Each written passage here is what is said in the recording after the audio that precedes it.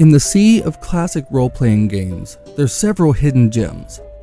Games that have left lasting impressions on their players, yet somehow never got the love of the juggernauts like Final Fantasy and Dragon Quest.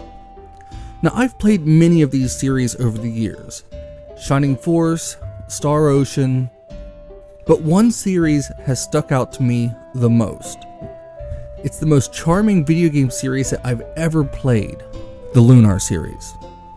These games got their start on the Sega CD, which meant that they were destined to struggle to get the attention that they deserved. Yet, if you had that add-on for the Genesis or Mega Drive, you had access to one of the greatest series of games to come out for the entire console generation in the RPG genre. And as incredible as those games were for the people who had the Sega CD, I never did. I missed out on these incredible titles, just like most people sadly did. And that could have been it. Two amazing games that would be left to time. However, that was not to be. A few years later, the two games were brought back together for the Sega Saturn and, far more importantly, the Sony PlayStation. Sorry, Sega fans, but even you know that the PlayStation was a paradigm shift in the industry. The games were remade as the Silver Star Story Complete and Eternal Blue Complete, and they were upgraded versions of the classics in so many ways. The colors were updated to be far more bright and vibrant, and the already impressive for their time cutscenes were taken up a notch to become high-quality, fully voiced anime cutscenes. The games were released in special deluxe packages, giving them the look of a collector's item while on the shelves in game stores. And that's where I first encountered the series. I saw the games in a local electronics boutique or GameStop. I can't really remember what it was called at the time, but I was drawn in by the large cardboard box and rationalizing that it was a special package, therefore the content had to be special as well. I didn't know about the history of the series. I just knew that it looked special, and out of everything else on the shelf, I had to have these. Now, I picked up the Silver Star Story, but never did manage to get Eternal Blue. And both games, once I finally got a chance to play them both, were incredible. See, when I first encountered the series, I was going through a rough time with family health issues and nearing the end of my senior year of high school. And Lunar really helped me get through that time. I was able to escape the things that were bothering me and hang out with my friends on their adventure. Alex, Null, Nash, Jessica, Kyle, and Mia, taking on the Magic Emperor to save the world of Lunar. This adventure pulled me through a major time of change in my life. Now, jump ahead to 2025 and I'm back into this series. A remastered release of these two titles has been dropped, and thanks to an incredible subscriber, AngryDuck79, I was finally able to own Eternal Blue via the remaster. In this video, we'll be going through a massive adventure as we revisit both titles. The complete Lunar... Wait, I know, Magic School Lunar and Dragon Song, Lunar Legend, Silver Star Harmony. What about them? No, seriously, what about them? I've given a lot of thought to this, and the story is only slightly different between Legend and Harmony, as they're just retellings of the Silver Star story. And I've heard great things about both, but I've covered the story pretty thorough already on the PS1 Classic version of the game. When it comes to Magic School Lunar, if you've been listening to any of my ramblings in any of my content, you'll know that I struggle enough with the English language. So a game in Japanese was way outside of my expertise. And Dragon Song? Well, The game has had absolutely dismal reviews, and even some of the most hardcore fans of the series say that it shouldn't even be a Lunar game. So maybe someday I'll play it and amend this video, but this is not that day. I mean, you're about to spend over 6 hours in a Lunar video if you do this in one sitting. And while I may be crazy, I'm not a monster. But anyways, I've gone on just about long enough, so please join me as we dive into two of the greatest hidden gems of the entire JRPG genre for this Lunar Series mainline retrospective.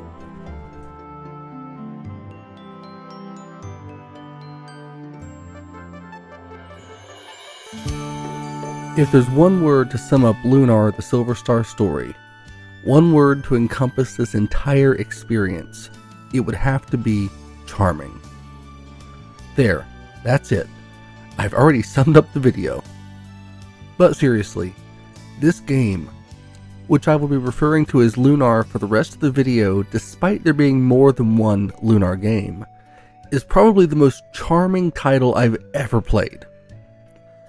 I first discovered this game simply by seeing the incredible packaging in a GameStop several years ago. There was nothing else like it on the shelf and I was instantly drawn to it. The game was more expensive, but it felt like a special game just based off of the large box it was in. It was a premium release. I had not heard of the game at that point, but back then, I rarely knew much about any of the upcoming games. I just got most of my gaming information from friends at school or just from checking out the games on store shelves.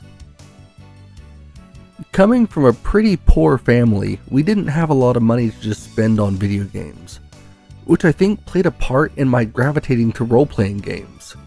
They usually had a lot more content and could keep me occupied for longer than just about any other game, and I loved getting swept up in a good story. Seeing Lunar, I just knew that I wanted it. As soon as I got the game home, I popped it in the console and was drawn into a memorable world and, well, a charming story. In my preparation for this video, I did what I usually do to start a project. I went on YouTube to search for videos about the game. I wanted to see what others had to say about it. And pretty much everything I found was positive, but I was upset by just how little coverage that the Lunar games have. That drove me to double down and work on this video. Now, if you've seen my older videos on the channel, you know that I like to make pretty long videos, because I really enjoy watching longer documentary style videos on here myself, and I get to take my time and break down the games that I really want to discuss.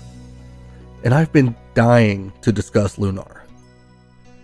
The series has a small but extremely devoted fan base, of which I'm of course a member, and I really hope that I can do this game justice. Lunar is a story of children coming of age as they go on an epic adventure to save the world. But it's so much more than that. It's a story of friendship. Lunar's a story of love. Lunar's a classic good versus evil story. The themes here aren't super deep and there's no attempt to be too clever. The game's themes are fairly simple, and the execution of those themes has led to a cult classic of a game. I've got a lot to cover here, and I'm excited to get to talk about this game finally. For all the coverage that there is on Lunar, I still feel like this game never has quite gotten enough of the love that it truly deserves. So consider this my love letter to Lunar. I'm the Unhinged Gamer, and I welcome you to join me as we explore a classic title that seems to just keep emerging for new audiences. This is Lunar, The Silver Star Story, the complete retrospective.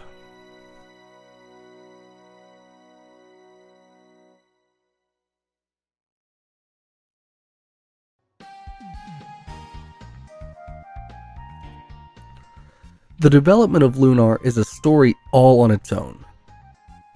The Silver Star story was a remake of Lunar The Silver Star, which was created by Game Arts and Studio Alex and released back in 1992 in Japan. At the time, the JRPG genre was largely under the Nintendo umbrella, but Game Arts and Studio Alex wanted to change that, slating Lunar to be released on the Sega CD, which was a struggling add-on for pretty much all of its life cycle. But they saw a chance here to do something special, utilizing the extra graphic capabilities that the Sega CD had and creating visuals that went well beyond most other RPGs at the time. These companies also incorporated voiceovers, which makes this one of the earliest JRPGs to do so, at least that I know of.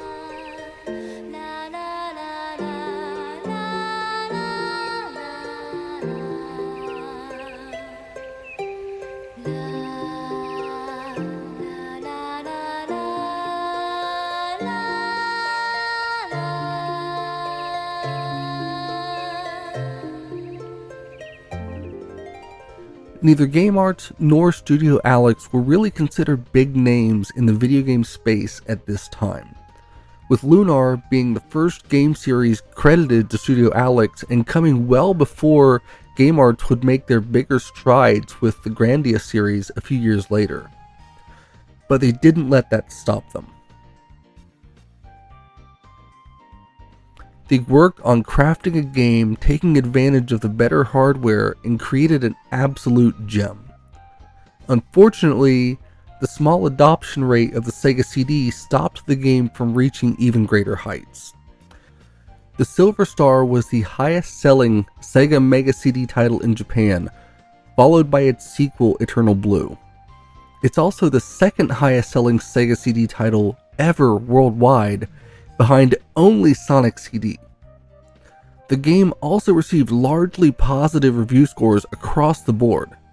GamePro even said that it was not just the best Sega CD RPG, but one of the best Sega RPGs ever. The game ended up localized by Working Designs, which was a unique studio in their approach to game localization. They kept their focus far less on literal translations, choosing to add their own spin on things. Now, this has garnered criticism over the years, but at least in Lunar, I greatly enjoyed their style. But we'll get back to them because a few years later, the game would get a remake that released on the Sega Saturn in 1996 before being ported to the Sony PlayStation in 1998. This remake, dubbed the Silver Star story, kept pretty true to the original game, but added a lot in the way of expanding on the story, adding more cutscenes and greatly upgrading the music to take advantage of even better hardware. They expanded the roughly 10 minutes of cutscenes on the Sega CD to around 50 minutes in the remake, and even utilized 3D graphics in some of the scenes, such as the Luna boat scene, blending the 3D seamlessly into the traditional 2D animation.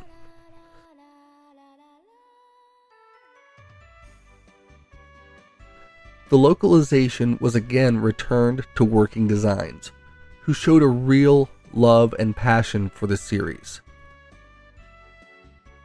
They brought back several of their previous voice actors and even expanded further on the game, such as adding Royce and Phaecia as sisters to Zenobia of the Vile Tribe. The work they put into this release was above and beyond what most would ever expect. The game was released as a collector's edition, coming in a very nice box packaged alongside a small cloth map, a soundtrack CD, a making of disc, and a hardback game manual. This was the unique package that I saw sitting on a GameStop shelf around 2003 that convinced me that I had to have this game, despite its hefty price tag. My copy later ended up being stolen, and I traded a friend my copy of Final Fantasy VIII, and you'll understand the significance of that if you saw my FF8 video, to get it again, though he didn't have the box or the map. But seeing this as a much rarer title, I decided that it was worth it to go ahead and get rid of my Final Fantasy VIII copy and just buy that one again later, which of course I did. I have watched the making of video several times. In fact, it was through that disc that I realized just how much I loved documentaries like this detailing the games, movies, and music that mean so much to me. So in a way, Lunar could be part of the reason I even have this channel. The game is considered by many to be a hidden gem, due to coming out on a weak-selling add-on before being released on the Saturn, which was its own deeply troubled console, and then landing pretty deep into the PS1's life.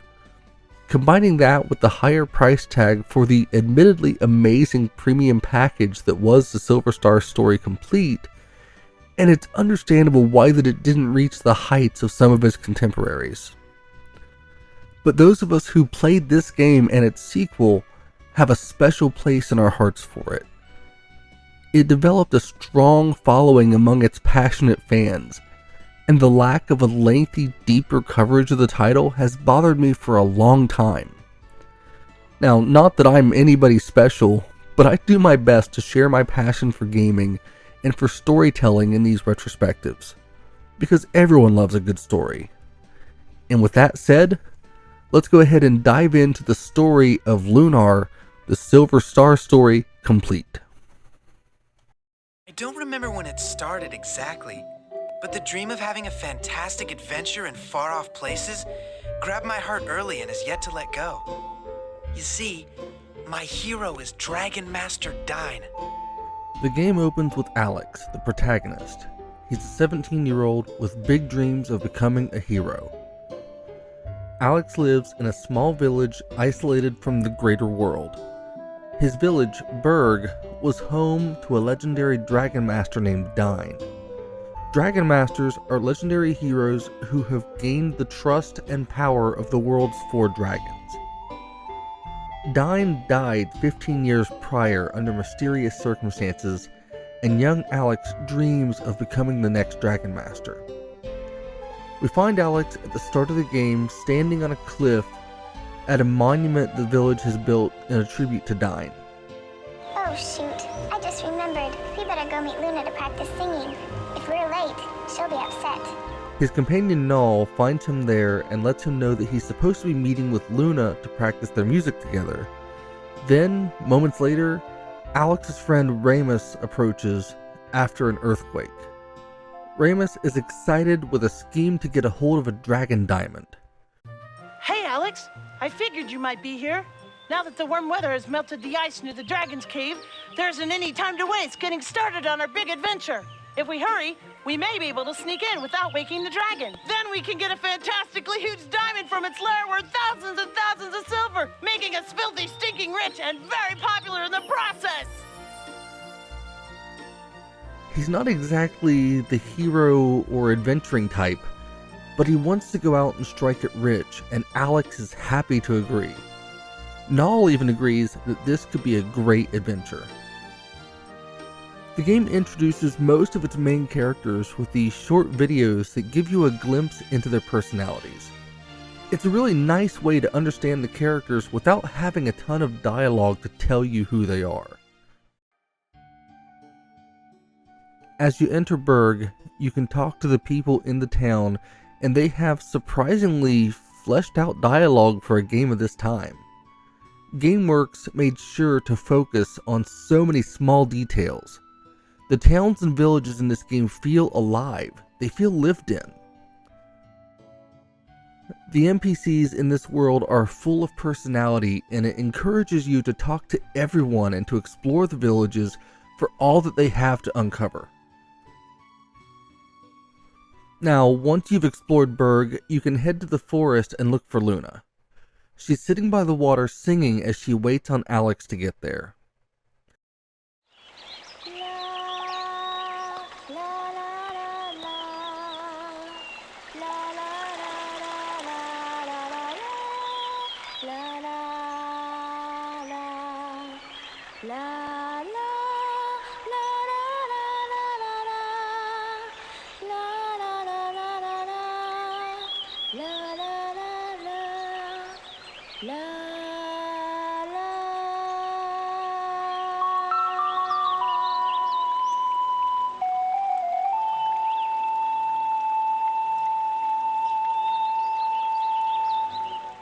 Alex comes up behind her and joins in her song in a touching moment. It's clear immediately how close these two are. You see, Luna was raised by Alex's parents. Her family's never spoken of. She and Alex have been close their entire lives. Now, as they're talking, they hear another roar, wondering if it's the white dragon that lives on the same island. Alex then tells Luna about the plan to go to the White Dragon Cave. She tries to guilt trip him before deciding that she'll just go along with him as well, making it clear that she supports his dreams of becoming the next Dragon Master. To be clear here, Luna is an incredible character. She's spirited, supportive, capable of handling herself, and shows real depth through the game as she struggles with her own self-doubts. And the main cast in the game are all extremely fleshed out for a game of its time.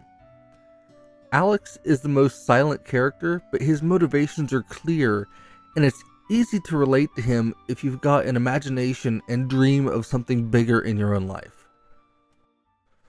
The three depart Berg and head across the island to the White Dragon Cave.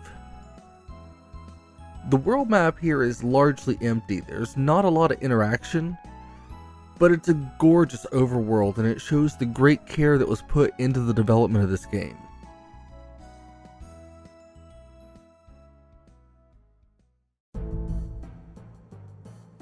Now, once you get to the caves, you get your first real encounter with the combat mechanics of Lunar.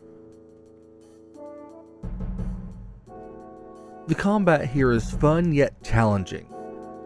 It's largely a turn-based combat system like most RPGs at the time, but the variation of taking into account the character positioning can really add new layers of complexity.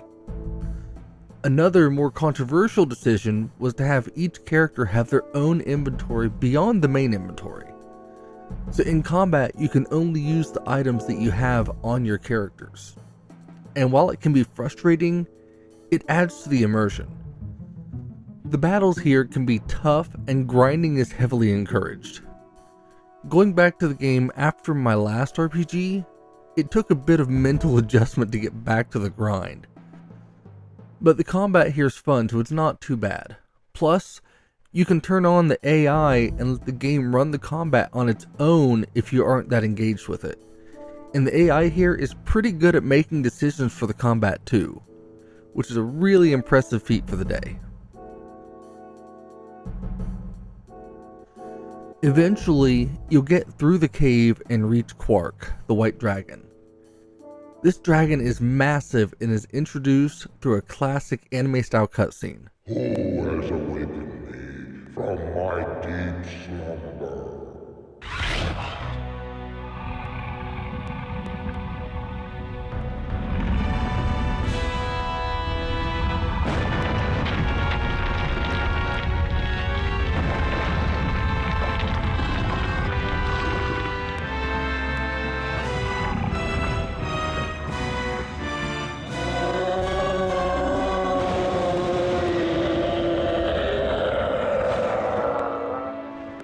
Quark is an impressive sight, seeming somewhat confused by the appearance of these young adventurers. The four introduce themselves, and in some foreshadowing, Quark says that Luna seems familiar to him. Ramus then speaks up and asks the dragon for a dragon diamond.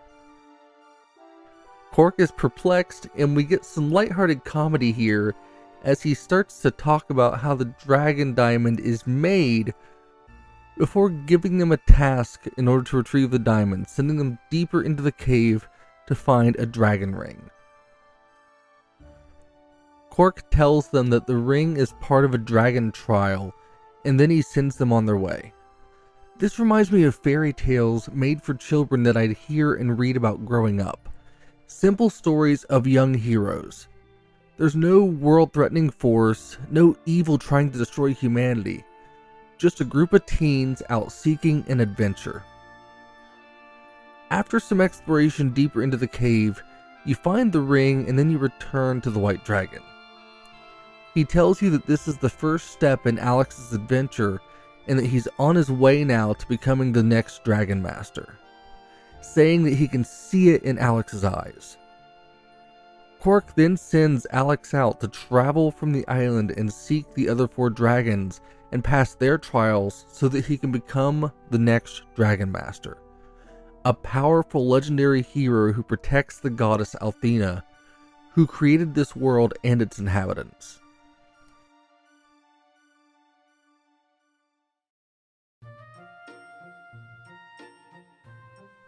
The party returned to Berg with the diamond.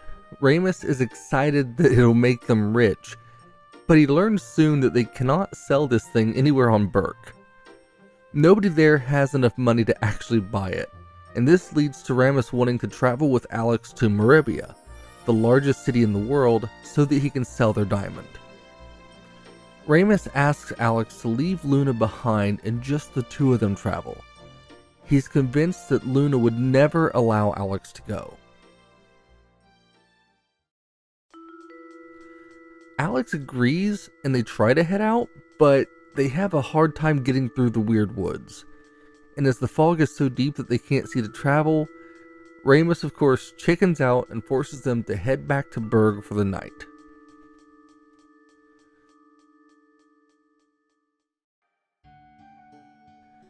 When he gets home, Nal lets it slip that they tried to sneak off without Luna, and it really upsets her.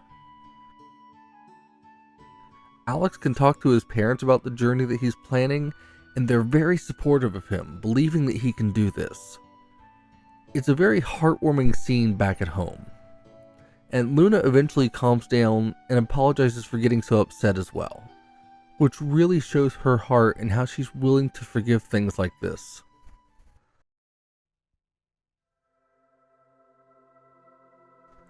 That night, Luna has flashes of a dream, but it's not enough to put anything together. Luna then realizes that Alex is not in bed and heads out to look for him, knowing exactly where to find him.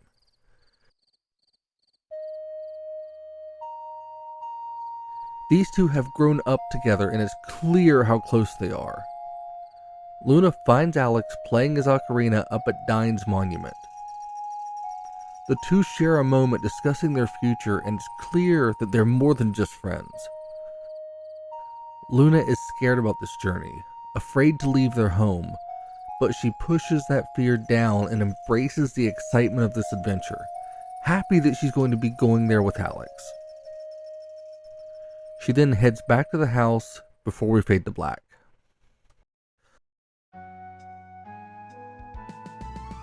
The next morning, the 2 are seen off by Alex's parents. They head through the village and meet up with Ramus, who is at the town's entrance already. He's a bit surprised that Luna's coming too, but he doesn't raise a fuss. They then depart and try their luck with the weird woods again. Once they get there, the fog is as dense as it was before, but Luna has an idea.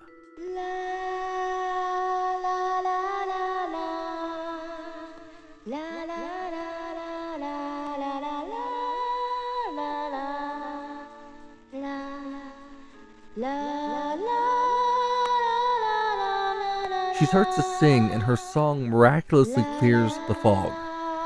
The power of her voice is enough to clear the path.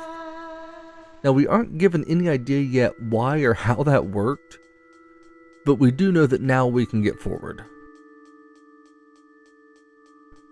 The forest is filled with monsters, and as they progress through the winding maze of trees, they'll end up in a clearing and they're ambushed by a horde of monsters before a mysterious man appears and saves them, helping them to wipe out the swarm.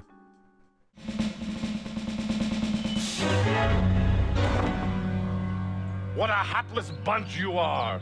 You're lucky I happened to come along when I did.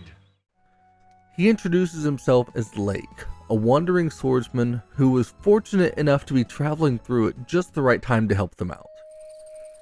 They tell him about their journey and he laughs, but is really excited for them and encourages the 3. Lake sets up a fire and a camp for the night for them, and they start to discuss their plans with him. Alex explains his desire to become a Dragon Master like Dyne, and Lake encourages him to keep going before they all drift off, commenting on Alex's green eyes before we fade into the dark.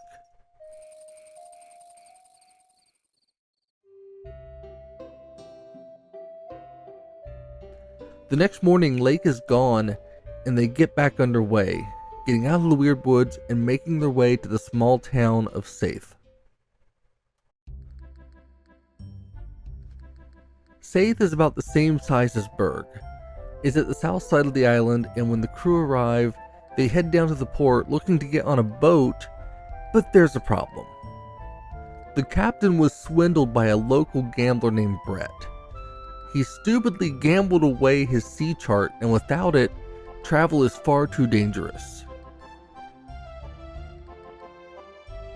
After the captain tells you about his issue, Alex challenges Brett to gamble for the chart, and after a few losses, Ramus picks up on a pattern and is able to catch Brett red-handed after gambling for the Dragon Diamond to get the chart. They call Brett out and he begs them off, saying that he doesn't have the chart. He says that he traded it to an old woman up north, and then he sends us out, heading out of Saith and up along the coast to find this old woman. The forest surrounding her home is every bit as treacherous as the weird woods. But once you eventually get to the clearing where her home is, you'll run into some crudely made traps. And just as Null is commenting on how dumb these traps are, and how nothing would ever fall for them, you hear a cry for help and you find a young man stuck under one of the traps. They free him and he arrogantly introduces himself as Nash. Hey there, kiddies. My name is Nash. I'm a level 3 apprentice from the famous magic city of Vane that floats around the Goddess Tower. The area around the Sea Hag's house can be a little tricky, so be sure to watch your step around here, okay? Now Nash is a brash and arrogant member of the Magic Guild, and is an apprentice under the great Galleon, who is one of the 4 heroes of legend and was Dragon Master Dyne's best friend. Nash is rude, but he ends up insisting on joining you for now at least, after the offers given by Luna. The crew then head up to meet the old woman. She has a modest home with lots of animals running about, offering to eat Null before saying that she wants Nash's cane in exchange for the sea chart. Luna convinces Nash to give up his water cane, and the old woman offers to keep Null safe in her pot before they head out and make their way back to Saith. So far, this journey has been a fun, lighthearted romp. I enjoy going through with no real looming threats. It's just a bunch of teens out exploring their world. It reminds me of coming up with stories as a teen and dreaming of my own big adventures. Games like this one were a great break from reality and helped me get through a lot over the years. I grew up in a small town where nothing ever happened, and the idea of embarking on some epic adventure is easy to relate to, having grown up always wanting to find something more. Once you return to Saith, you find out that there's been a big problem with the ship. Apparently, a monster has crawled up onto the ship and has been eating the cargo. Alex rushes down to the pier and meets up with the captain, who shows him to the ship. All the crew are afraid, and the captain scolds them before retreating himself to let these kids handle the monster. This is your first real boss battle in the game, and this guy can be a pretty big challenge if you aren't prepared. The slime ball can pack a punch, but the party should be more than enough to take him down. I don't usually put much focus on the combat in these videos, but thought that I'd share just a little bit here. This game's combat is fun, but it's nothing really groundbreaking. Now, after taking down the slimy beast, the crew get back to work, and the captain tells you that it'll be morning before they're all ready to go. Everyone's excited to be heading out and decide to go ahead and rest before they get to take off and truly start their adventure. But Luna seems upset. Something is bothering her, but she doesn't want to talk about it. Alex will follow Luna, and she tells him that she's heading back to Berg in the morning after Alex leaves on the boat. She's upset for not truly believing in Alex and is overwhelmed by what all's happening, not thinking that she's cut out for the adventure. She's afraid of being a burden. Luna says that she'll wait for Alex. Always. Then she heads off to rest, leaving Alex alone on the pier.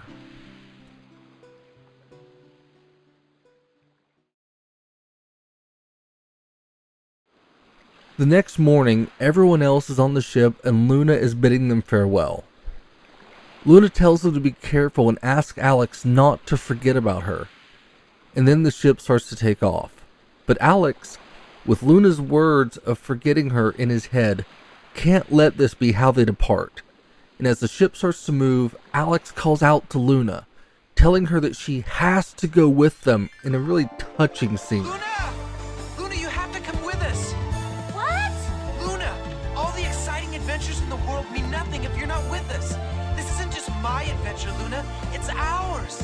Oh, Alex, but what if... There's no time to think about it. Hurry! Give me your hand. Come on! Oh, I hope I did the right thing. It's all so exciting. That was close. You almost didn't make it, Luna. Now, our real adventure can finally begin. Alex could not go on this adventure without Luna. She means way too much to him. Luna is a bit overwhelmed, but now they're on this path together again. This moment was when I knew that I was hooked. It reminded me of Squall saving Renoa against all odds in Final Fantasy VIII. Now, it may be corny, but I'm a sucker for a moving love story. And as simple as the storytelling is in this game, the execution of the storytelling is extremely effective in warming my heart quickly to these characters. Afterwards, they all head below deck and get to meet everyone before calling it a night. And this is where we get one of the best moments of the game. Alex wakes and Luna is not in her bed, so he and Null head up to the deck to look for her. This leads to one of the most well-known scenes from the game. The Wind's Nocturne. This song is one of my favorites from any video game and helps to firmly establish the tone of this game as well as giving a good look into Luna's spirit. I believe that this song, with this delivery in this game, in this moment, absolutely exposes the true heart of the Silver Star story.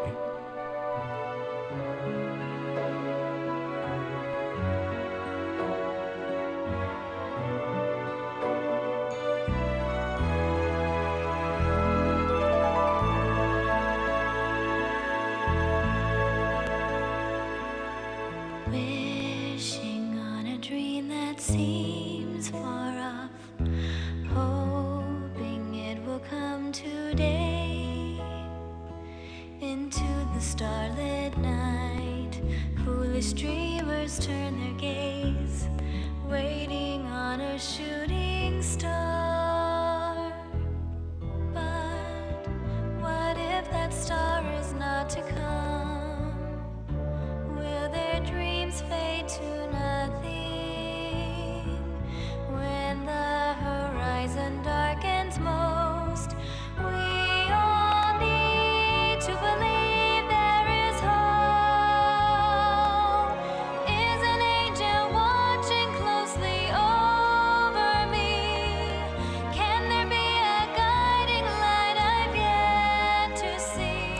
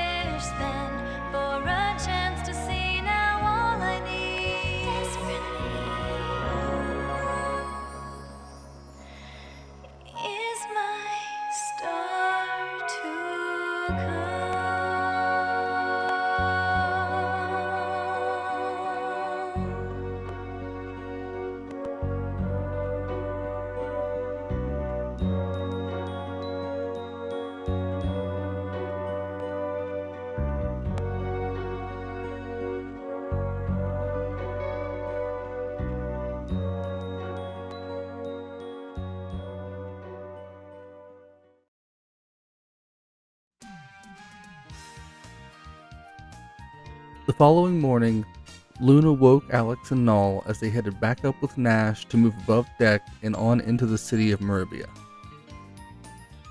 This place is far larger than any other place that you've seen so far in the game, and is the biggest city in the world of Lunar. Maribia is a vibrant town with many shops and a ton of friendly citizens. Nash splits up from the others to head to Black Rose Street, a section of the city that is home to mages and magicians. Ramus then takes off to try to find a buyer for the Dragon Diamond, leaving Luna and Alex to explore the city together. Alex and Luna check out the city before running into Nash and a fortune teller named Royce. Nash is acting a bit odd, but he's a weird one anyways.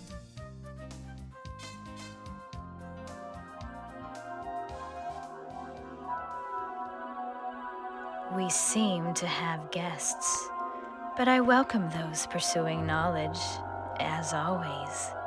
For you see, I am a student of knowledge, past, present, and future. I can foretell many things in the future. So, let's see your future. That's why you came to me today, isn't it?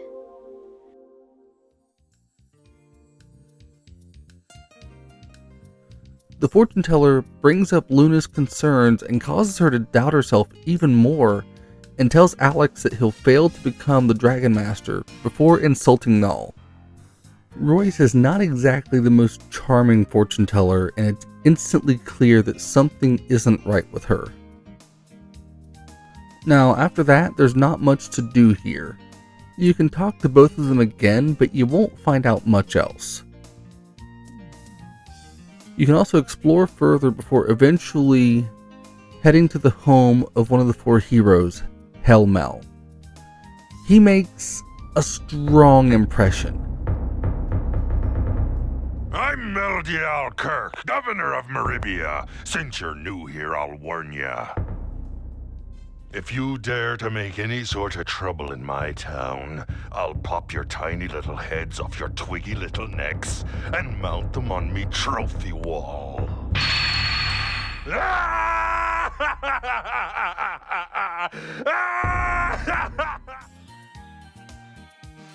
And when he finds out that Alex is aspiring to become the next Dragon Master, he challenges him to a sparring match.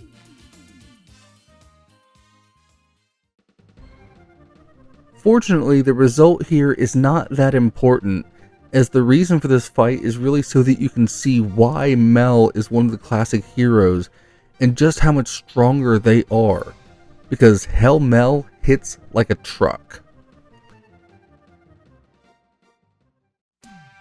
Now, either way, after the battle's over, Mel's impressed with Alex's spirit.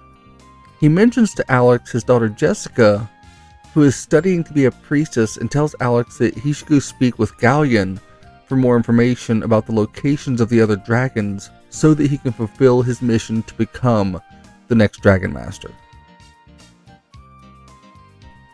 Eventually, after meeting with Mel, you have to go and find Ramus. You'll run into him in one of the shops where he's haggling over the price of the Dragon Diamond.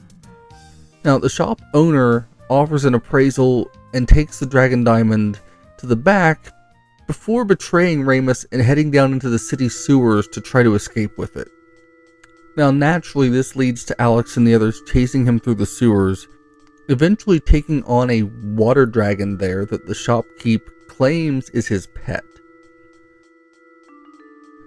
Now, once you take down the creature, the party have the thief cornered. He gives back the diamond before giving his shop to Ramus in exchange for the Dragon Diamond. Now, Ramus, being the shrewd businessman that he is, then informs him that the Dragon Diamond is property of the shop and puts the man to work as his employee. It's a wild change, but the man is clearly in no place to argue with them. Ramus proves what a shrewd negotiator here that he can be, and the party head back up to the shop. But when they do, Royce appears, having been spying on them, and seems convinced that Luna is the one, which we aren't yet aware of what that means. When you get back to the shop, Nash is waiting for you and says that he plans to continue traveling with you. It's here that Ramus lets us know that he plans to stay in Meribia. Ramus has had his share of adventuring and he wants to run this business that he just acquired. Now, it's a bit sad to hear, but he feels that this is where he's supposed to be. So now, Alex and Luna part with their childhood friend, leaving another piece of their past behind them as they continue their journey. It's a sad parting, but it's time to leave Meribia and go to the magic city of Vane.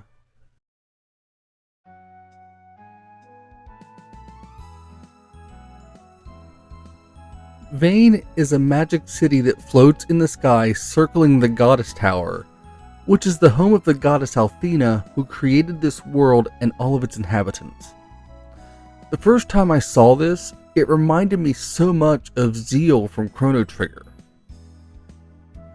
The entire purpose of this city is so that the Magic Guild can safeguard the tower. The Magic Guild is one of the most highly regarded organizations in the world of Lunar, and they have the incredible responsibility to protect Althena. Now, before heading to Vane, I decided to make a stop at the Temple of the Goddess. It's at the base of the Goddess Tower, and it's where Helmel had said that his daughter was training. Now, Jessica wasn't there, but Alex and the others got to meet Phaecia, the High Priestess of the temple.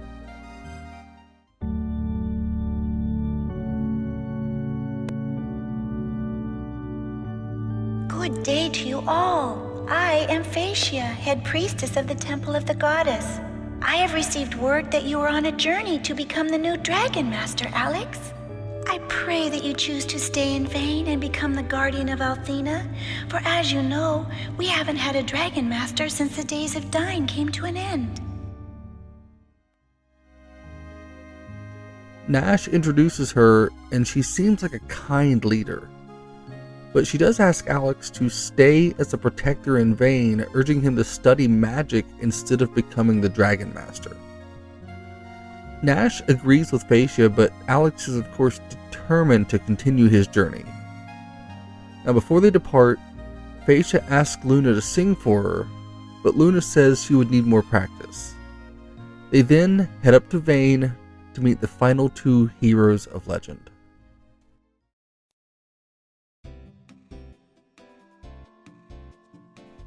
Now, the man at the portal to Vane says that they must pass a cave of trial to reach the city. Nash runs ahead as Luna, Alex, and Null head into the cave of trial.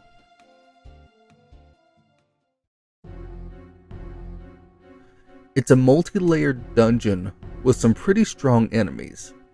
Now, as you travel through it, you'll encounter people who are trying to make their way through as well. Some of them have even given up and relegated themselves to living in the cave forever. It's a pretty unsettling situation seeing people who have given up all hope. But Alex presses on and finds the exit, getting through the cave and finally reaching Vane.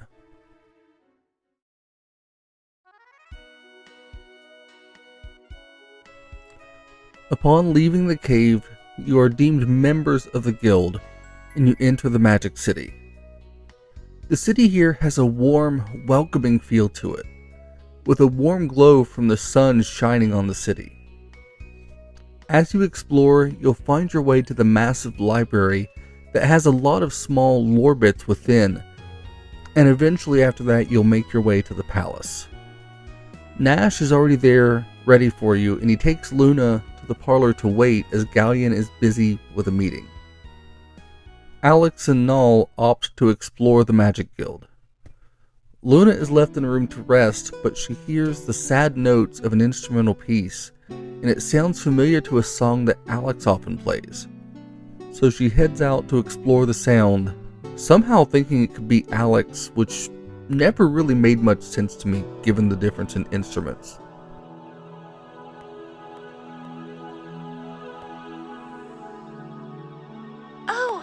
I'm so sorry I interrupted. You see, I heard the music, and I thought it was Alex that was playing. It's no bother.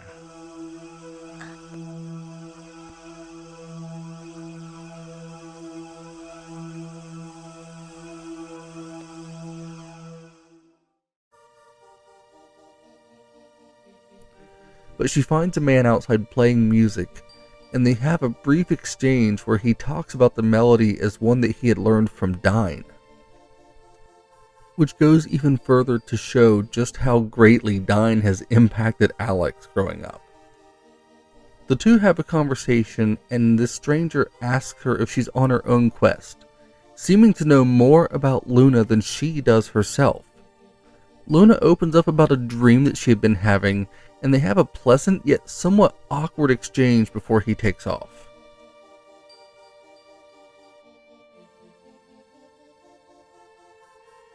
Meanwhile, Alex and Null explore, going into classrooms before heading downstairs and hearing a girl crying.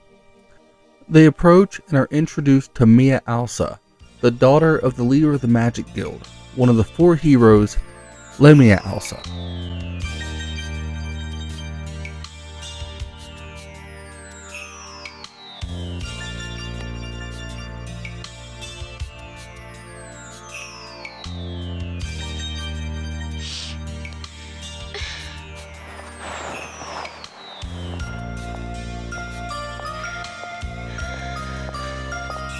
I'm sorry. I cannot go to the magic school today. I'm not feeling well. Oh, I'm so sorry. I mistook you for a messenger of my mother's. My name is Mia Ausa. May I ask your name? She is polite and seems troubled, but doesn't open up too much, instead forcing her issues down to be polite to the 2 strangers who just walked into her bedroom. Alex and Null introduce themselves and tell her why they're there. It's a nice exchange before Nash runs in screaming at the 2 for being in Mia's room. Mia tries to calm Nash, but he's having none of it as he tells them that Galleon is ready to see them and rushes the 2 out, leaving Mia alone again. They meet back up with Luna and head inside to meet Dine's best friend. Luna instantly recognizes him as the man that she met by the pool. His gaze is piercing and intense.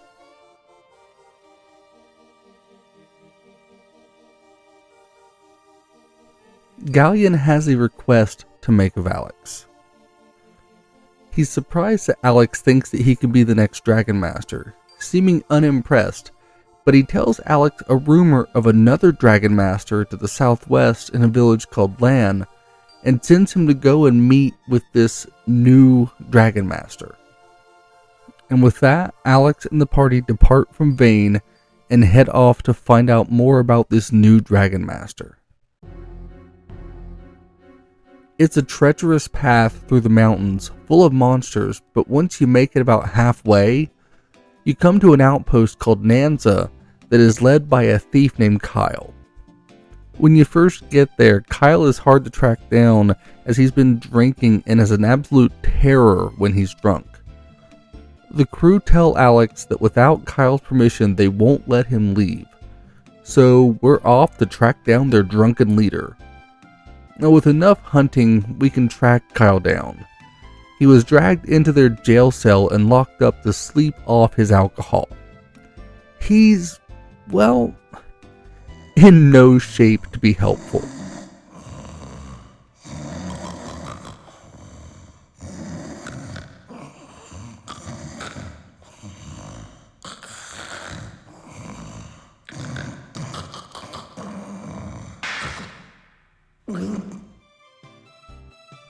The crew are desperate not to wake him. He was fighting with his girlfriend, which led to the whole situation that they're in with him right now. The guard agrees to send word to let them pass if they promise not to wake Kyle. So now, after running around this place looking for this guy, we're finally back on our adventure. In Lan, we're told first about their village singer, a young woman with a beautiful voice. Now we can go and hear her sing, and Null is even impressed. Apparently, most of the villages here have young women who are known throughout their villages for their singing abilities. They continue to explore the town before finding the village elders that are having a meeting. They're discussing what to do about this new so-called Dragon Master who has been making all sorts of demands and threats towards Lan. And there's a woman standing on a table and shouting while declaring that this person must be a fraud and saying that she's going to personally investigate the situation. Oh, when did you come in? You weren't here before. Did you come after hearing of the trouble here? I think this Dragon Master is a fake. In fact, I bet he's even a bigger phony than my former boyfriend. A good fight is just the ticket to get over that rat. So, let's go find this fraud and show him who's boss. Now, this fiery young woman is Jessica, the daughter of Hell Mel.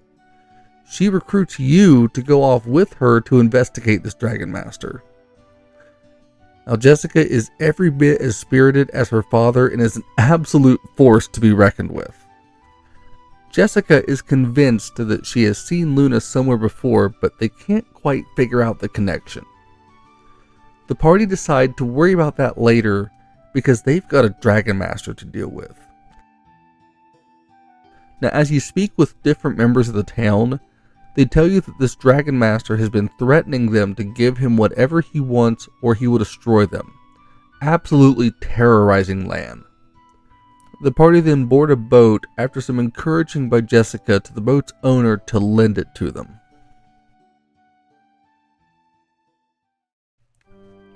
The party travel to a small swampy island overrun by monsters to make their way through looking for this Dragon Master. Now, after they eventually get through the swampy terrain, the party come to a camp that's set up by the Dragon Master. His name is Zoc, and he's extremely annoyed at them for finding him. Nal asks him about the 4 dragons, and he gets 2 of the dragons' colors wrong, proving himself to be a liar. After that, he summons his dragon, which is a massively overgrown frog. Alex and the others have to wreck this big beast before bringing Zoc to his senses and making him understand that this was not a dragon and that their defeating it most likely saved his life and prevented him from becoming this toad's dinner.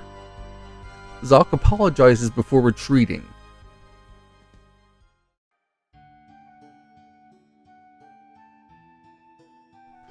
The party then head back to land to let the villagers know that they're safe now, but they're met by Phaecia when they dock.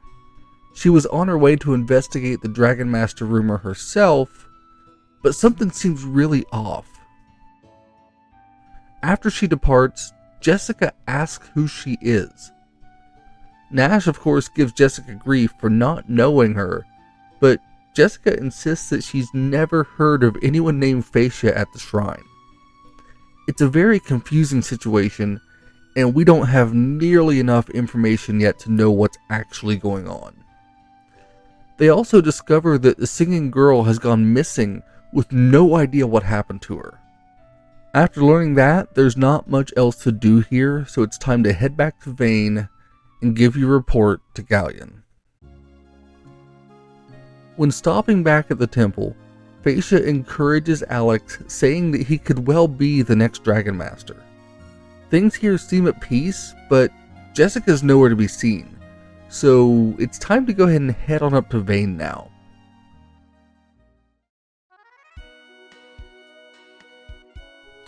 When we get there, Nash runs ahead to report to Galleon and tells us to go ahead and check out the city. But the first person we encounter tells us that Lamia Alsa is waiting for us, so it's time to move ahead to the palace and see what's going on.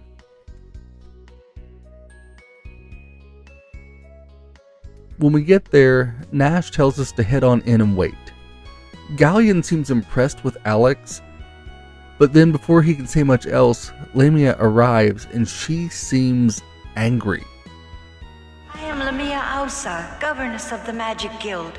I have heard you seek the dragons. I see the strength of your will in this regard in your eyes.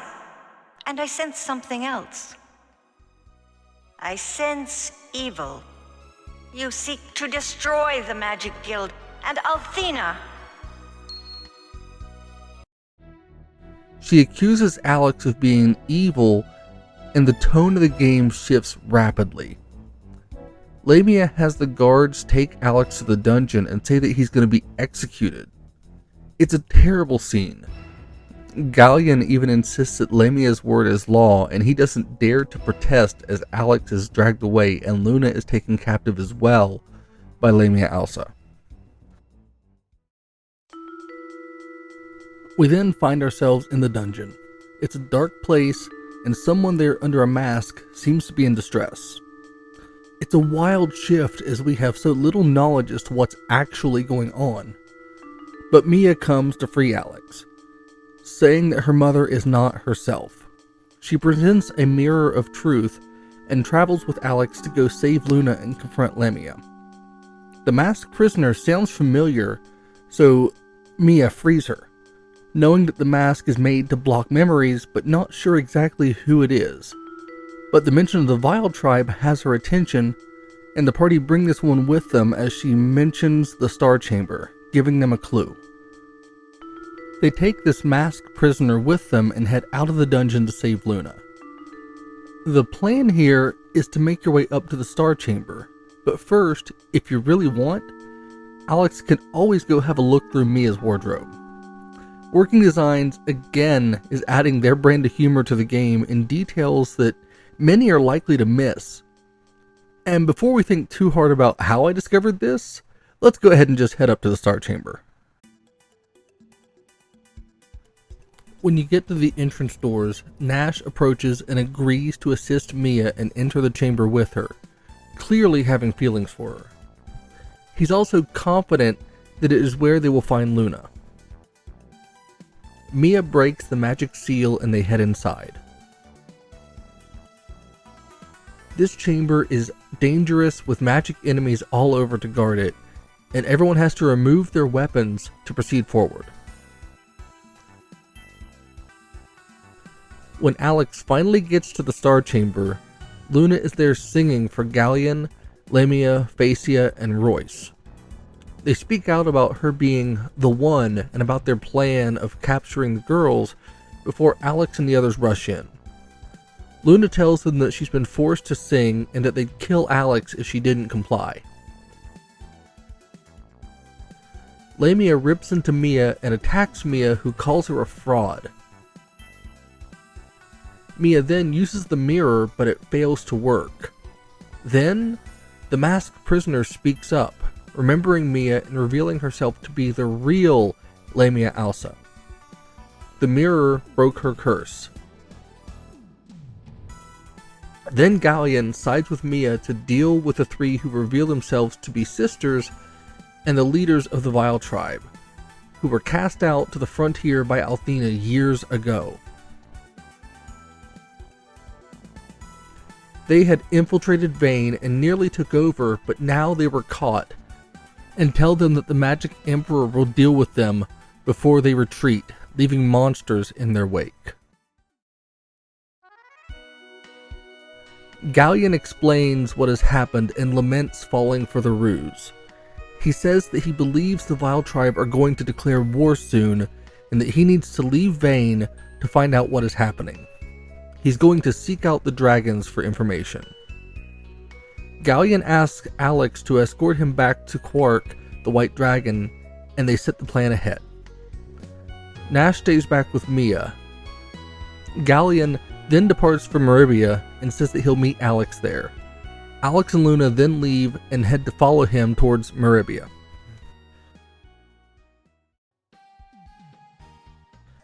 Back at Mel's home, we catch up with Galleon and see that he's already meeting with Mel and Jessica to explain the situation. They are concerned about this Magic Emperor. Mel introduces Jessica, who plays along like she doesn't know Alex and Luna. She's playing up being the meek girl that her father seems to believe that she is. Galleon then hints that he's going to become a Dragon Master. That makes things a little bit awkward, but we head to bed for the night, staying in Mel's home before departing in the morning. Jessica then leads the others to a private room to discuss what's going on. She tells us that she plays the nice girl role for her dad because he'll worry if he knows how much like him she truly is. Then Alex tells her about the trip back to Vane. After that, there's really nothing else to do but go ahead and go to sleep for the night.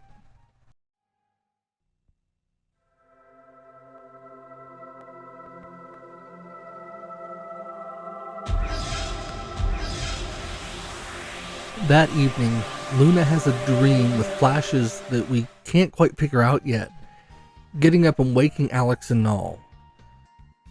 Luna is upset and Alex assures her that it's just a dream before they go to meet with Mel and then head back to the docks to meet up with Galleon.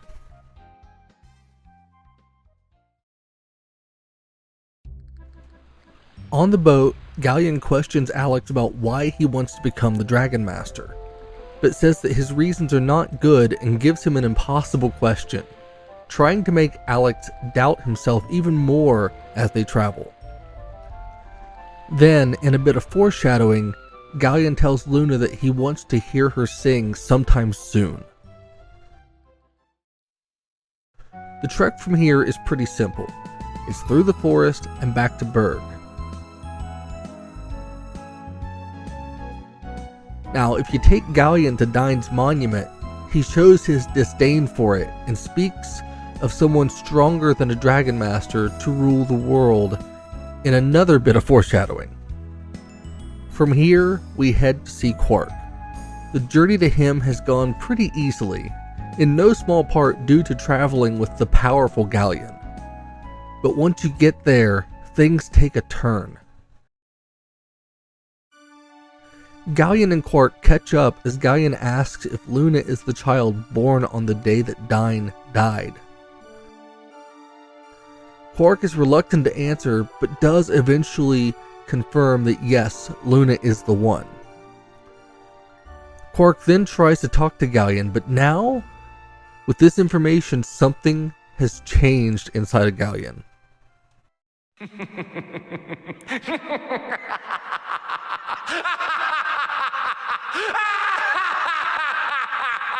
Oh, then the time has finally come. My coming out party can begin.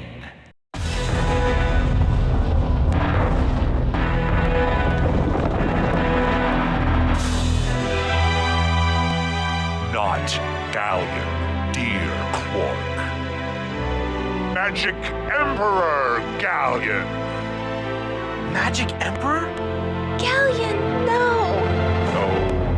No. Galleon, yes!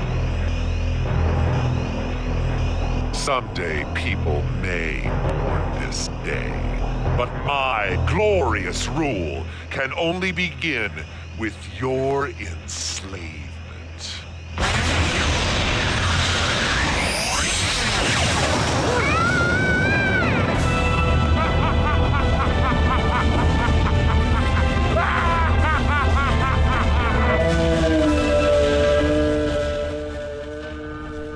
Here, Galleon reveals himself to be the Magic Emperor and captures Quark, showing his true power.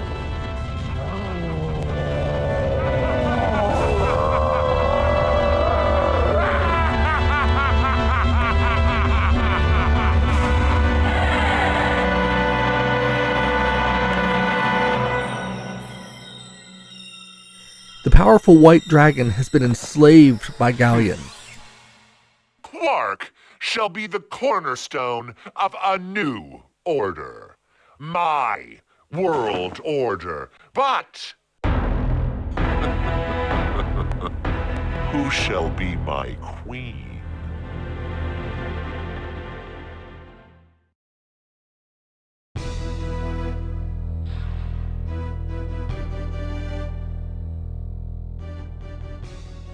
He then turns his attention to Luna and Alex, kidnapping Luna, then blasting Alex and Null with dark energy, leaving them there for dead as he takes off with Luna. This is a dark moment. Galleon has betrayed everyone and is working to take over the world. There were hints of this all throughout, but when I first played the game, I was genuinely shocked.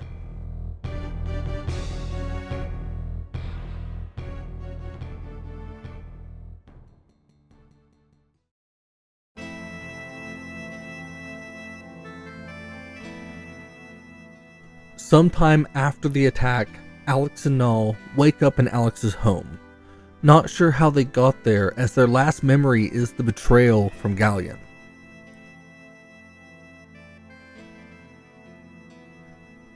Alex's dad tells him that Lake is the one who rescued him. Alex is encouraged then by his dad to go and save Luna, and he heads out seeking Lake and finding him at Dine's monument. He won't tell us why he was in the cave, but he asks the two what they are going to do now. Alex is then given two choices, but of course he makes the decision to save Luna. He shows determination, and Lake is clearly impressed and supports him. Lake tells Alex that Dine died because he fell victim to love, before assuring him that he must become the next Dragon Master. A stronger Dragon Master than Dine had been. Lake then gifts Alex with an item called Dragon's Wings that he says he found in the cave, and then he departs. This item will allow Alex to fast travel to any location that he'd previously visited. This makes things so much faster than having to backtrack through all of the different dungeons and caves and towns. And the first place that we need to go to now is Meribia.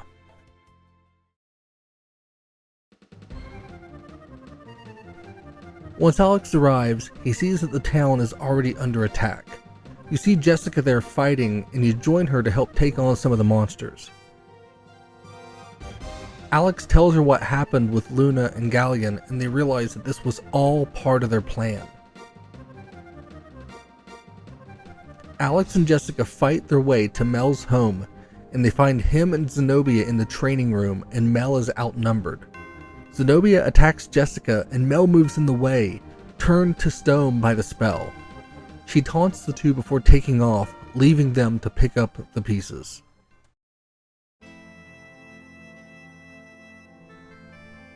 Back inside his room, Jessica tries desperately to heal her father, but it's no use.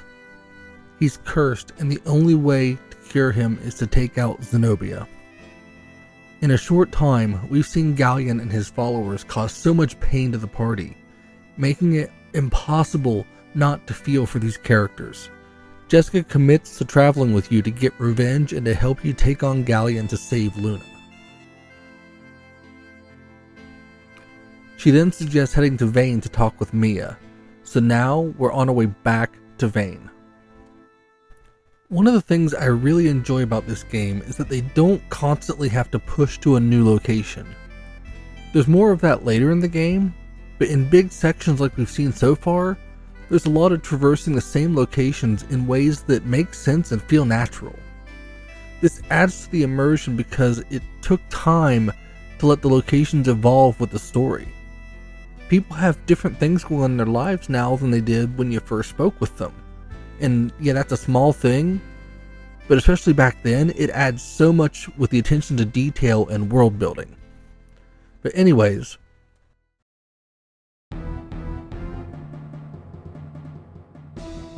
once you get back to Vane, there's a massive monster attacking the city, and you have to join Nash and Mia in taking this thing on. It was sent by the Vile tribe and was made to wreck Vane as it's strong in magic defense. And once you eventually dispatch the monster, you fill Mia and Nash in on what's been going on. They're both stunned by Galleon's betrayal. He had been a hero since before any of these characters were even born. They grew up looking up to Galleon, like they did the other three heroes. The party then decide to go and speak with Lamia about what's happening. She is still weakened by what was done to her before, and says that they have to stop the Vile tribe, but she can't think with her mind still damaged. Her powers are gone. The most powerful spellcaster next to Galleon now has no power left. Mia is a wreck. Her mother's condition is slowly deteriorating.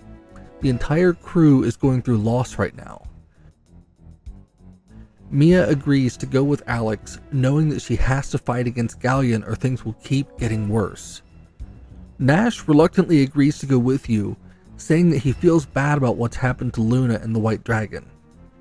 Now, you've got a party assembled and you're ready to head south to try to find more information about the whereabouts of the other dragons so that Alex can finally become the next Dragon Master and hopefully stand up to the Magic Emperor.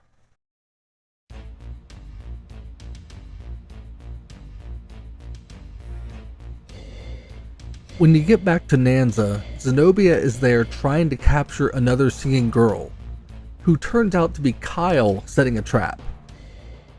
Oh, pardon my heels. What's the world coming to when a decent lady has to be so vulgar to protect herself? And now let's end this cheap charade.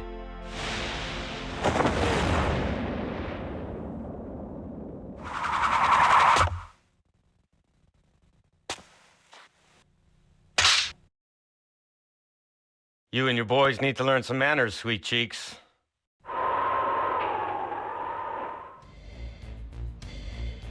Now that he's not in a drunken stupor, Kyle proves to be a formidable swordsman and a clever enough person to trick Zenobia. He's a brash, arrogant warrior and fights to wipe out Zenobia's forces quickly before they surround her. The crew try to question Zenobia, but they get nothing before she vanishes, leaving the party frustrated as again she slips away. Jessica fills Kyle in on what happened to Mel, and they tell him about Galleon's betrayal and their plan as Jessica tells Kyle to join them on their fight, and he immediately agrees, happy to help Jessica, as well as boasting about how popular that saving the world will make him with the ladies.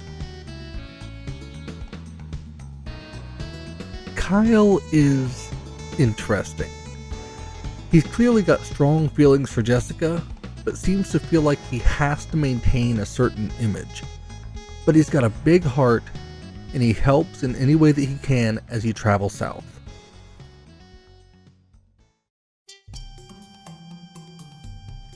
The first village that you come to in the south is Reza, an outlaw town where pretty much everyone is a thief or criminal of some nature. The entire place was built like a maze so that the inhabitants could evade authorities, making it a really fun and interesting place to explore.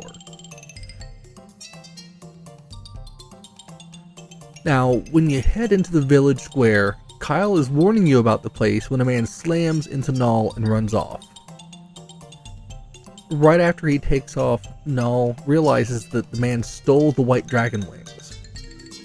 Now they have to track the guy down and figure out how to recover them. If you follow the direction the man ran, you'll head into the pub, and there you find Lake again. He seems to be in good spirits, and he gives a hint about heading over the mountain to reach the Red Dragon before you speak to the barkeep. The barkeep tells them that the only way to get the item back is to join the guild, because the man would then have to return the item as they're not allowed to steal from each other. He then sends you to Mariod, a town a good distance away, and says that you can get a member of the guild elite to let you join. So now we're off on another side quest. And speaking of, this game's side quests are all tied into the main story in a pretty natural way. Now, a lot of RPGs, even today, have side quests that take you well off the beaten path and away from all of the pressing issues. So it was refreshing that Lunar's quests are all linked into the bigger story. Each one is a way to get you to further explore the world while keeping you focused on the bigger narrative at hand.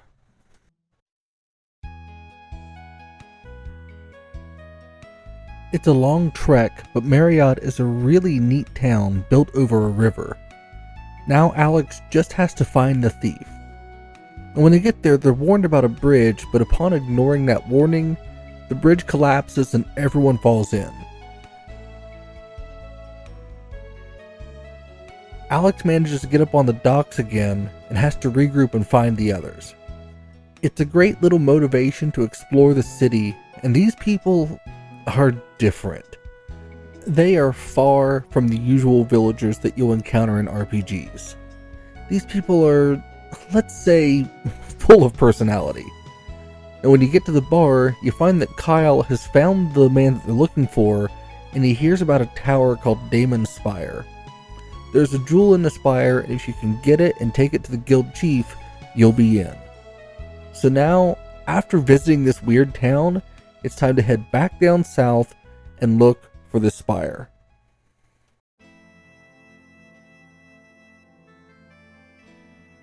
On the way back south through the forest, you come across a frozen Hell-Mel as he turns the party, aside from Jessica, to stone. It's a crazy moment, and the frozen Mel tries to get Jessica to give in as well before Kyle breaks free to save her, calling out the stone as an imposter before destroying the fake Mel. After it's defeated, Royce shows up, and it was clearly a trap set by her to try and destroy them, and thankfully it failed. But Kyle showed again how he feels about Jessica in his determination to protect her, even breaking the spell. It's a touching moment that I really wish would have lasted a little bit longer, but with Kyle, he always pulls back. But anyways, after that, they continue south to find Damon's Spire.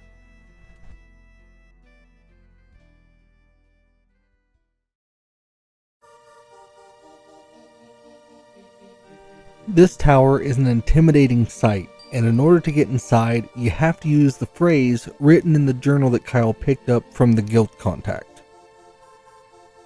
Now once you use that phrase and get into the building, the party can start to explore the base level. There are some thieves already here, and if you go to any of the chests, you'll find that they're all wiped out. A sign that the guild has been hard at work, even though none of them have found their way beyond the first level of the spire. After some exploration, you'll find the gate to the next level, and it's guarded by an illusory Damon. He has questions that he wishes to get answered before he'll allow the party to continue to the next level. He first asks the origin of the world. During these questions, the party members want to chime in, and it lets you see more about their personalities. Here, Nash answers that it's the Magic Guild, certain that he's right, but Damon disagrees. Mia then chimes in that the answer is magic, and then they're allowed to pass. This continues on the levels through the spire, though the upper levels are crawling with monsters as well, a further means of protecting this place from any unwanted visitors. On the second floor, Damon asks the crew what controls force. Kyle wants to answer, but the others think that it's a bad idea. Of course, it's always good to let people have a chance. So, Kyle answers with an attack on Damon that gets him sent to the floor for his trouble, before Nash answers that skill controls force, starting to show the narrative that these characters all have different strengths and weaknesses that help each other to become better. The party interactions like this are really one of the things that make this game so special. Their banter adds a lot to the immersion. On the third floor, you run into a man in distress. He's in pain, but insists to Mia that he's fine, only to accost Jessica for not healing him. Alex suggests helping the man despite him being rude, and Jessica does reluctantly, learning that it was Damon there as a trial for the party. But despite really angering Jessica, they've passed this and they can move on to the next level.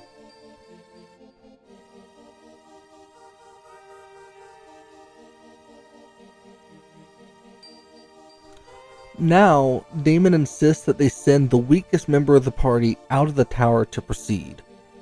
But after a little bit of arguing here, Alex says that they are all equally important and are a team.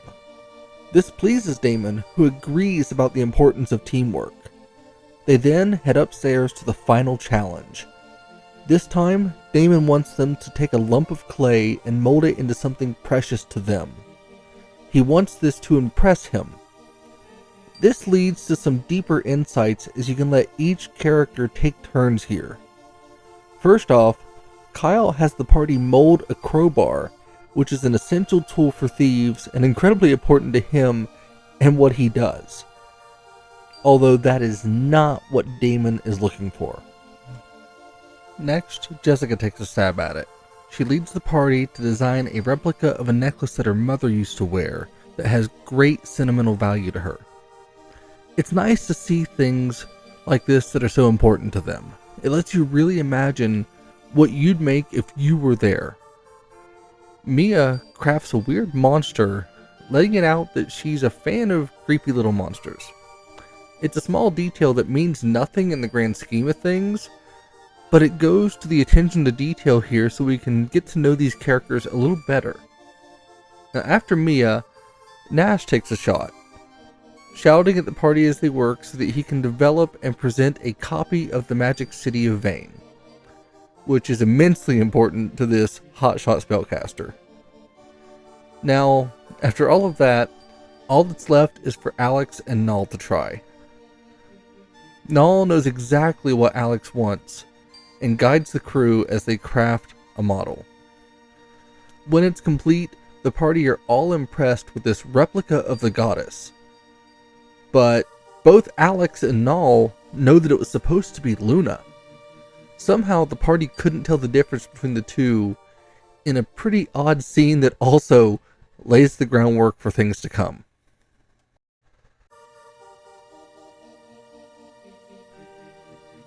After impressing Damon with the Luna statue, you can get into his chambers, which are cluttered with books everywhere.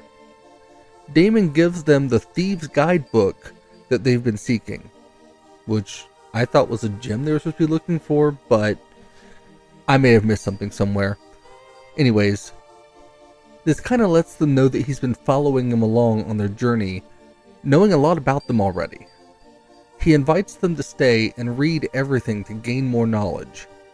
It's a pretty relaxing scene, but Damon then rushes us off knowing that we have to get back to the guild to recover the dragon wings.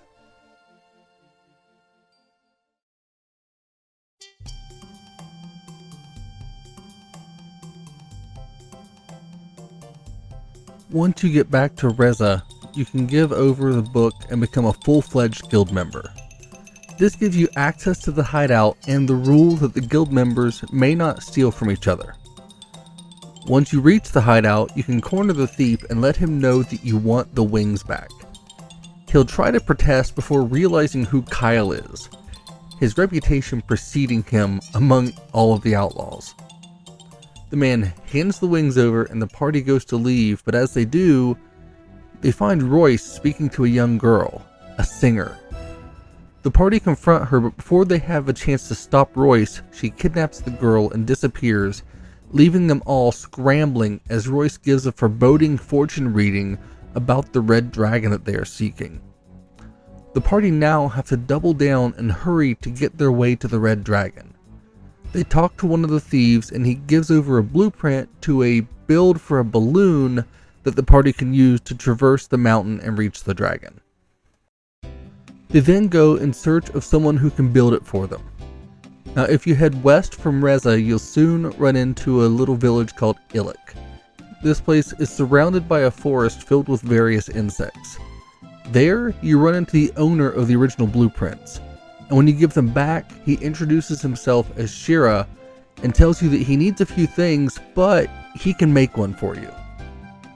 You then have to head out into the forest on the outskirts of the village and catch some of the bugs that he needs before bringing them back to Shira.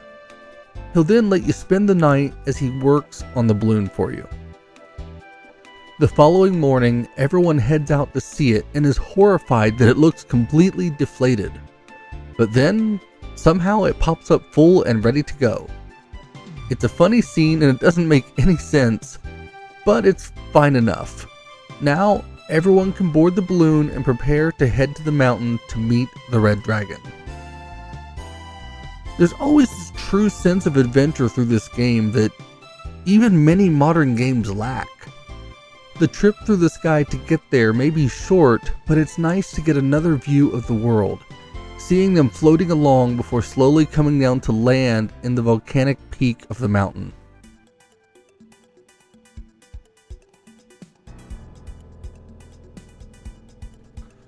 Almost immediately upon landing, Null speaks up, surprised that it's not hot inside the mountain. Ah! It's not hot! Mia and Nash conclude that the look of the fiery volcano is likely a magic illusion by the Red Dragon to keep others away. The place is teeming with monsters, as are all the dungeons in the game, but otherwise, it's pretty unremarkable and about what you'd expect for a volcanic cave through a mountain. Now, once they reach the actual lair of the Red Dragon, it's nowhere to be seen. Something is very wrong here. Jessica says that nobody's been here in a long time. As they're trying to figure it out, the dragon appears in spectral form and tells them that her body was already captured by Galleon, but her spirit is lingering here for them, and she aims to assist Alex, saying that he has completed the trial by simply getting there and offering him her power before fading. This leaves Null pained as the Red Dragon shield is given to Alex. He's now halfway to becoming a Dragon Master. Sadly, there's nothing else to do here except head back to the balloon and leave the mountain. As they're heading back from the mountain, the balloon starts to act weird. They're losing control and start to spin as they're about to crash land right inside of Reza. This scene was made quite comedic by the cutscene that accompanied it.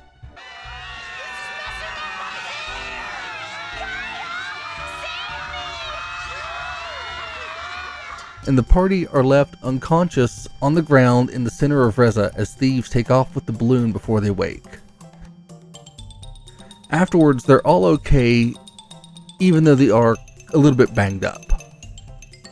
Everyone comes to as Lake shows up, and he's surprised to see Alex and the crew.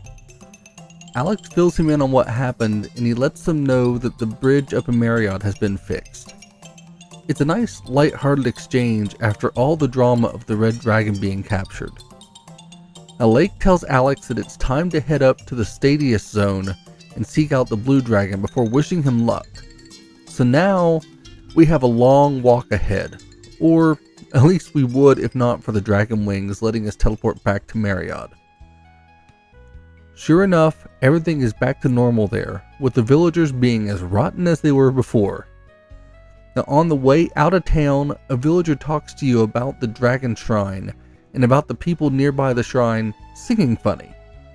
This game's narrative put a lot of emphasis on music, and the soundtrack, as you've been hearing up to this point, is stellar.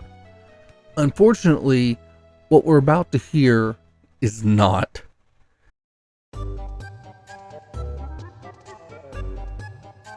There's something terrible happening at the town of Lighton.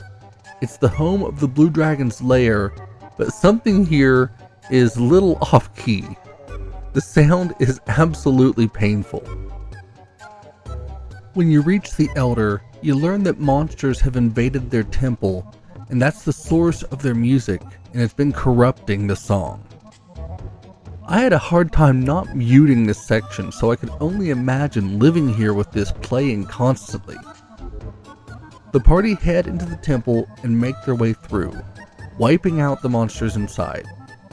And once they get to the source, they find that some of the stones have been moved and are messing with the airflow through the temple. Fortunately, once that's fixed, everything comes back to normal, and now it's time to get back to the major task at hand, finding the Blue Dragon.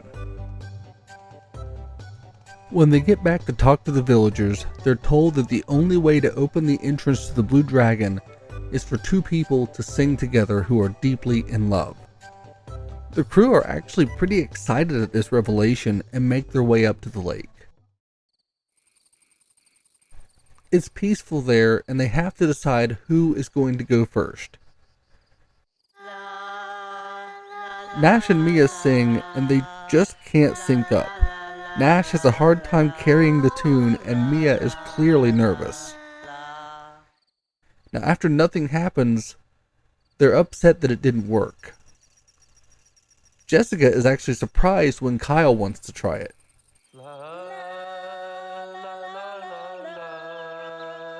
They give it their best, but they just come up short.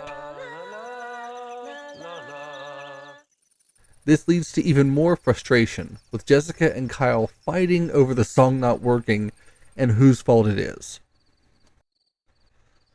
Then, when there was nothing else to do, Alex walked out towards the lake and pulled out the ocarina at Null's suggestion and plays their song. He puts his heart into it, playing this song for Luna.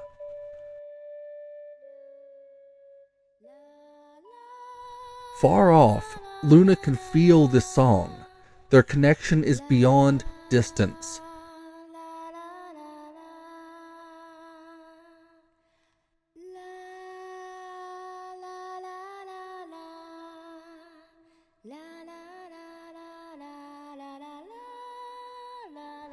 The other captive girls join in the song with Luna, amplifying it even when Zenobia shows up and tries to stop them with her sisters.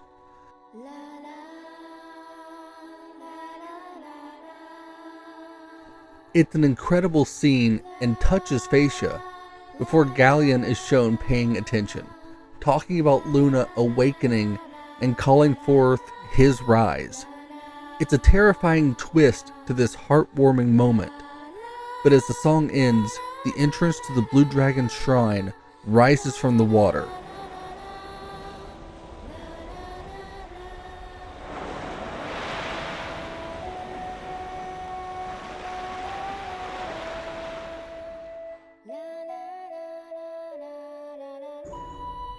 The party then all come together now and make their way inside.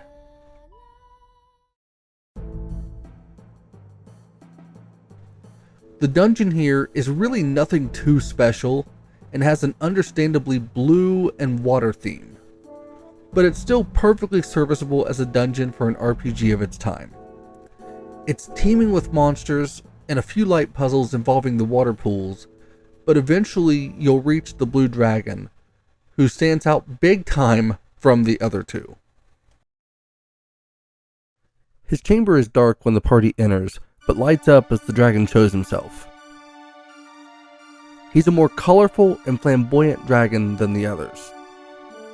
This dragon mistakes Mia for her mother and is much more talkative and outgoing, certainly than the red dragon or Quark. He has a lot of questions, and he says that he believed it was Althena who woke him with her song. The dragon then rambles about ancient dragon masters before realizing that Alex is trying to become the next dragon master.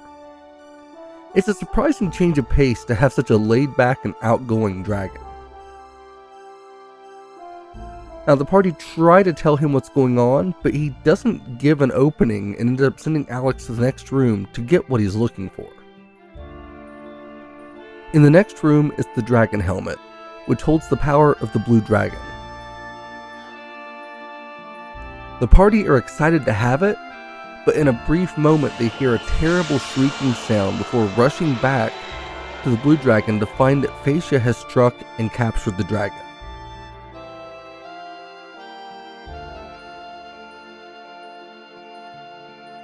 The way she talks to them is so different from her sisters, telling them that she's doing this to help her people who were banished to the frontier by Althena. She does promise Alex that Luna is safe and unharmed before departing. Then, the Blue Dragon reappears in spectral form just as the Red Dragon had, surprised about Galleon and suddenly extremely serious. We hear now that Galleon was jealous of Dyne, and that's why he believes that Galleon's doing this. The dragon begs Alex to become the next Dragon Master and starts to talk about 15 years ago before vanishing.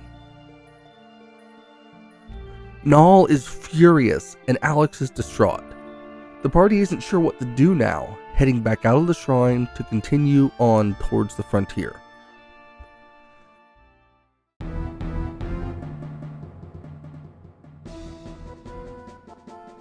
The path here to move forward is treacherous, and as the party continue along, they find themselves ambushed by Zenobia, who sends swarms of Val Tribe warriors. The party hold their own, but the numbers start to really add up before several of them are taken out by archers at a great distance. Zenobia then retreats, and we see that the archers are on horseback, the two having a striking resemblance, at least to me, to Luna and Alex. Now, I have nothing to found this off, but I believe their design was meant to be a mirror to the two.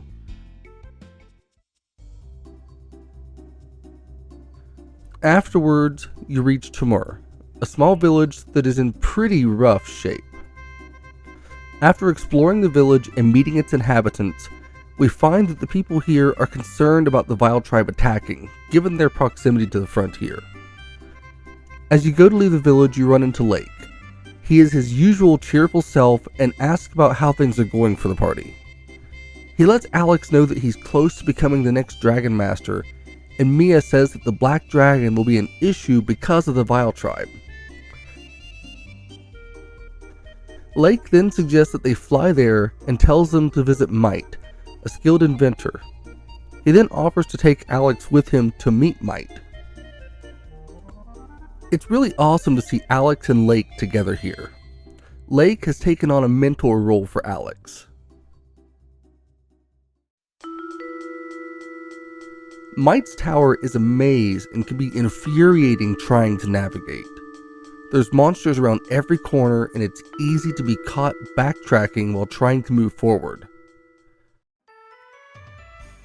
And once you finally reach the top, Might is as grumpy as you can imagine, and if you listen to the making of video that came with the game, Working Designs explained that Might has terrible body odor as part of why he's such a recluse.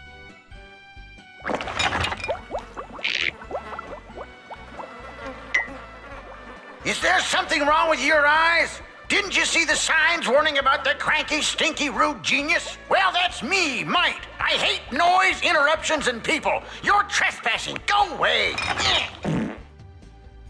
Lake explains their situation and asks Might to help Alex by building an airship for him.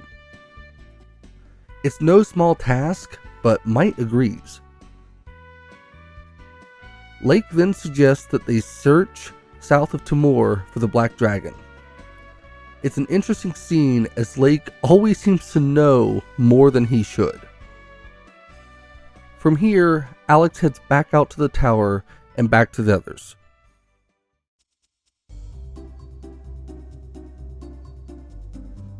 Shortly after they start regrouping, Nash rushes in, having been separated from the camp.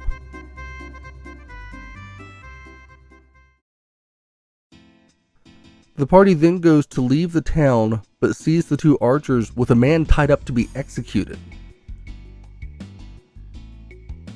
Alex frees the man, and the two are upset as they finally introduce themselves.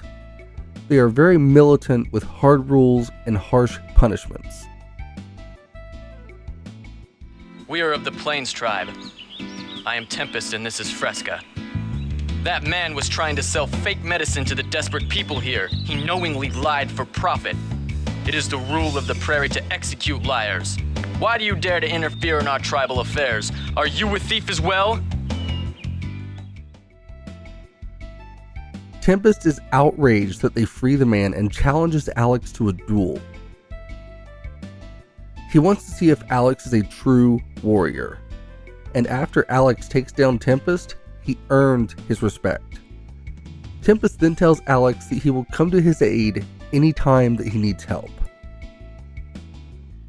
After that, he tells Alex that they're searching for a missing singer from their tribe. Another singer gone. Nal tells them that they're searching for a missing girl as well, and they give Alex a gift before taking off. The Black Dragon pendant. Our next destination is to the south through the Forest of Illusion. The characters start out talking about the weird feeling they get here as they're moving deeper into the woods. Eventually, the party decide to stop and rest in this weird forest. They all lay down to rest, and Jessica starts trying to talk to Kyle, but he's out cold before she can say what she wants to tell him.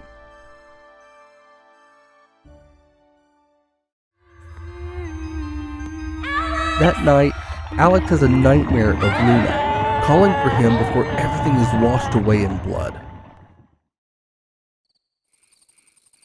He wakes up and looks around, hearing someone in the forest. Then, 2 members of the Prairie Tribe confront the party. They notice the black dragon pendant that was gifted by Tempest and show them the way through the forest. They then head south and make their way to the village of Powell, home of the Prairie Tribe.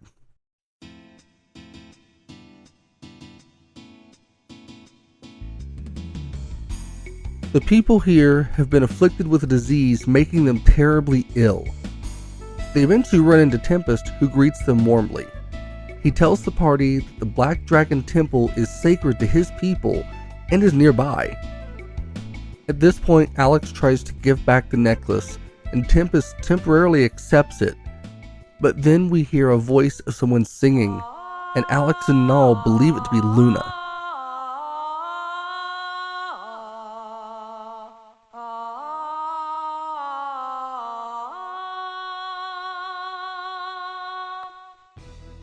Suddenly, Jessica and Mia collapse, stricken ill by the song.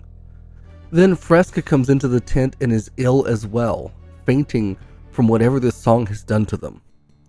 Tempest rushes off to try and find a cure, and Alex rushes to enter the Black Dragon Shrine. The intensity picks up here as everyone is rushing to save their friends. They make their way through the tunnels of the shrine in search of the Black Dragon before Null stops everyone, thinking that he heard a deep voice. They then hear the voice of the dragon as he appears above them in spectral form. He's already been captured by the songstress that struck everyone ill.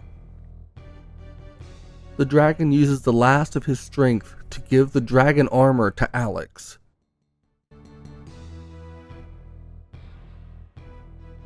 Now, with the armor complete, Alex is left to find the purity in his heart in order to become the Dragon Master.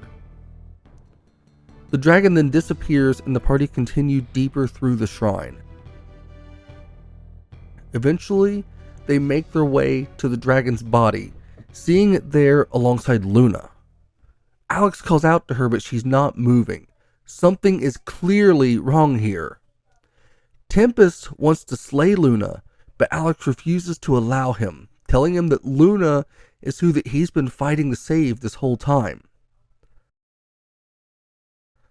Tempest allows Alex this one chance to save her, trusting him before Galleon appears at Luna's side.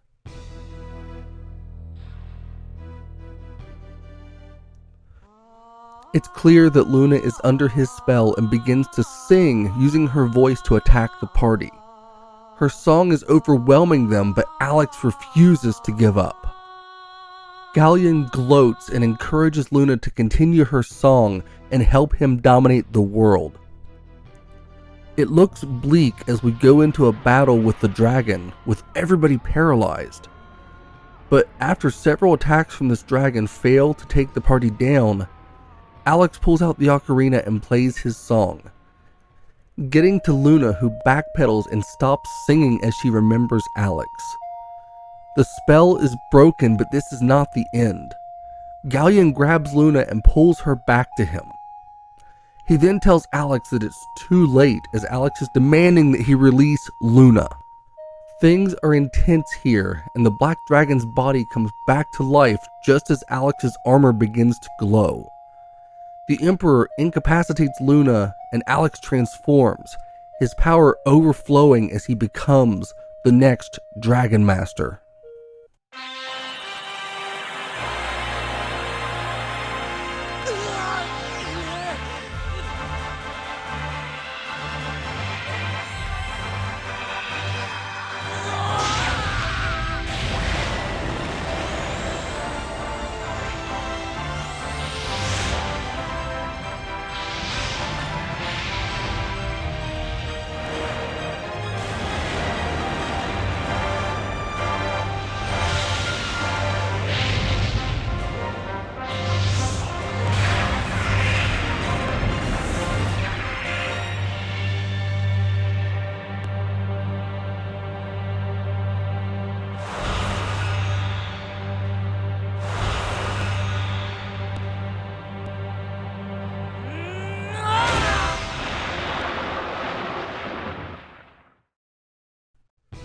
Galleon then sends the dragon to attack the party, but with Alex's newfound power, they're able to dispatch the black dragon. Galleon is surprised, but remains arrogant as he talks down to everybody there. Luna is now back under his control, and Galleon has her summon the black dragon you just defeated, gloating that he is the one who controls the dragons, not Alex the Dragon Master. They then fly away and back to something or some place called the Grindery in the frontier. Now, we have no choice but to follow them to the frontier.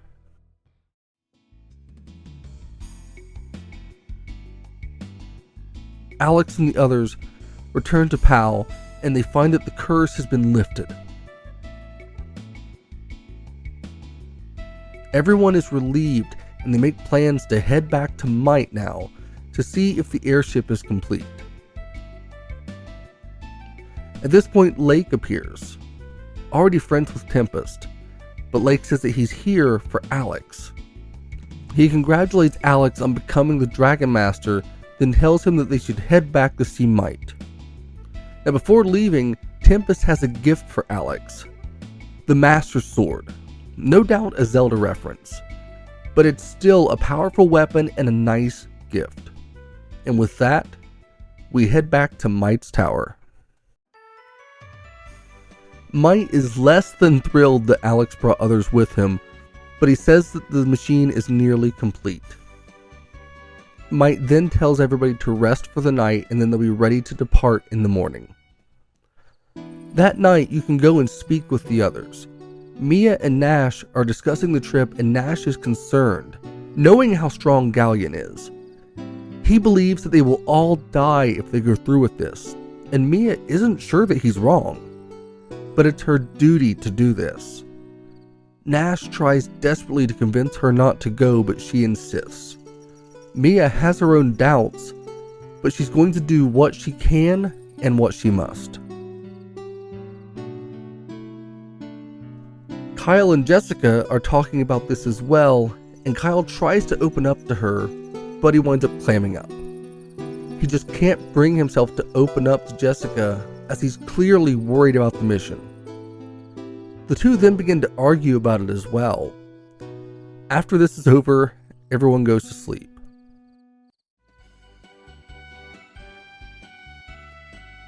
The following morning, the party meet on the roof of the tower and the airship is ready to go. Nash walks off on his own, and despite Alex trying to cheer him up, he's convinced that they can't do this. Might tells them that the airship is ready, and the party seem excited to be going, despite knowing the dangers. But then, as they approach the airship, Nash speaks up again about how they can't possibly fight Galleon. He shouts at them about how they're all going to die, and then he makes a major confession. Nash has been reporting to Galleon the entire time. That's how he's always been able to be one step ahead of the party. And then to make matters even worse, Nash attacks the airship, destroying the engine, before Royce shows up and compliments him.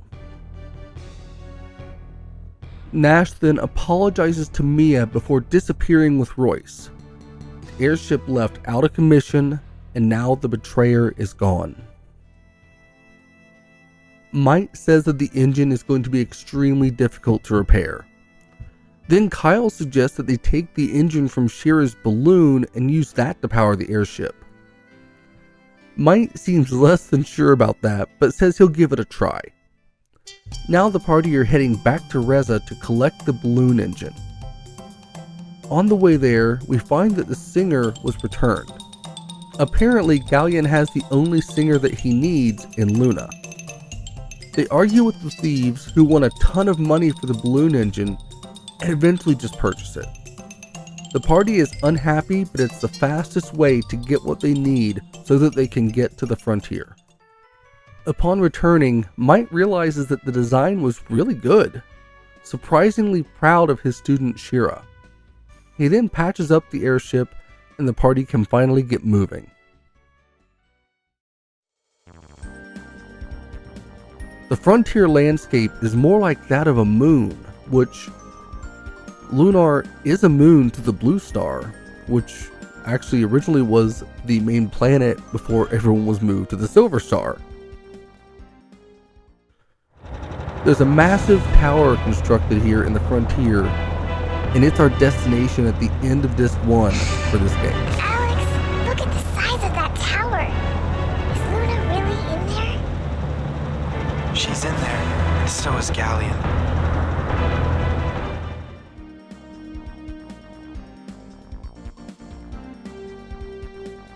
We pick back up approaching the tower, but as we get close, a force field deflects the airship, forcing the party to find another way in. Jessica spots a town and lands so that they can head in that way, but this is a Vile tribe, so they have to be careful. But when the party arrives, they're mistaken for new miners and are accepted right in. Their village is carved into the landscape, and it's a bit more of a pain to navigate than some of the other towns. But as you travel, you can see how the Vile tribe are living. They're basically living as slaves for Galleon now. They clearly don't matter to him, as he's only focused on his own ambitions. Zenobia and her sisters were the leaders of the Vile tribe, but they focus almost solely on obeying their master Galleon now.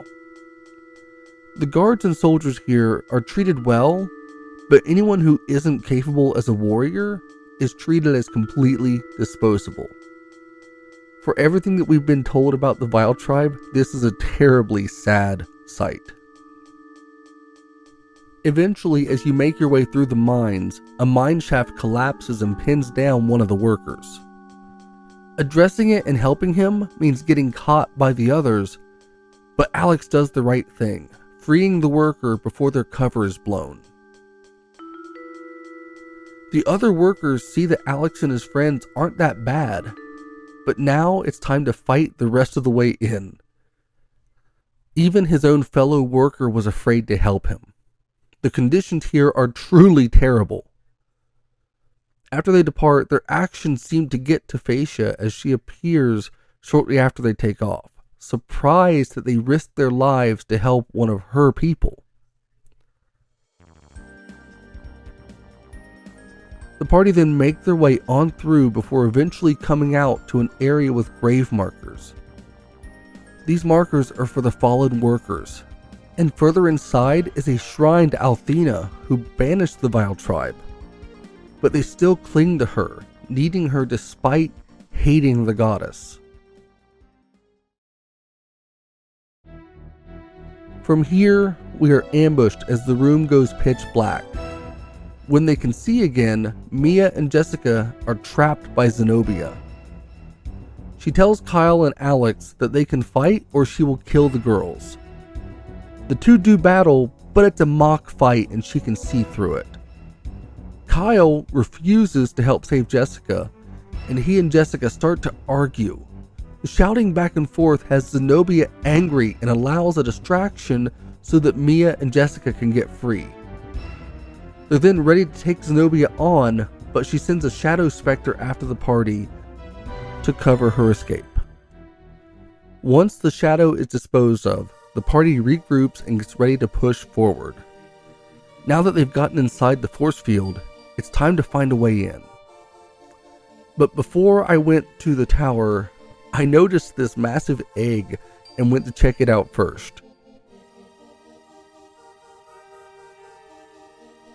Inside it, you see the worker that you helped, but it turns out that the worker here is an illusion and Phasia shows up. She talks about how many of her people have died recently and she seems deeply troubled. Phasia then tells the party how to get into the grindery. She gives them the password and Jessica asks her why she's doing this. Phasia then tells them that she's doing this to save her people. She disagrees with her sisters on their ideas of how to save the people, believing that Alex and his crew are good and would be willing to help them. She says that her sisters are wrong and doesn't expect the party to simply trust her, but wishes to avoid fighting them. Jessica and Mia want to trust her, even Kyle agrees. So they decide that they're going to actually trust the word of Phaecia, and she gives them the words to enter the grindery. Green Earth, the thing that the Vile Tribe want the most.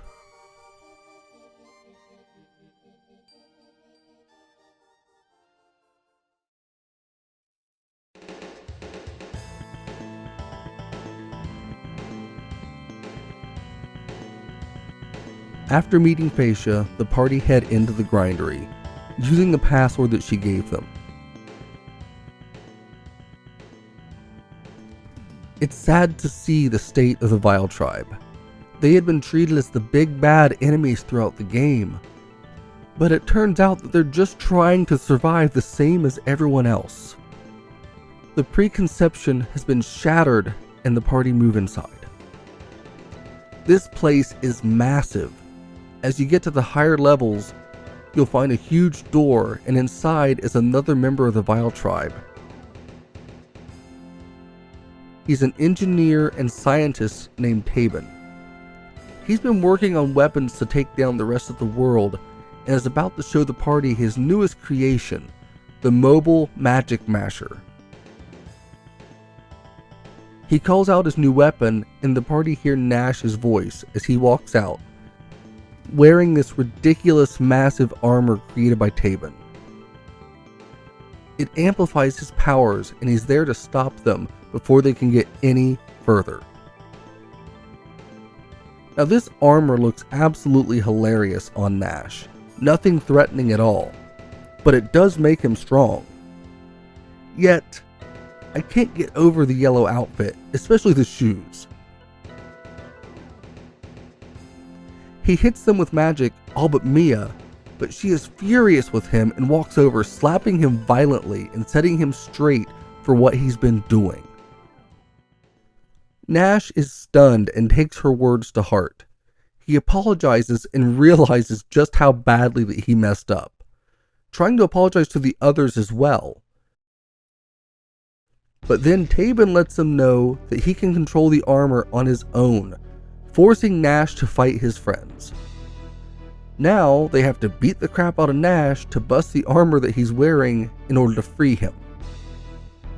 Nash has now become an unwilling pawn of Galleon, as opposed to the willing pawn he had been up to this point.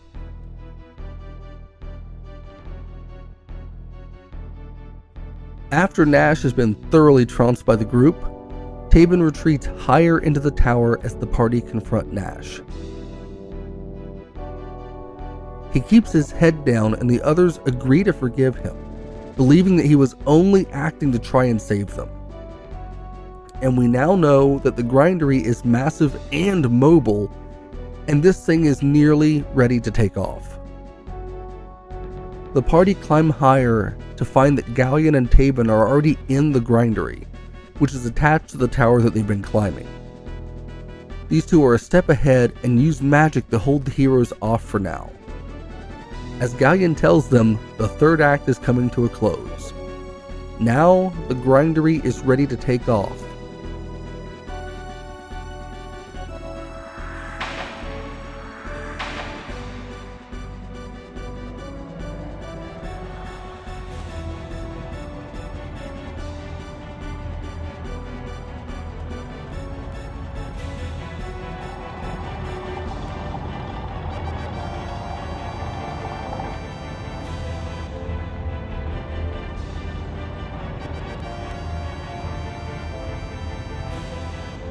The party watch in horror as this massive castle / fortress whatever starts to move, rolling away from the area and heading out of the frontier.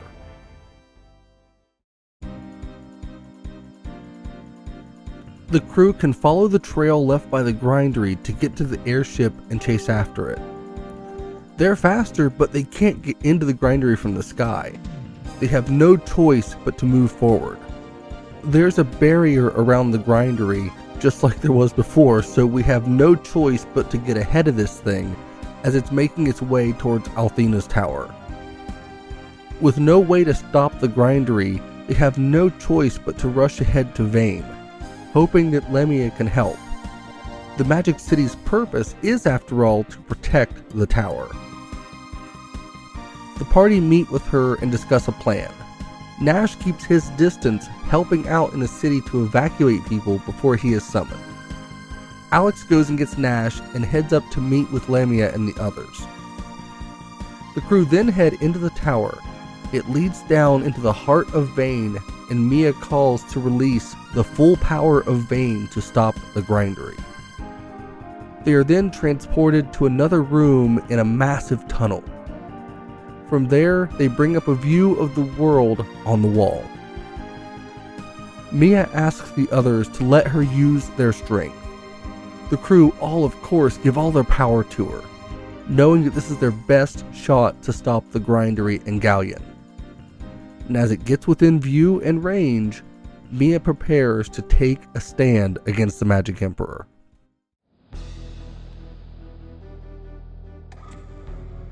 The grindery crawls closer before stopping and raising its cannons. It takes aim at Vane just as Mia uses their powers to defend the tower.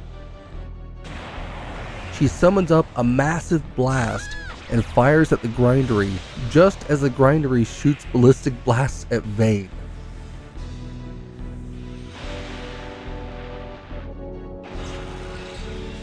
The two both have direct hits. The barrier on the grindery is destroyed, but Vane falls to the earth below in the chaos of the attack.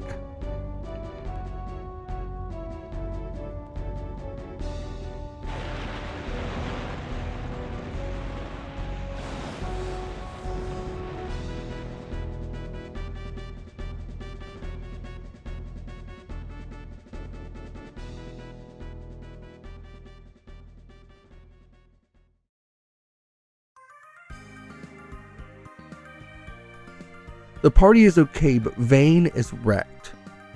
They use the dragon wings to escape the tower, moving to the transmission spring. The fall of Vane was a terrible sacrifice, but it was what had to be done to help stop Galleon. The party then head to the grindery to try and find a way inside.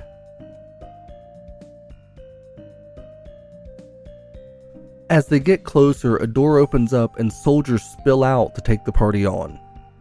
They dispatch the enemies, but more and more keep coming out before the Prairie Tribe intervene, allowing an opening for Alex and the crew to get into the grindery. As far as evil castles or fortresses go, the grindery is one of the most horrific I've encountered in a video game. As you climb through the levels, you notice massive body parts that you realize are pieces of the dragons. Galleon has used their physical bodies to help fuel and power this monstrosity. Eventually, you see the head of Quark as he is trapped inside to help power this behemoth. It's an absolutely tragic scene, and afterward, you find a nice garden tended to by some of the Vile tribe and containing fairies that were captured and brought there to give Galleon a nice place in his moving death machine. Eventually, we reach the top of the grindery and get to confront Galleon and save Luna. As we get close, Phaecia shows up again, and she helps to unlock the door. We realize that Phaecia is injured and she uses her powers to open this access for everyone. She doesn't go into why she's in this state, but she says that she believed in Galleon, but now she sees that he's truly evil as he had commanded them and they obeyed, so desperate for a chance to redeem themselves. Now, she realized that Galleon was simply using them. Her sisters then arrive and try to stop this, but Phaecia gets in the way between them and the party in a heartbreaking showdown. Royce and Zenobia are ready to attack, and Phaecia holds them off so Alex can get to Galleon. The final act is drawing near. Alex approaches Galleon and they have their confrontation. The Magic Emperor prepares to face them and this battle is tough. But everyone hits him with all they have and they manage to take Galleon down.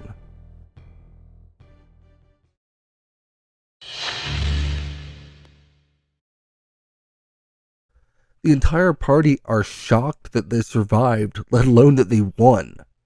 But now, they start thinking about what they're going to do next now that they've saved the world.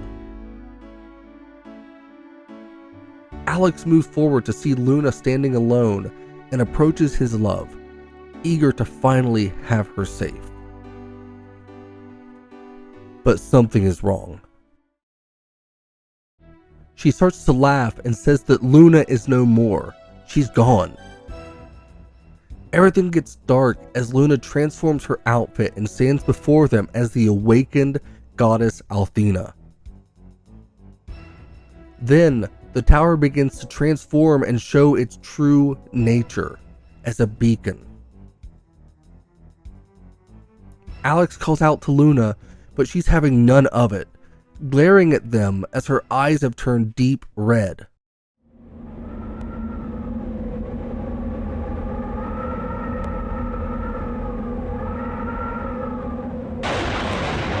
You shouldn't have interfered. Haven't you figured it out? There's no way to stop this. Luna? Luna then turns away from the party. Their moment of victory has turned to their darkest hour as Luna begins to sing.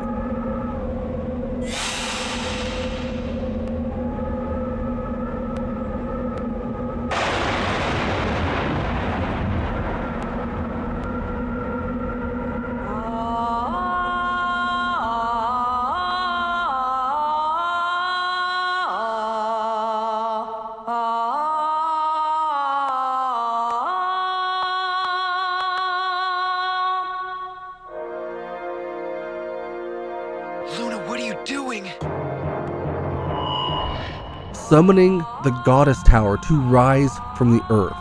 Her song driving the dragons to give the last of their powers in a terrifying display. This is one of the most incredible scenes in the game, and the merging of traditional and 3D artwork really makes everything in this scene pop.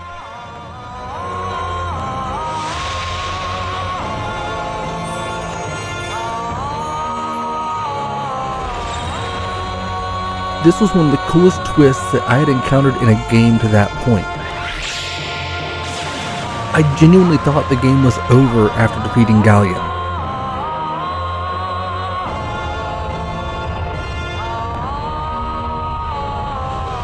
The Song of the Goddess is one of despair, and my heart sank realizing that Luna had become something different, something darker.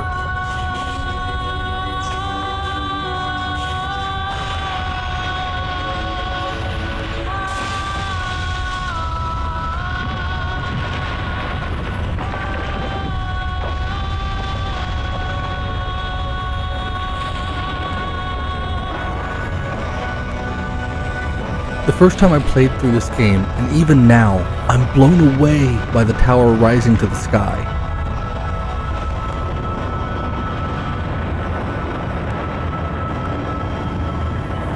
Seeing the scale of this tower made it clear that we were only now about to enter the final act of the game.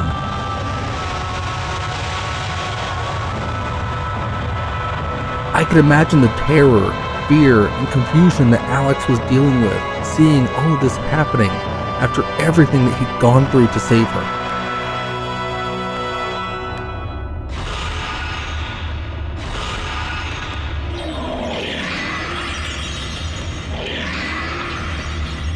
What happened to the goddess tower? This can't be. Then, as things are at their lowest, we hear Galleon's voice. Amazing, isn't it? Behold, the long-forgotten fortress of Althena. That's the voice of Galleon. Impossible.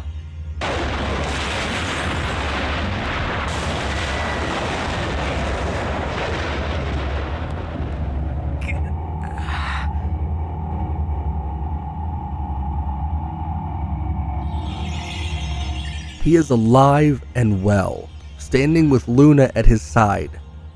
Things are about as dire as anyone could imagine. Galleon?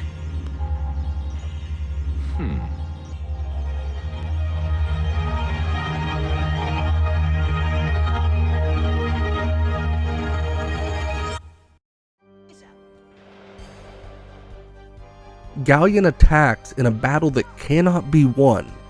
No matter what Alex and the others do, he wipes them out, leaving the party for dead at the top of the grindery as he and Luna make their way up to the Goddess Tower to start their rule over the world. What a delightfully inept showing that was for the good team. With them out of the way, I now claim the title of Supreme Ruler.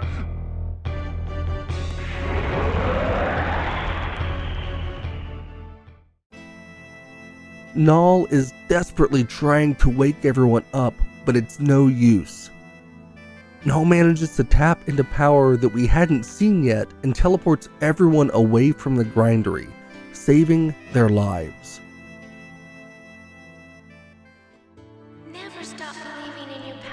Alex finds himself in the dark, hearing Luna calling out to him to never give up and telling him about the power of love and to keep going. Believe in yourself, Alex, and you will find the strength to do what must be done.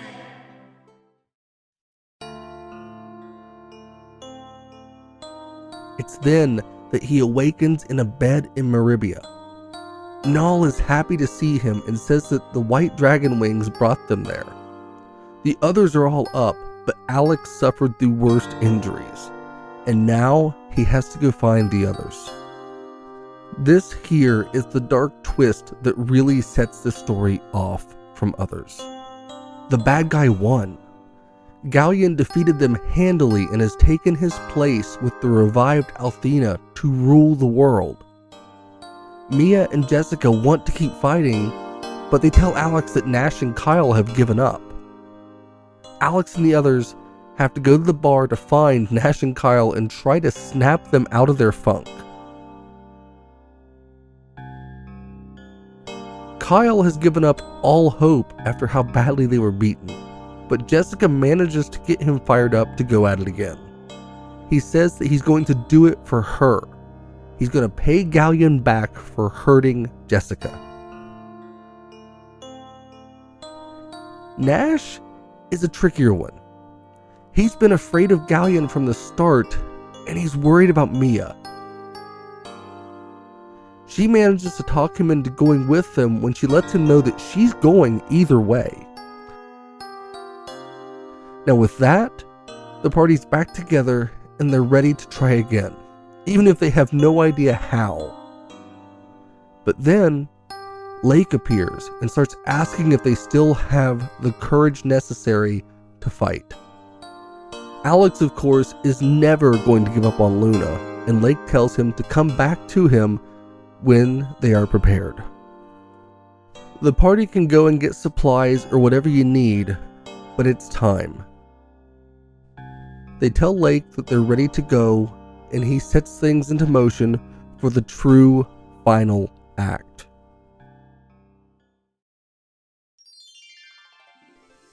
As we get here, I have to say that playing through this game, I forgot about a lot of this. I hadn't played Lunar in years, but I was captivated all over again. The way these characters connect with each other feels like a group of real friends. Where a lot of RPGs feel like a true hodgepodge of groups without a lot of reason to travel together. The story had plenty of twists and turns, and we were about to get another once we catch up to Lake. He says that he's taking us back to where this all began for us, and we teleport back to Dine's monument. Null is surprised about how he did this, and Lake starts to let them know the truth now. He tells them about Dine's last day, and here we cut to the past.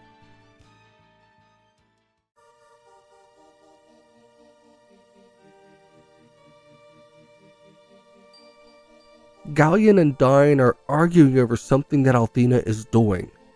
She wants to be reborn as a human, and Galleon thinks that this is madness. Dine, however, supports the goddess's decision and walks away from his best friend to approach Althena.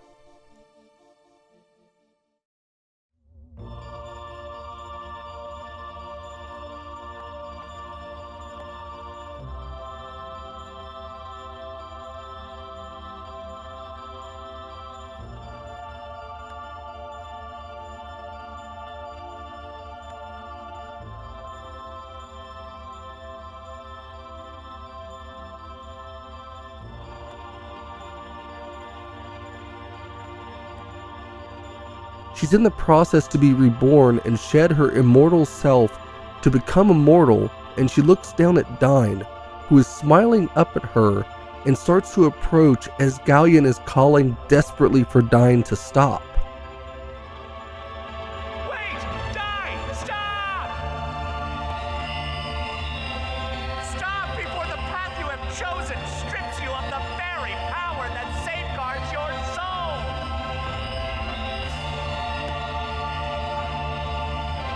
Die!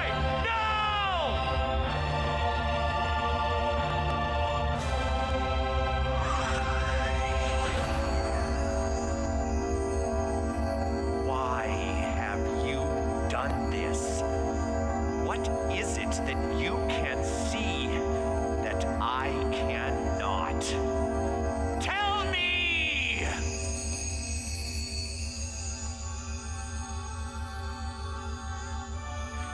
I see a bright hope for the future that resides in each and every human being. This moment was the end of Althena and the beginning of the fall into darkness for Galleon. He lost his best friend and his goddess, and Galleon felt betrayed. I see only despair.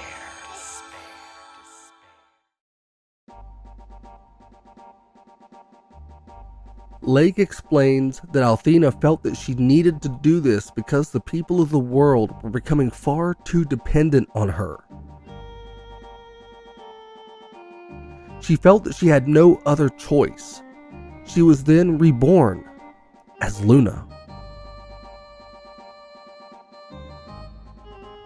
It's at this point that we discover something that many likely suspected well beforehand.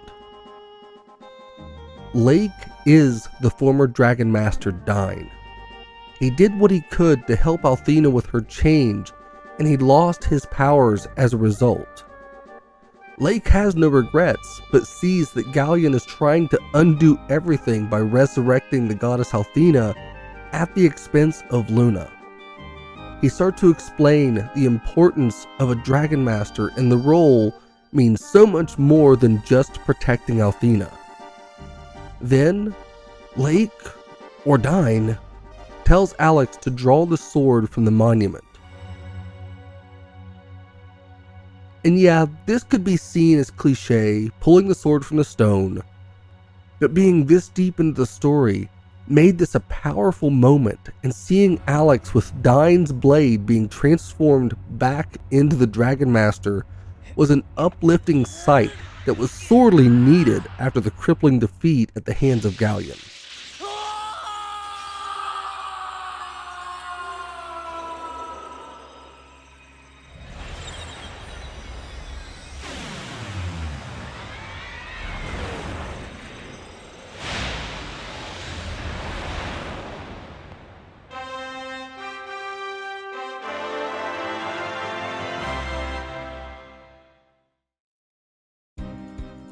Now, Alex is ready for another round with the Magic Emperor. Alex's transformation here has everybody ready to fight, but they don't know how they're going to get there.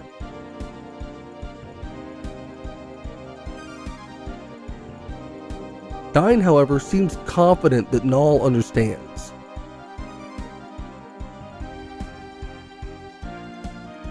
At this point, Null transforms into a dragon, a complete shock to everyone.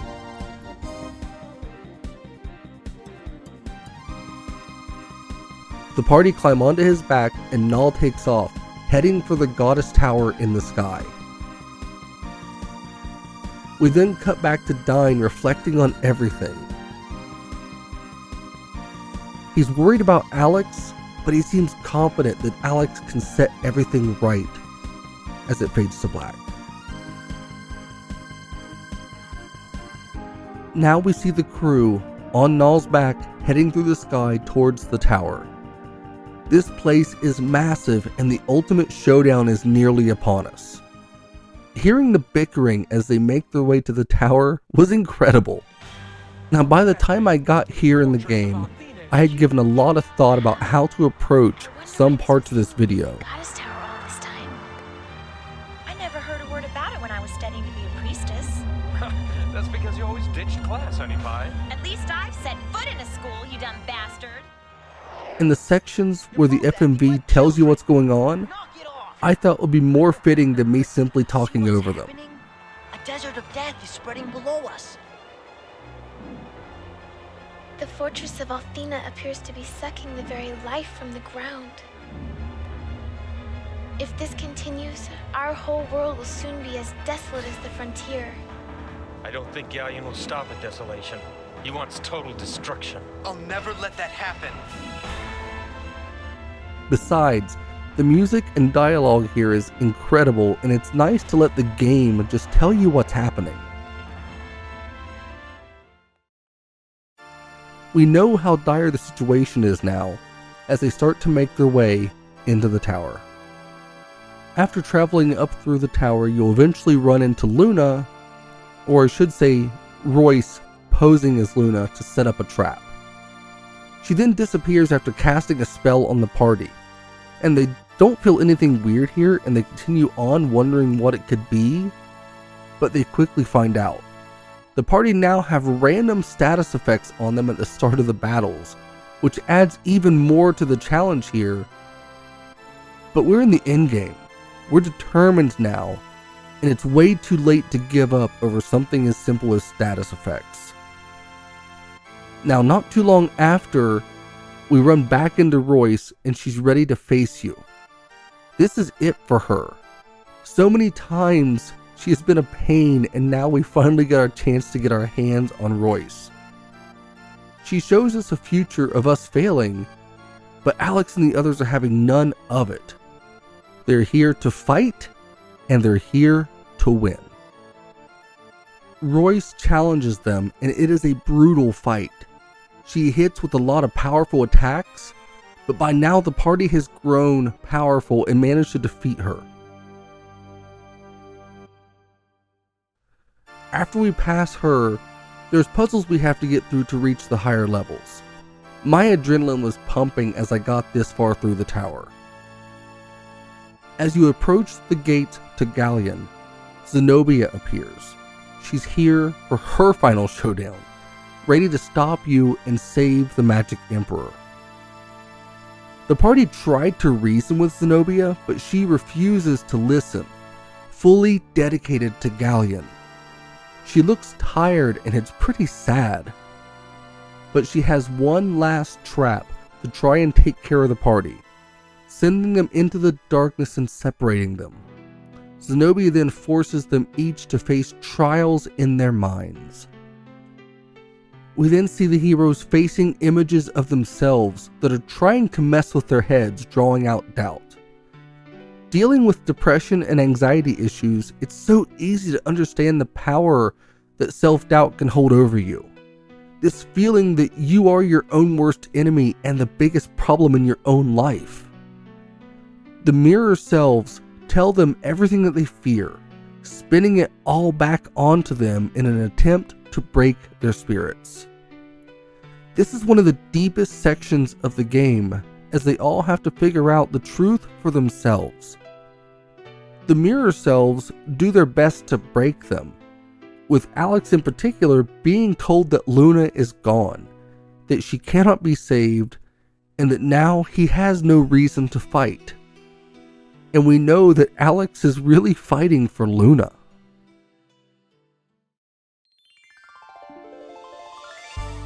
Mia, Kyle, Matt, Jessica, and Alex.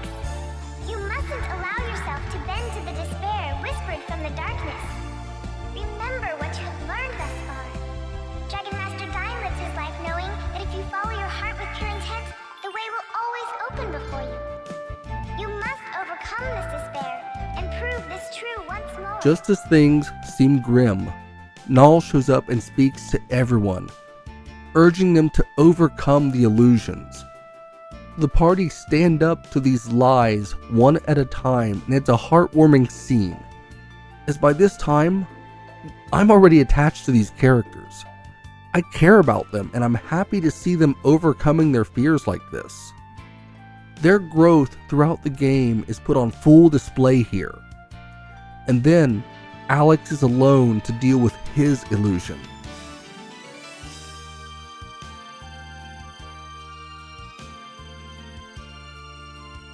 The others confront Zenobia, but Alex is still there fighting. The rest of the party, though, are fully confident that Alex will win, showing their faith in their friend.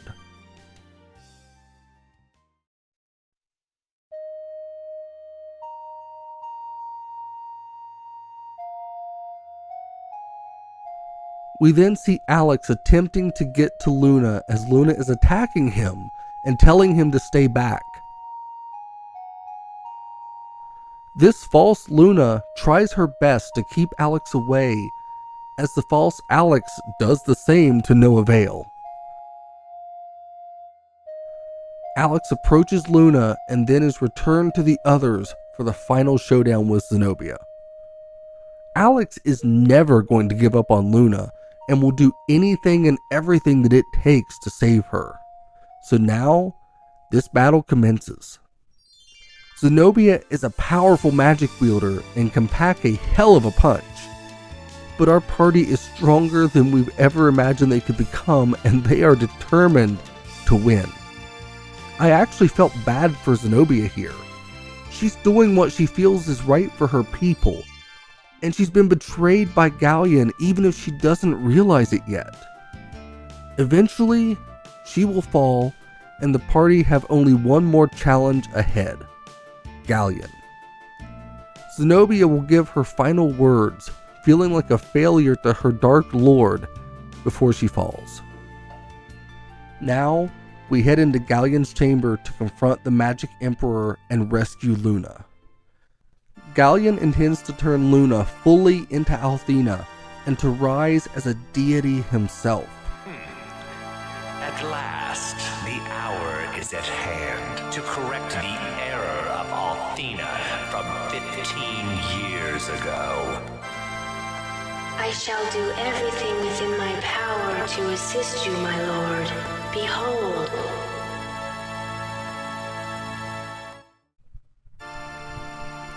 He sends Luna to begin the process as the party approach.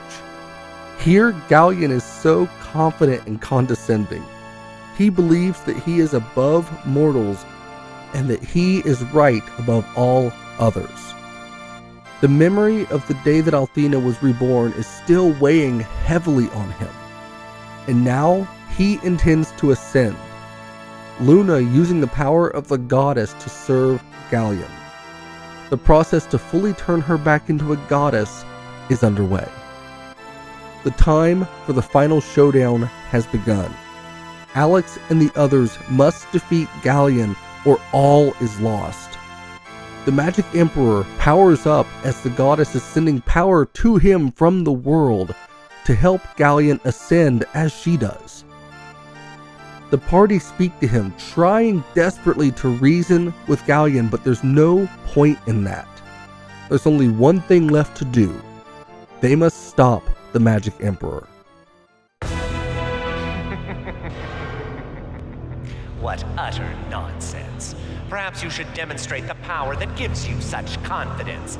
Then we will see who is fit to be supreme ruler and who is dead.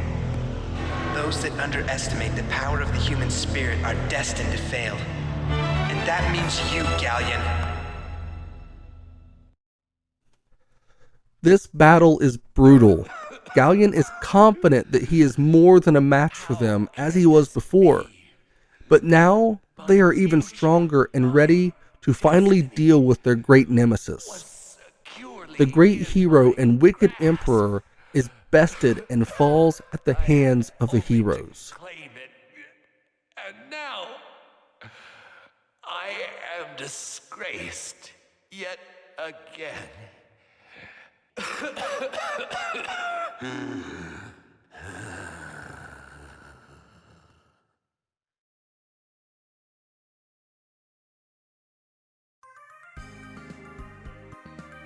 Now, all that remains is to deal with Luna, to save her. And before we get there, I have to admit that during my playthrough, I made a little bit of a mistake here. I had Alex push through to Luna and never played the ocarina, and well, I didn't know that this ending was even possible.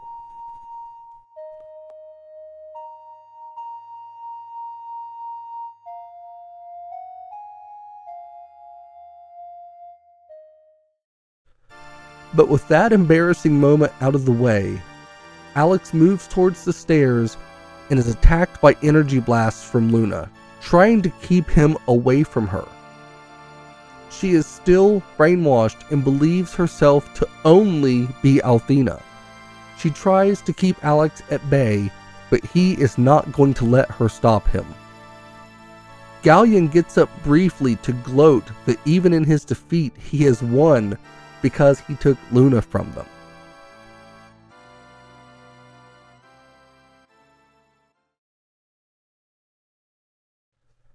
Alex, though, he doesn't let this faze him as he moves ahead, up the stairs to Luna, dodging her attacks and her attempts to keep him at bay while playing their song on the ocarina before he moves up onto the platform with her.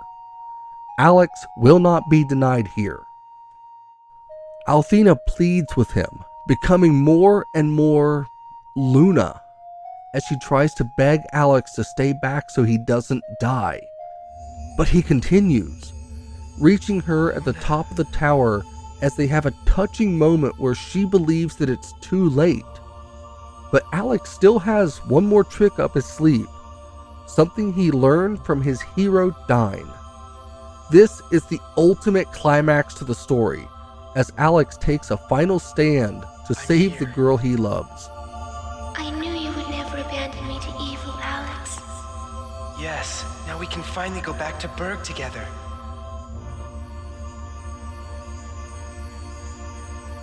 Though Galleon has perished, the fortress of Althena continues to bleed life from the world of Lunar.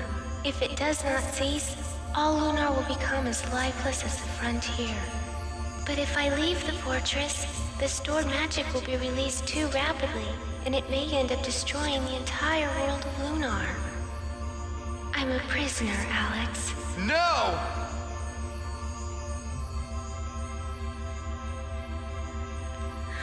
I'm sorry, Alex. I must stay here.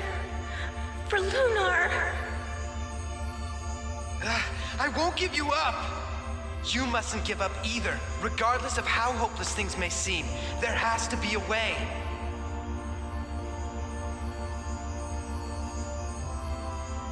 We must believe in the power that resides within each of us, Luna. I believe each of us is entrusted with a future to realize, and this is not our future.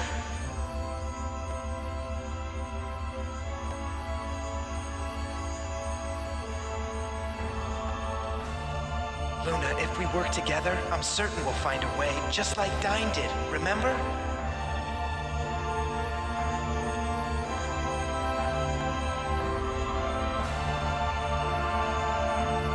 Alex! You mustn't try it! It's too dangerous! Luna... Alex,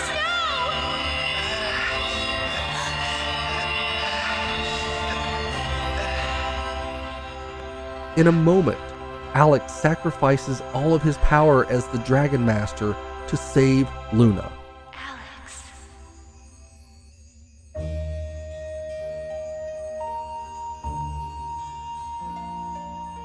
We will always be together. In the past, the present, and the future as well. It's destiny.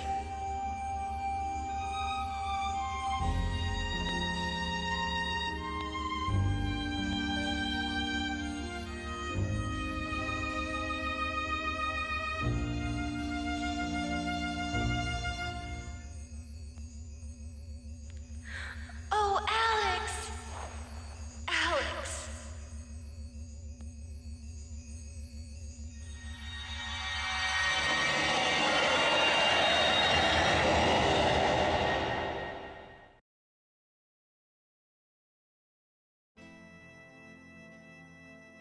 Back at the party, they notice that something big has changed.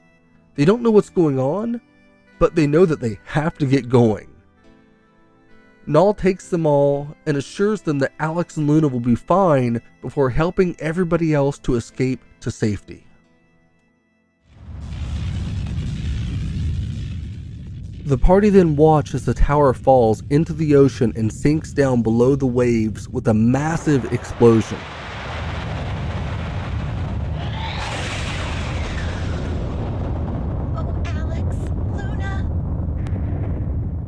It's a harrowing moment of uncertainty as they watch on helplessly.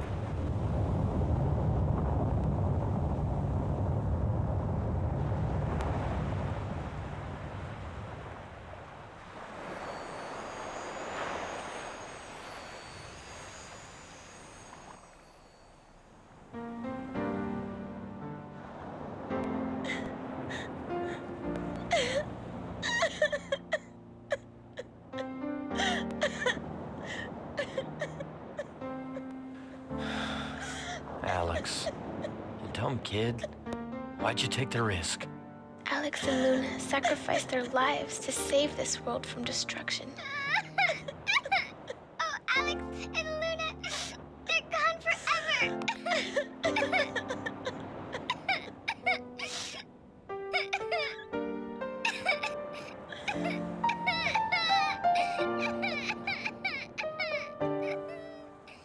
The crew are heartbroken, believing it to be too late, before a light shines from the sea and they all look up, seeing the world is suddenly restored.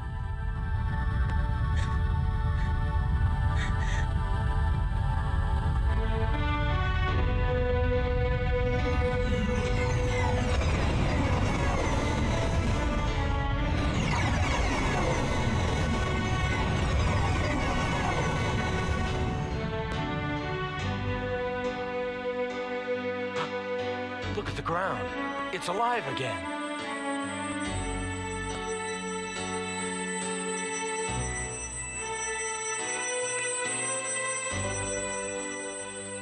And then?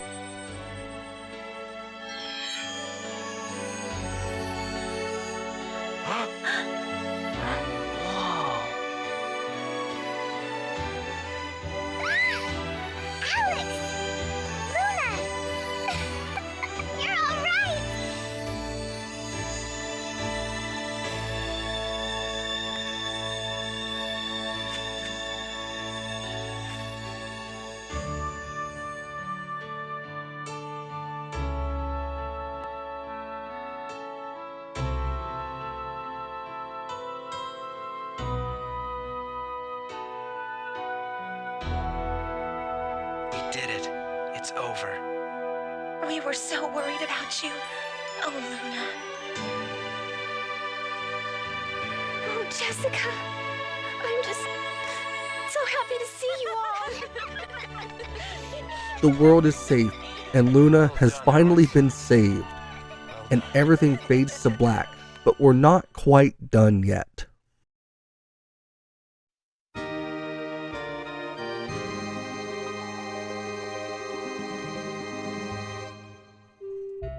The party regroup in Meribia and are reflecting now that they are safe. These people have become friends. They care deeply for each other. Jessica runs off and takes Kyle with her, hoping to find her dad restored now that Zenobia's gone. Kyle is nervous about seeing Mel, but Jessica drags him along. Mia and Nash then head out to find Mia's mother as they're planning to rebuild the guild and eventually to restore Vane. That leaves Alex, Null, and Luna as they head to see just how their old friend Ramus is doing. Ramus is thrilled that Luna is safe and back with Alex, saying that he wishes he could someday find someone he cares about the way that they care about each other. It's good to be reunited with their old friend, even if only for the time being. Afterwards, the three can go catch up to Mia and Nash. They'll find them meeting with Lemia, and she's proud of her daughter and lets her know that she's stepping down from the leadership of the Magic Guild, placing Mia as their new leader. This is where Mia finally tells Nash that she loves him in a touching moment as they discuss the plans for the future of the guild.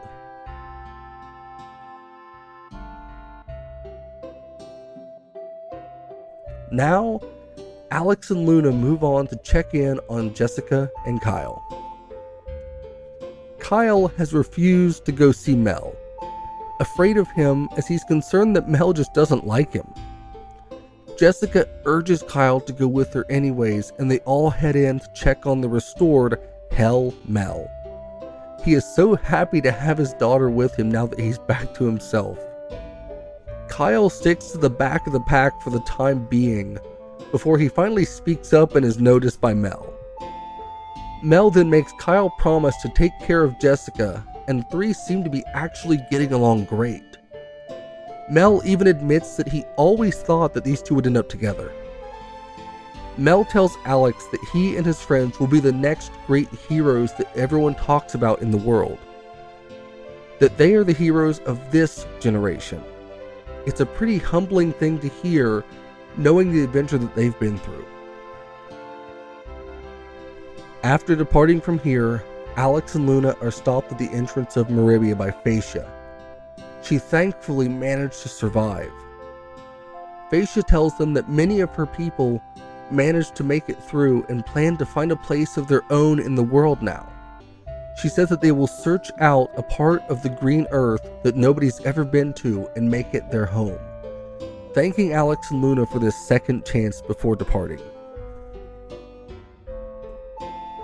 Now, as they head towards the boats, they run into Dine. He says that name died years ago and he's just Lake now. Lake tells them that the future will be shaped by those with courage and that Alex possesses that courage. It's great for him to hear this from his childhood hero. Lake tells them that he's going away on a long journey and that he's happy to be alive. Lake leaves with some strong words of wisdom. Too many people get caught up in what could be instead of appreciating what is. Appreciate what you have and who you have, because the future can take it all away from you. Those words have stuck with me since I first played through this game many years ago. And from there, everything fades to black and the credits roll.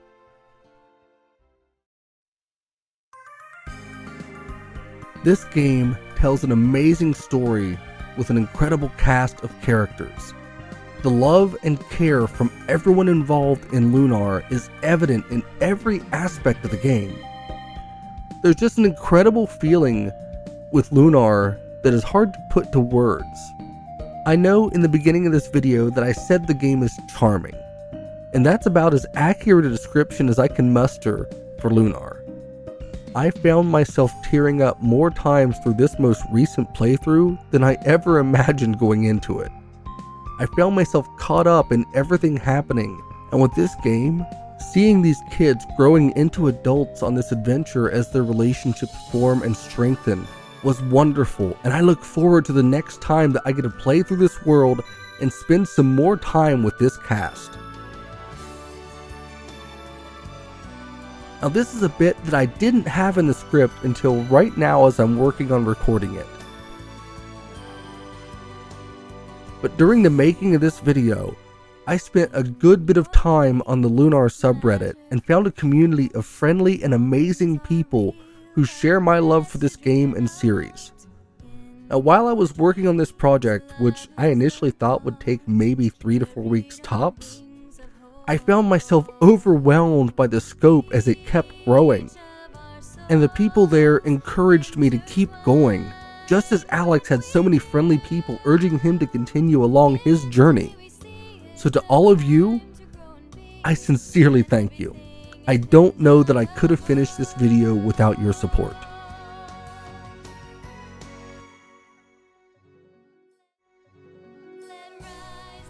Now we're at the end. I've had an incredible time with this game, one of the best I've ever played, and if you've had your fill here, I get it, and I thank you for spending this time with me. But we're not done yet. Now, so please, go ahead and pause the video, grab a snack, and come back to join me for an even bigger adventure as we start our journey through Lunar 2 Eternal Blue.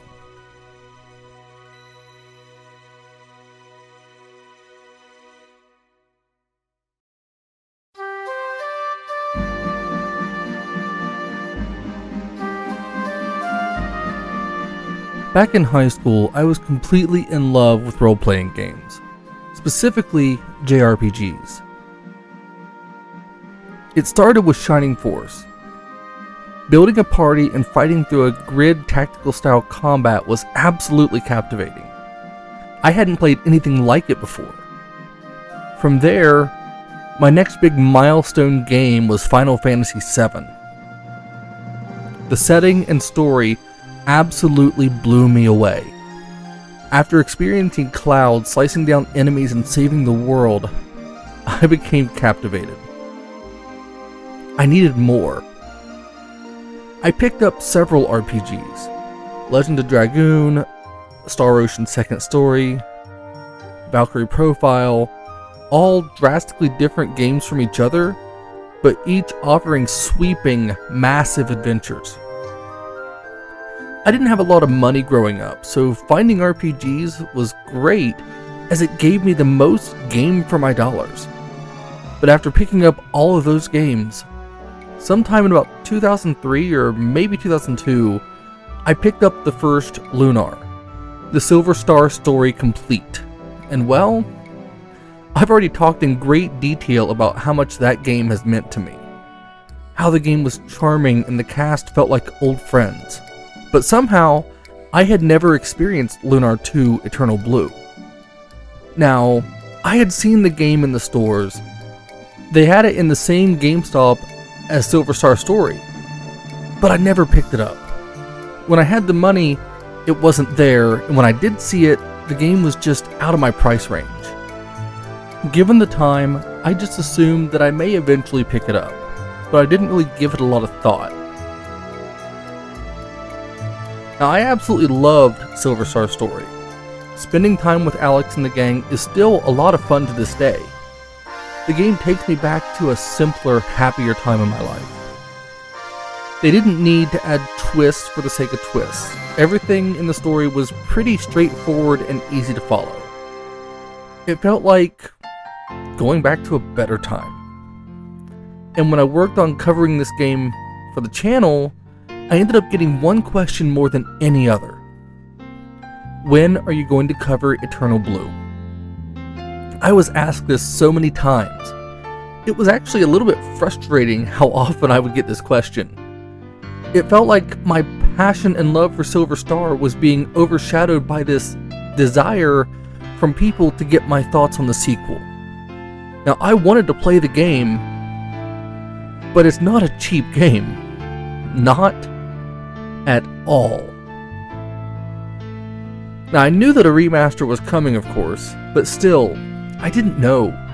I just had a hard time imagining that this game could actually be so special. I saw the remaster drop, and I heard stories from other fans of the series about their time with Eternal Blue. It started to dawn on me that I was missing out on something memorable. The online Lunar community has been so welcoming and kind to me, encouraging me to push forward, and now, I'm finally getting to see what everyone is talking about as I embark on my first journey into Eternal Blue. When I covered Silver Star Story, I was going back to a group of old friends. I was going back to an old story that was very dear to me. Now, I'm experiencing the world of Lunar again, on a new adventure with a new cast of characters. Now, as I'm writing this part, I've only played about 4 hours into the game and it's already got me hooked. There's this familiar Lunar magic that's just as charming as the first game. It's hard to explain how the game is already making me feel. There's nostalgia mixed with this feeling of the new adventure, and it kind of makes me feel like a kid again. Just as I said with the Silver Star story, this isn't a review. This is not any kind of critical analysis. I'm not an industry expert by any means. I'm just a fan. I'm going to be sharing my thoughts and feelings about this game as I go through it, letting you see how the game is opening up to me. I'm actually more excited writing this than I was working on the first video, because here, as I'm writing it, I have no idea how the story is going to unfold or how it's going to affect me.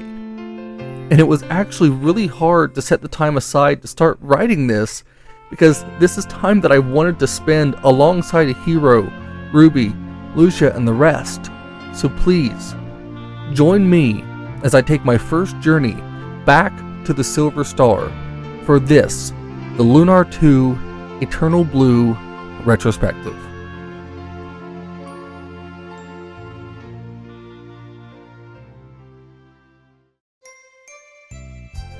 Now, before I get any further into this video, I have to give a very special and sincere thank you to the YouTuber Angry Duck. He contacted me in the comments of my Bloodborne retrospective and reached out to gift me a digital copy of the Lunar Remaster. This absolutely blew me away, and without it, this video would still just be something that I was planning on making rather than a reality. So Angry Duck, thank you so much for your generosity. I appreciate it more than you know.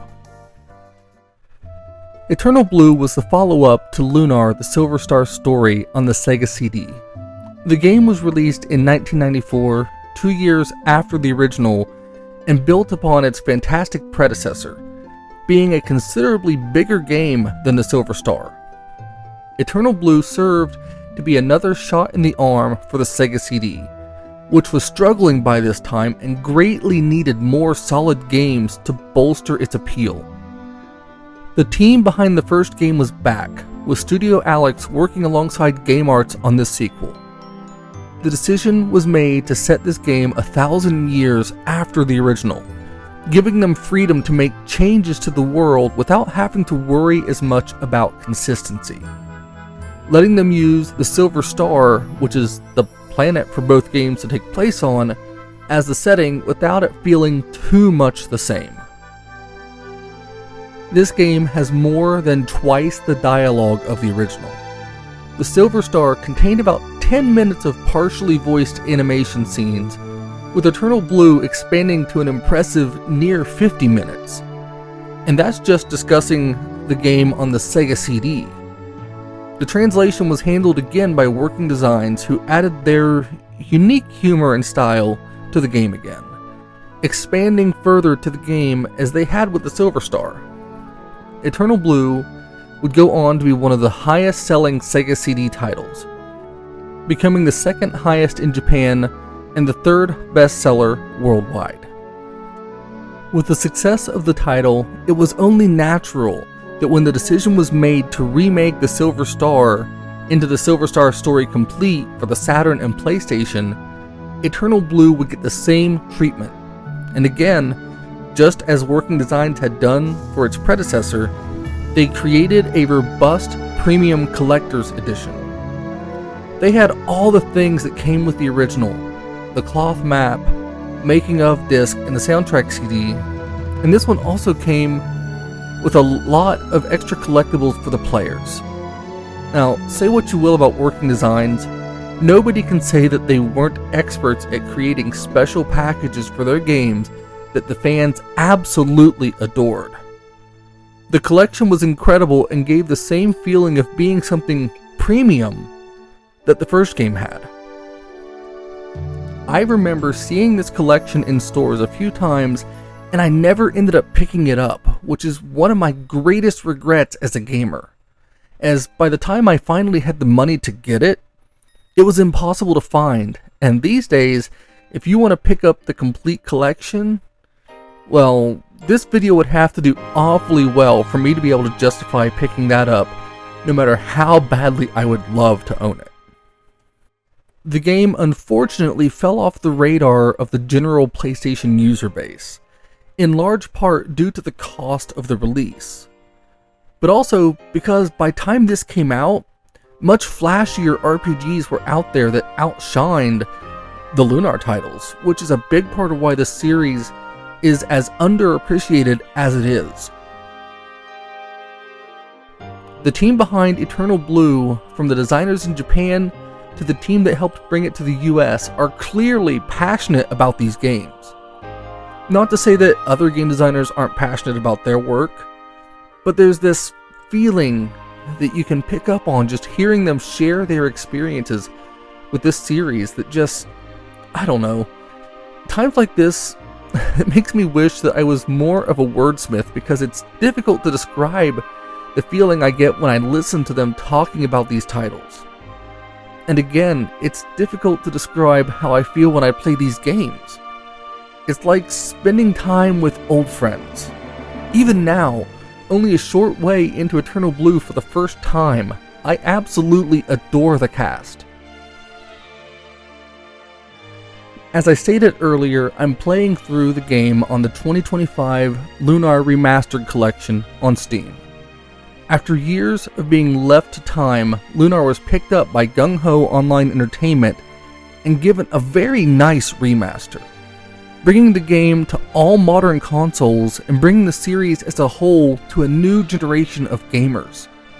It's really awesome to see this new spotlight being placed on a series that's so near and dear to my heart and the hearts of countless others.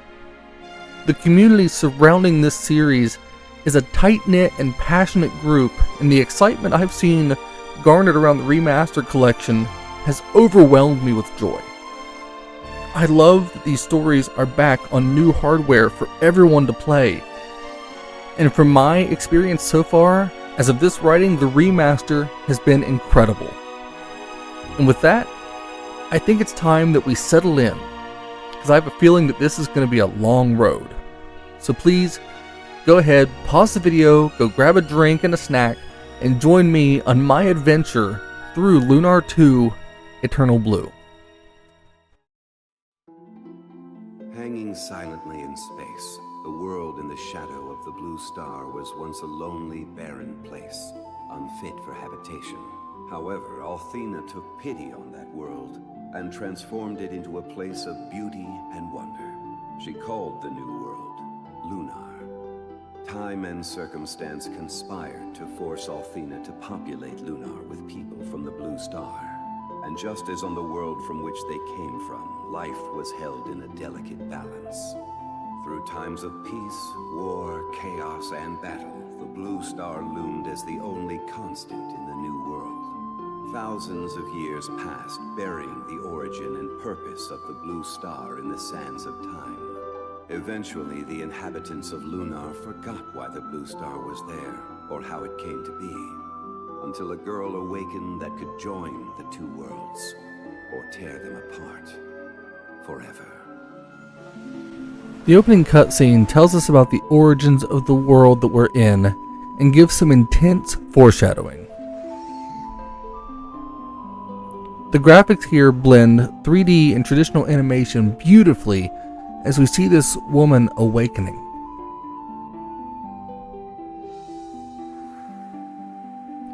We don't know yet what's going on here, but we see flashbacks of the destruction of the blue star, a sign of something terrible that has happened in an era long since gone. This feels like the opening of a movie more than a game, opening up in a way that creates a ton of questions about what's going on. All we know is this mysterious woman has woke up in the wrong time. Something isn't right, and she is very exposed. And from there, we move into the game proper.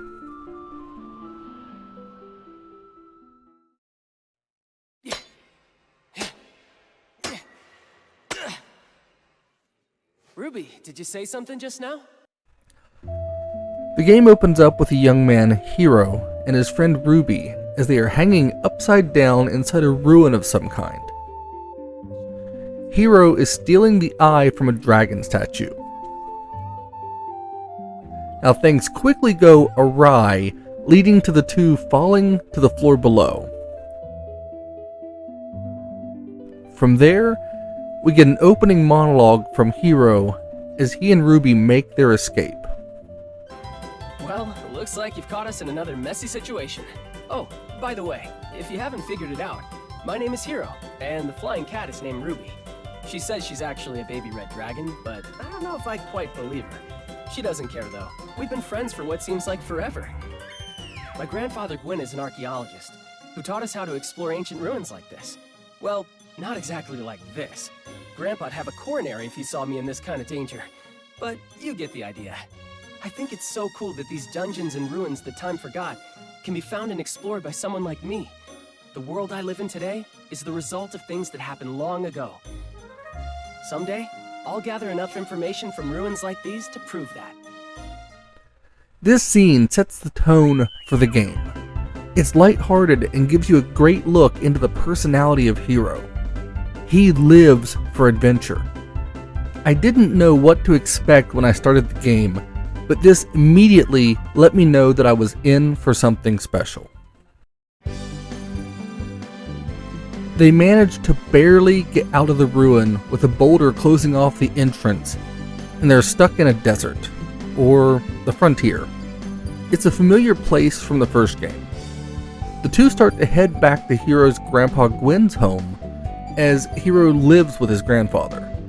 But as they're making their way back, they feel what seems like an earthquake, although it turns out to be the dragon ship Destiny, a massive warship piloted by the White Knight Leo of Althena's guard.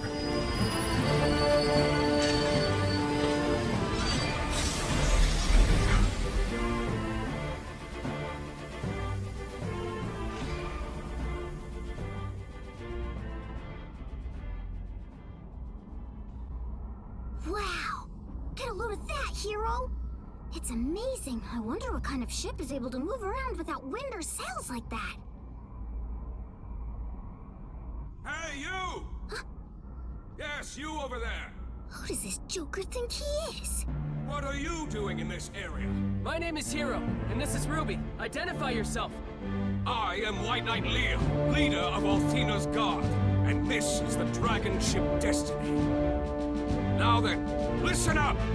You kids need to evacuate these premises. I don't want to see any civilians accidentally caught in the middle of this thing. Return home immediately. Move it!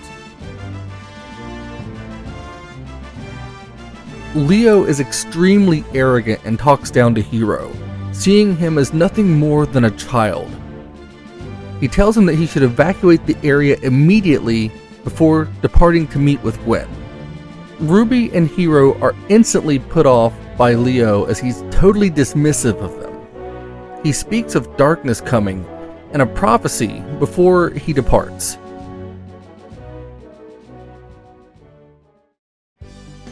At that, Hiro and Ruby head back home, curious what Leo wants with Gwyn. Once they get home, they find that Leo is already meeting with Grandpa Gwyn. They're discussing a structure called the Blue Spire. Leo warns of a destroyer coming through the Blue Spire and says that Althena has charged him to deal with the destroyer.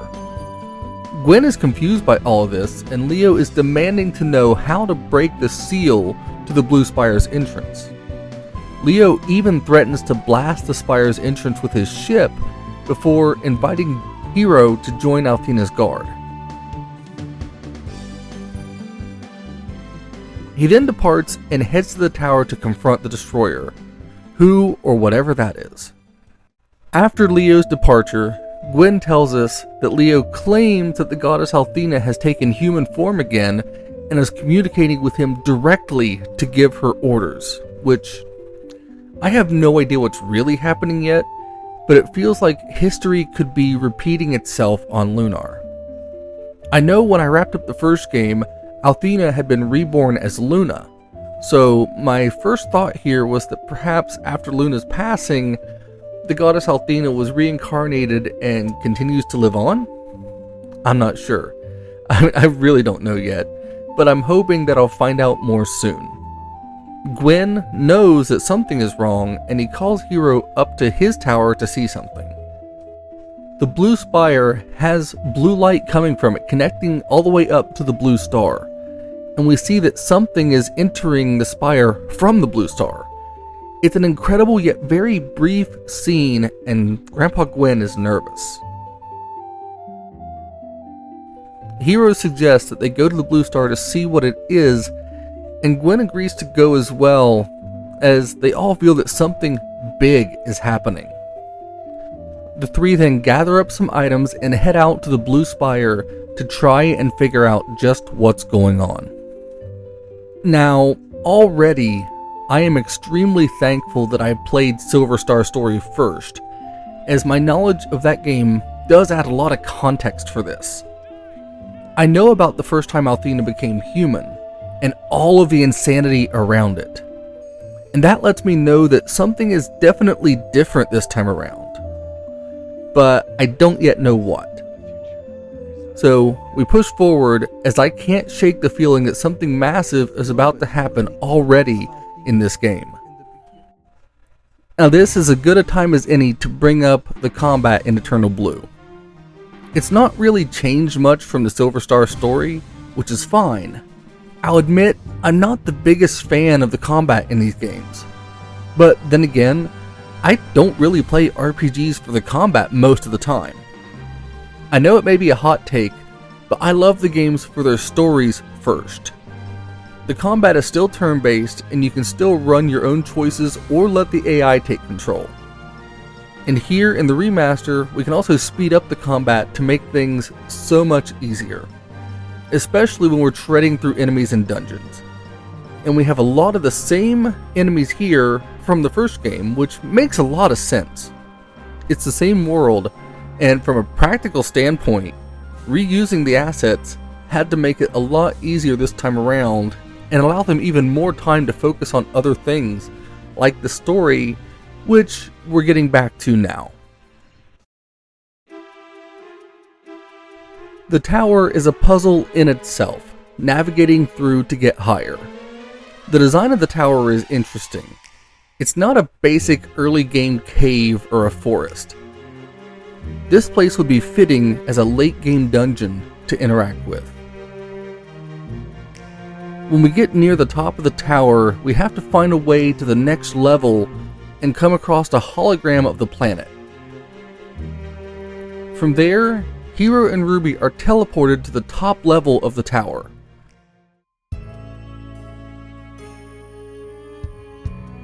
It's so beautiful. There's a massive green crystal there spinning, and it knocks them back as they get close.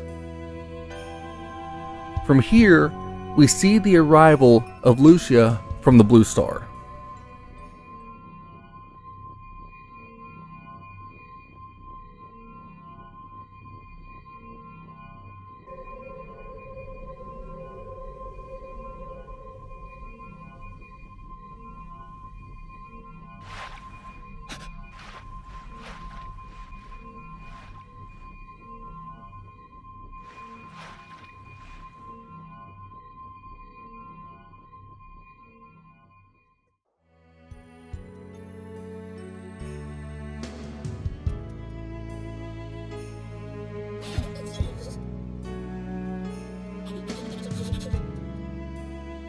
My name is Lucia.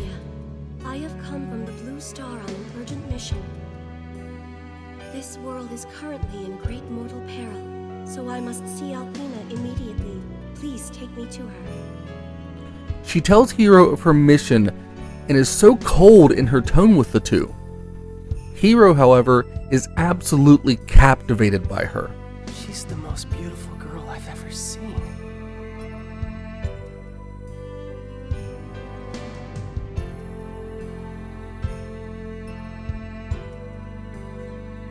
It's made immediately clear that she's not human by Ruby, who then beats the crap out of Hiro. Lucia then mentions Zophar for the first time. We have no idea yet who or what a Zophar is, but she's determined to meet with Althena for her mission. It seems to be of great importance. Hiro agrees to help, but Ruby doesn't seem too happy with the idea. The three are then transported back down to the level with Gwen, scaring the old man as they just appear in front of him. Ruby tells Gwen that Lucia is from the Blue Star, amazing him. He then reminds them that Leo is looking for her and they need to get out of the tower quickly. As they move over a balcony, Lucia is confused to see monsters in the Blue Spire, and before they can do anything, Lucia wipes these monsters out like they weren't even there. She then storms on ahead, and the others discuss just who or what she could be. Her power is incredible and dangerous, but Hiro is convinced that she's a good person. They rush after Lucia and they make their way down through the tower, with Lucia wiping out several of the enemies that we encounter along the way, turning this trek into a total cakewalk as she destroys the enemies with such ease. Now when we leave the tower, Lucia stares out into this world that is totally new to her, amazed by this place that she's found herself, as she looks up to the sky to her home, the Blue Star. These winds, so gentle and calm.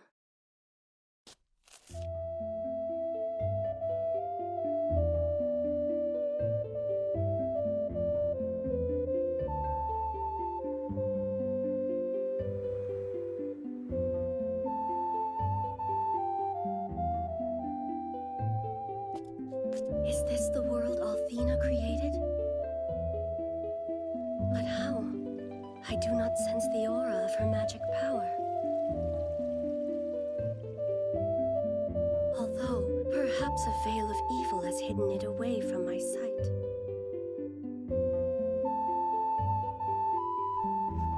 Lucia feels like something is wrong, but she can't place what the problem is.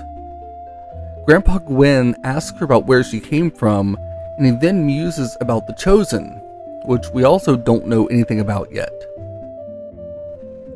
Lucia is upset that she can't reach out to Althena, but before we can discuss further, we're interrupted.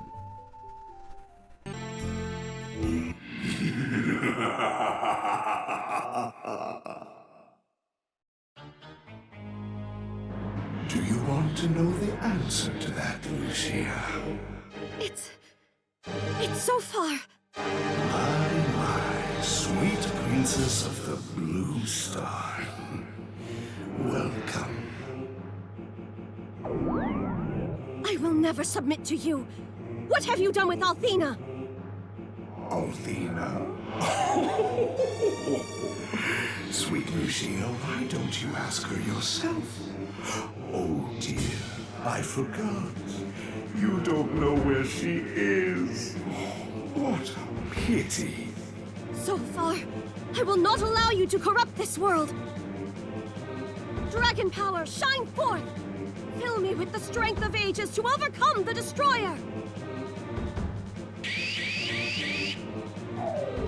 Oh no!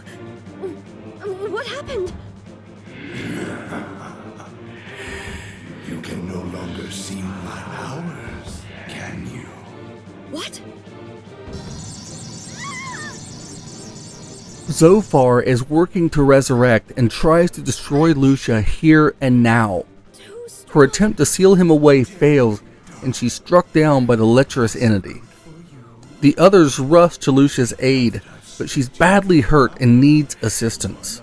The situation is already dire. Hiro and the others take the weakened Lucia, and then they leave the tower, moving out of the area as Ruby worries that they've gotten in way over their heads here. On their way out of the tower, they have to take on the guardian statues that were at the base. The statues coming to life now. Things look really bad here, and the enemies have the heroes on the ropes before they're wiped out by a massive blast as Leo uses the dragon cannon from his ship.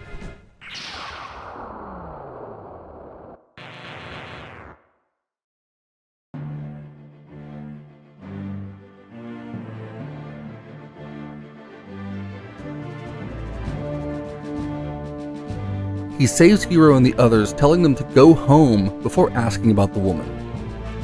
Thankfully, Leo is more concerned for her at this point and doesn't realize who she is. He and his men then rush off into the spire, allowing Hiro and the others to get away and escape back to Gwen's home.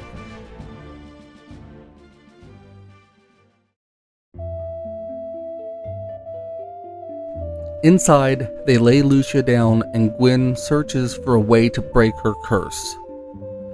The crew are not sure what to do here, but they know that the only thing that they can do is try to rest. Though Lucia stubbornly tries to take off on her own, fearing the power of Zophar, and she says that she's here to stop him from destroying the world at any cost.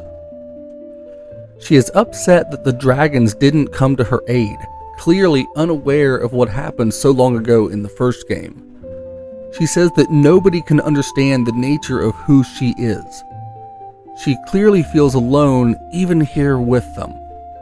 It's incredible to have the knowledge of the past from the first game and see these characters all largely unaware.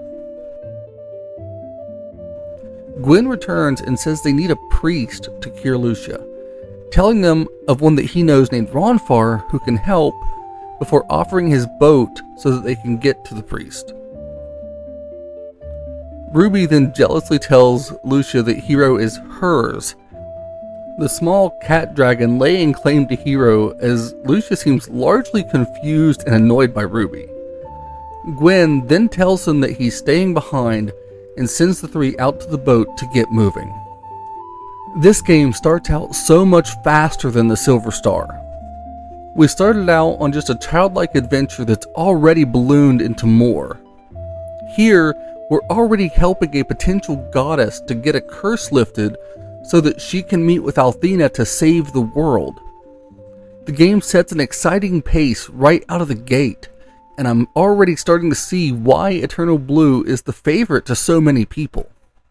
Now, once they get to the town, we get to see more of the charm of Lunar. The characters here all have strong personalities, giving this world a lively, lived-in feeling that really adds to the immersion. And as we go, we run into a man at the bar who tries to get them to forget about finding Ronfar. This man tries to get Hiro to gamble away Ruby before we take off and continue our search. Now, eventually our search of the town leads us to the temple, and we get a feel for just how much this world has changed. The priests here are extremely greedy, determined to get money through donations and largely ignoring the needs of the people. Even to touch the Shrine of Healing costs now. This is a far cry from Althena's church before. The leaders here only care about lining their pockets. I really wondered what the hell this world had come to when I was charged to heal, realizing that there's far more wrong with this world than I ever imagined. As we keep searching, we eventually learn that the people in the village are disenchanted with the temple as well. A few people hanging out near Ronfar's home, waiting on him to get back so that they can beg him for healing rather than trying to ask the priest of the temple. It's a sad state to find this world in. Such a friendly and wondrous world in the first game, and the first village we come to sees the temple totally corrupt. Eventually, we head back to the bar and speak with the man from before, letting him know that we figured him out before we're actually introduced to Ronfar proper. So, you're looking for Ronfar, huh? What do you want with that useless deadbeat? That might even be too nice a word. Man, I can't believe he was ever a priest for Althena. Anyway, I'll tell you where your guy is if you beat me in a game. 'Cause there's only one thing I've found I can put my trust into. These babies!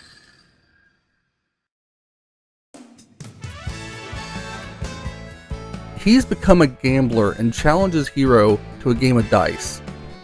The two play a few games before Lucia collapses. Ronfar then rushes to catch her and carries Lucia off to his home. Hiro and Ruby follow him and see that he's willing to drop the facade when it really matters. Inside, he tells us that he's no longer a priest. He gave up that life, and as he's about to tell us more, Leo comes into his home. The others are nervous now, and Ronfar steps out to speak with his friend, choosing not to tell Leo about the others. At this point, Leo warns Ronfar about Lucia, as Hiro is just hoping desperately that Ronfar won't sell them out to the overzealous captain. Leo tries to get Ronfar to join the Chosen, making it more clear that they are the ones who serve the goddess. He then brings up Maori, someone from Ronfar's past, and Ronfar gets quiet. As Leo is about to leave, Ronfar asks him to tell Maori to forget him. Leo tells him that he's too hard on himself and that he's heading to the sanctuary. Ronfar says letting go of the past isn't that easy before Leo departs. We now see a deeper layer into the Ronfar character.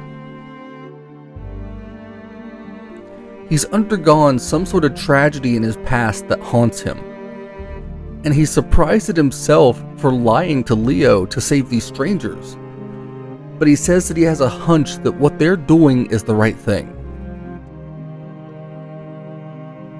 Ronfar then questions Hiro about why he's helping Lucia, and we tell him that we believe that she needs our help. She doesn't know anything about this world and needs help to find Althena. Hiro omitting his crush on her. This leads to more self-abuse in Ronfar's mind, showing how torn he is as he asks for a game of dice and says that if Hiro wins, he'll assist him. Hiro ends up winning the dice game, and Ronfar says that the dice have decided that he's going to help them. This former priest now letting a game of chance determine his entire future. Ronfar tells Hiro that they need a statue of Althena and suggests that they take a back route into the temple. Lucia reluctantly agrees to go with them, and they sneak out back of Ronfar's home and through a cave passage, before leaping off a small cliff and making their way inside. Here we can find Leo ranting about his mission before sneaking on through the temple and over to the statue, just one room away from where Leo is. At this point, Ronfar starts to work to heal Lucia as best as he can. His first attempt left her in agony there, leading to a flashback of Ronfar trying to save Maori there with Leo.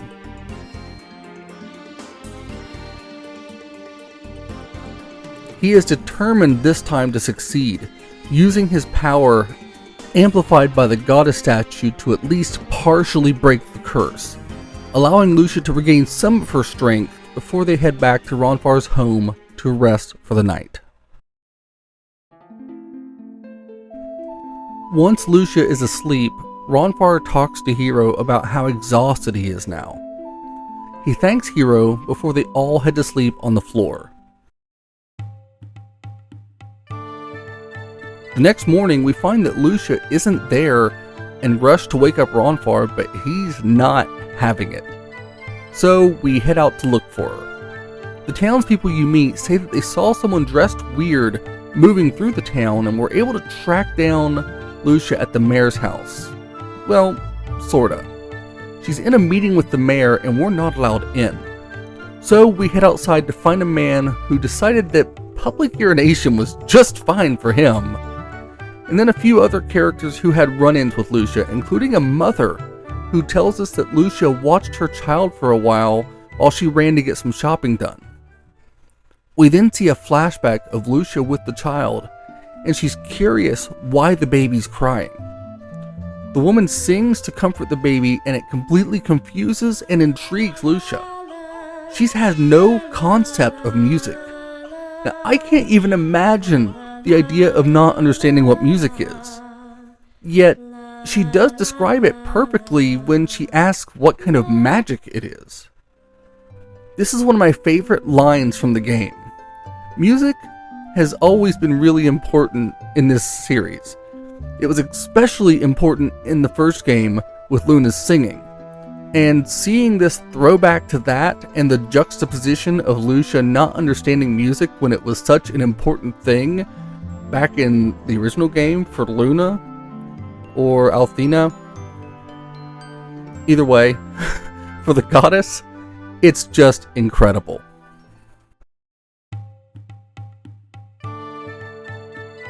After this, we can head back to the mayor's house and we find that Lucia was gone. The mayor was apparently pretty upset by Lucia, and when we find him to talk, he's in a terrible mood.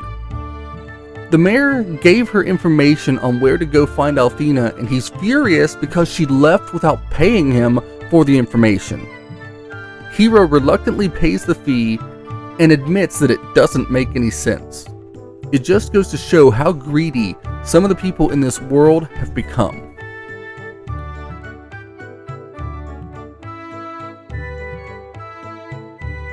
Lucia is out by the docks of some sand ships when they catch up to her, where she reflects on her experiences so far.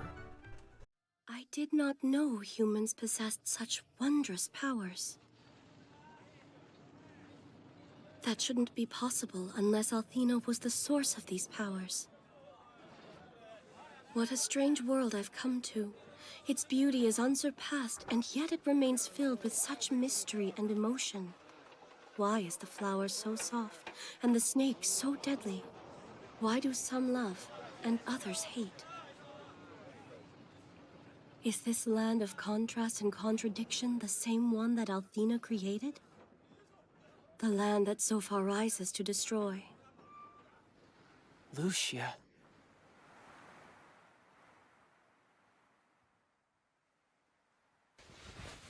Hiro, thank you for your assistance. I must go now.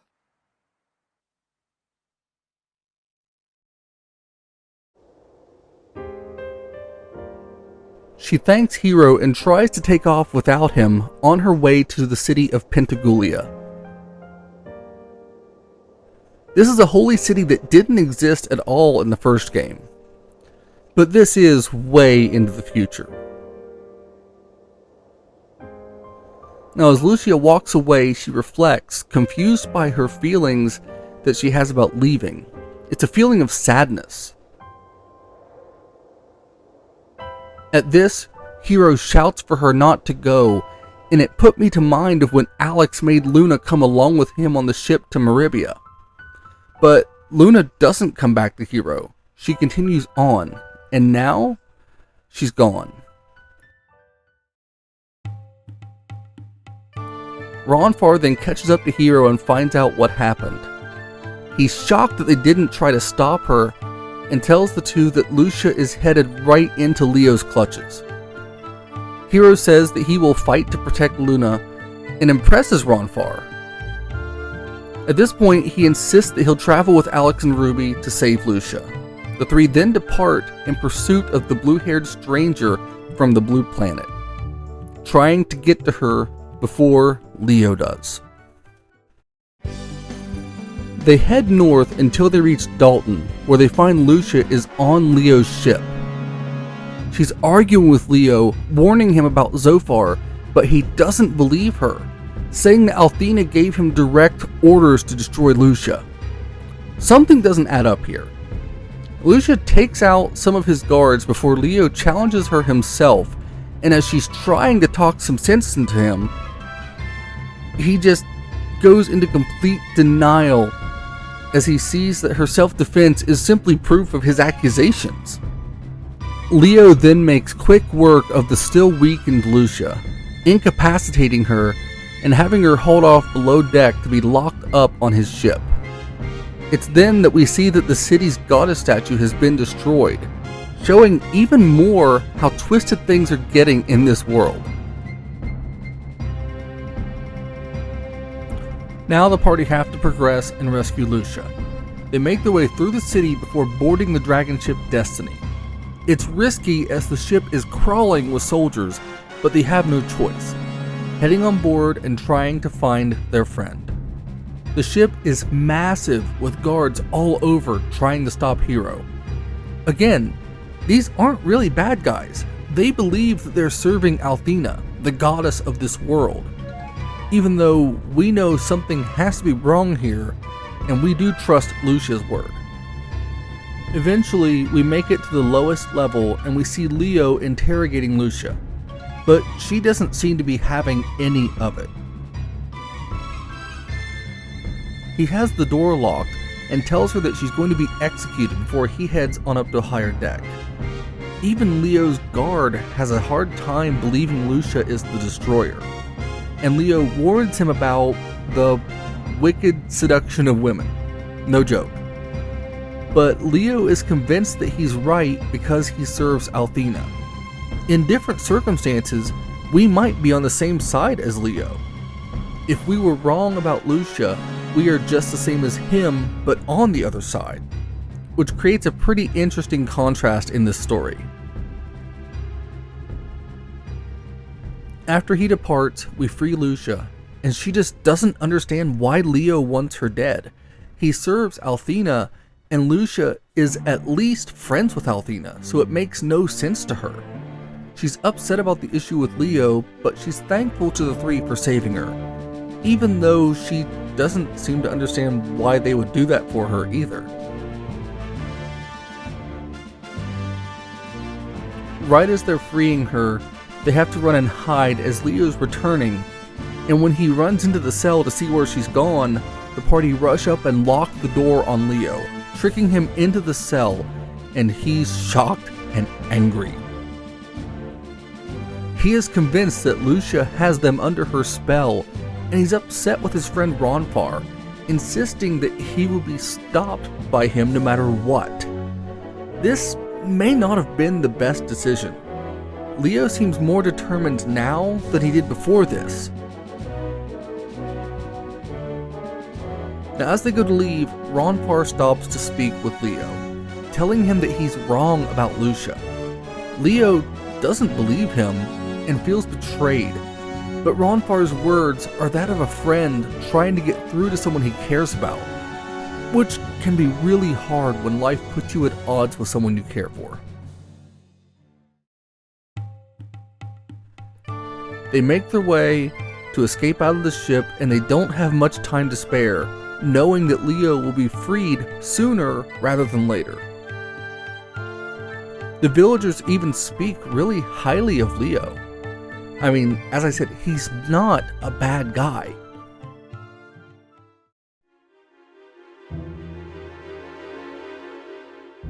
The crew then head north into the Starlight Forest as they travel, a dangerous forest that leads them to a place called the Dragon Tower.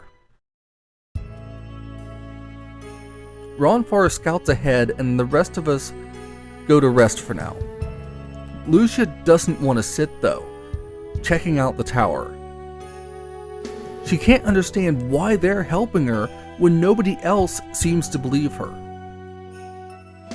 It's an interesting scene where Ruby gets extremely jealous and possessive, but then Hiro tells Lucia that he wants to explore this world.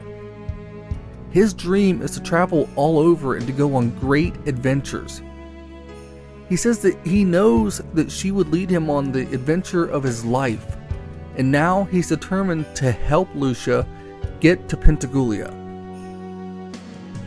Lucia seems happy to hear this, admitting that she doesn't fully understand him, but she's happy that he's with her. Ronfar then returns to let us know that Leo hasn't moved yet, but they need to hurry into the Illusion Woods. But he warns of the dangers there. He says that he has a friend who can help them to figure out how to get through the woods. After this, the crew depart into the Illusion Forest, and there's a man there who Ronfar mentioned, and he tells him how to get into the woods after a game of dice. They head inside just in time as Leo is close behind now. But without the man helping him, he and his men can't figure out how to actually get into the forest. They are relentless in their search for the destroyer, but find no way in. At this point, they decide to travel around the woods, which lets us know that this is far from over with Leo. As the party make their way deeper into the forest, they approach a clearing where they hear what sounds like a festival. They rush on up ahead and they find a traveling carnival here, and this is where we meet Jean.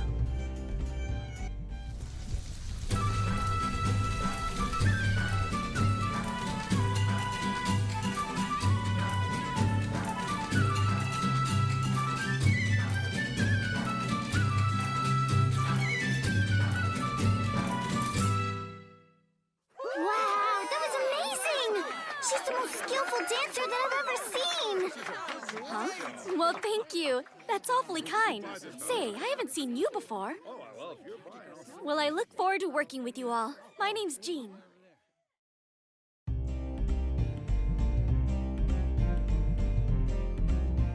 She is a dancer in this caravan. The whole crew are extremely friendly to Hiro and company, inviting them to stay the night here in the forest, as the woods are blocked ahead and they can't even get a way out right now anyways. This merry bunch is led by Gibbon, and he tells us that it's too dark to figure out a way through the woods for now, and they plan to deal with the vines blocking the path in the morning. Hiro offers to help as well in this endeavor, and at this point Jean walks off to cool down. Ruby wants to go talk to Jean, and when we get there she lets us know that they tried to cut the vines but they grew back just as fast as they were cutting them. This is something unnatural for sure. We then follow Jean and we get a wonderful view of the countryside as the blue star hangs in the sky. The group are happy to learn more about Jean and the caravan, and we learn that they too have issues with the Chosen. And at this point, Jean lets us know that she's sure that Gibbon will help us. But before we can speak further, a vine sprouts out of the ground and snatches Lucia. Then, without hesitation, Jean springs into action, striking the vine and putting it down, both impressing and confusing the others. She then gets upset and asks them not to tell anyone what they just saw before heading back to the caravan. This is a really weird situation that will unfold shortly. We then cut back to Jean alone briefly before a flashback of her running from some disturbing men who are exposed as members of a shadow dragon cult. She insists that that part of her life is over before cutting back to the party in the morning.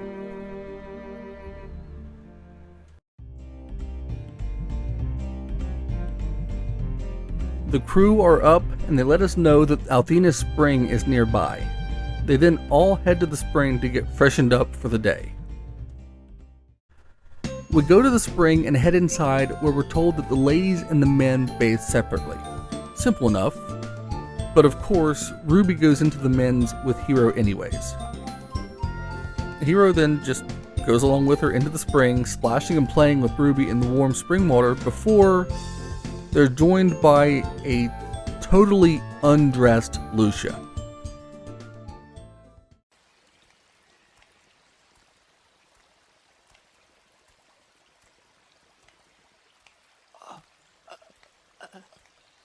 She approaches as Hiro and Ruby stare in shock, seemingly oblivious to what she's doing, before Ruby jumps in between them. Hiro, look away! You're being rude! I know Grandpa Gwyn taught you better manners than this!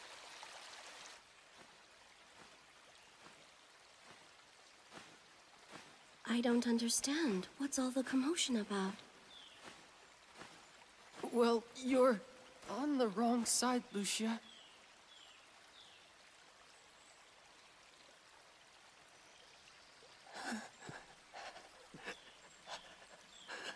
If you can't shut your eyes, I'll do it for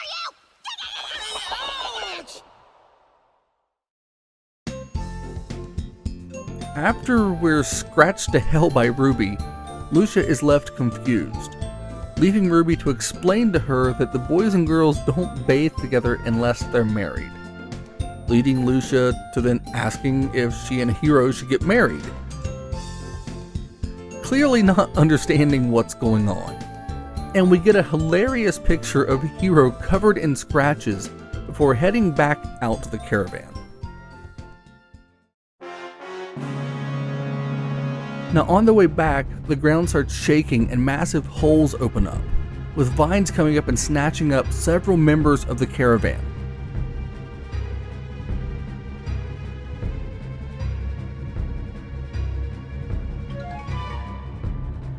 Jean tries to say that she can't fight and tries to leave them alone to rescue her friends.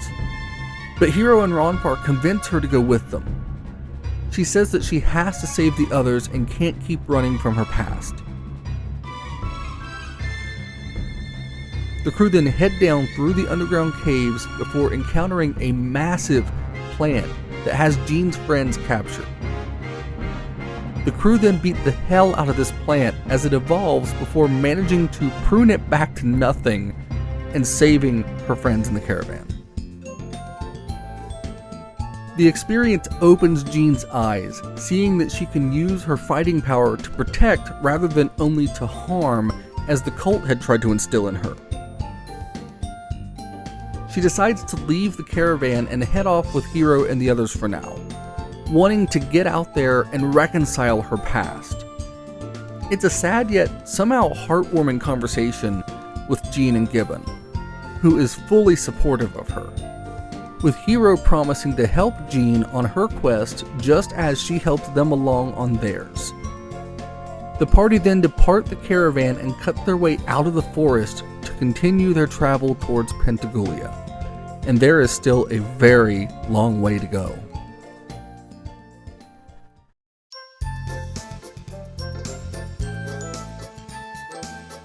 Our next stop is Takar, and when we get there we see that guards are posted around, and we're warned about a hooded girl that is apparently trouble. Now we can explore the town, and I'm again just blown away by how lively these villagers are in Eternal Blue. The people here are so charming. They've got a ton of personality. It's that way throughout the entire game. I could spend a lot more time focusing on the NPCs here, but we'd be in this video forever, and it's already got some length to it. These people are enjoyable to interact with in ways that many NPCs in video games, even today, just aren't. So now, we head to the large wall to the north of the village, and a man tells us that we can't pass. This is a pretty big problem, and there's a bounty out on our party set by Leo and Althena's guard. We go to regroup at the bar, and we meet the hooded girl that we were warned about. She invites us to join the Magic Guild in vain and calls Ruby a flying cat. This blonde mystery woman seems really confident that they need her in order to get past this village. Hiro and the others try again to talk to the guard at the main gate, but he refuses to let them pass. The only thing that the guards really know is to keep the gate shut and absolutely do not let Lucia the Destroyer pass. Lucia is outraged, and Hiro steps in to try to keep from giving away who she is. At this time, the blondie in the hood sneaks up and calls them to go speak with her, saying that she knows another way we can go, but we have to go through a mountain pass and a haunted manor to proceed. Now there's not a lot of other options. We have to go with her and trust this hooded woman before Leo arrives. We trust the word of the mysterious blonde, and we depart the village on our way to Noda. The girl then dashing along another route to try and beat the party to the manor.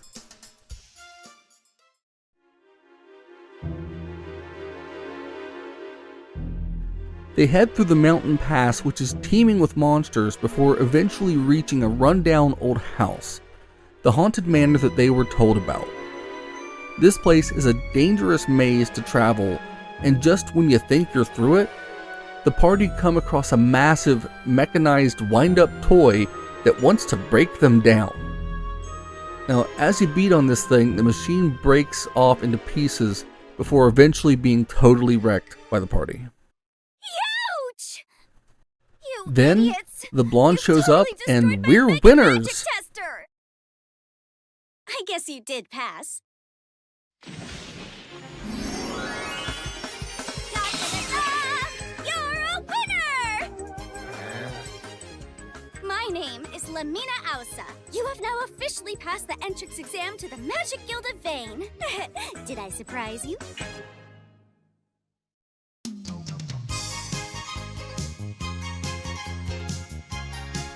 And this is Lamina Ausa, descendant of Mia from the Silver Star story. She tells us that they can be charter members of the Magic Guild, which makes me sad because I know that this means Mia and Nash, who I know wanted to rebuild the guild, apparently failed and the guild was never fully restored.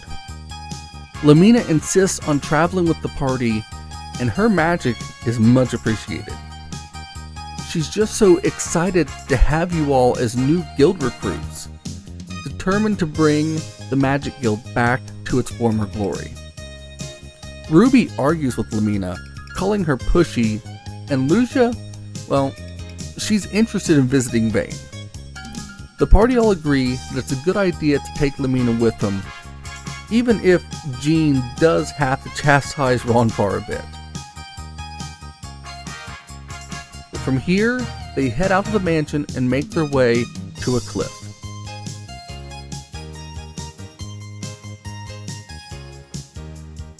Lamina then tells them that she has a good way to get them all down to the bottom, fast and easy, presenting an old carpet. It's a magic carpet, of course, and we're going to use it to travel for a fee.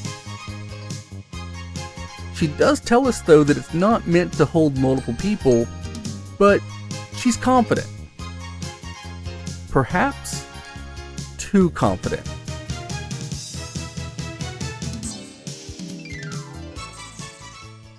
And everyone managed to survive just barely. Everyone, Lamina Ausa, the premier of the Magic Guild. And now, our party is complete. I love how this party came together. They all have their reasons to be here. They come from all different paths in life that have led them together for this.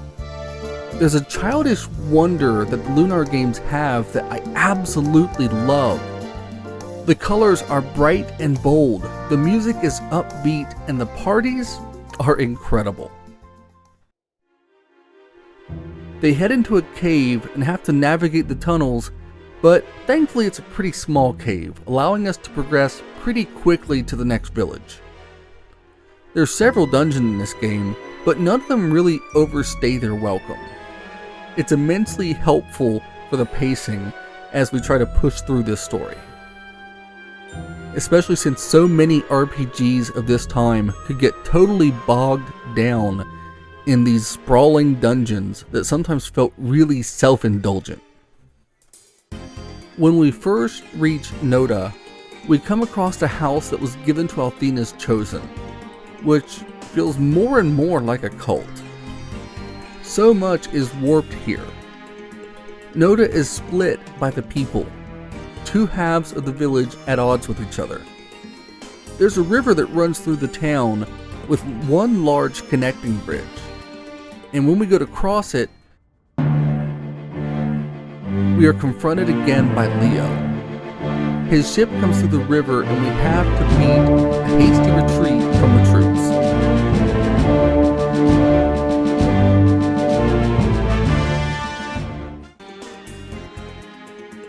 Somehow, we manage to evade them, and then we decide to leave town and head to the carnival where the caravan was located.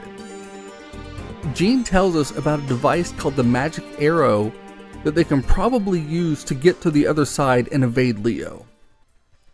Thankfully, the carnival is nearby, set up and ran by the caravan. Everyone there is so happy to see Jean again. This place looks so much fun. It's so lively and colorful. This whole section of the game keeps the lighthearted nature of Lunar fully intact, even as I can't help but worry that Leo has to be somewhere nearby. When we get to the back of the carnival, we find the magic arrow and we go to ask Gibbon for permission to use it. Now, as we're talking to Gibbon, Leo arrives. The party run and hide behind the caravan cars, and Gibbon goes to deal with the guard. He's warned not to lie before Leo departs, but there's a lingering feeling that this is not over. Gibbon tells Hiro that we're all like family, and then suggests that Lucia change her outfit to be a little less conspicuous. It's nice to have people in this world who are on our side, and despite not spending much time with Gibbon, it feels like he's a true friend. At this point, the girls take off to the caravan carts to help Lucia pick out a new outfit. As Hiro and Ronfar wait outside, Ronfar insists that they have to take advantage of this situation. Before we get to see a cutscene of Lucia trying on some new outfits. Oh, that's definitely not you, Lucia. But I think the bow's kinda cute. Next year's fashion rage. Yeah, I don't think so. Too far west. That one's not too bad. Are those balloons for sale? Do you really think this is my color? No, we're just joking.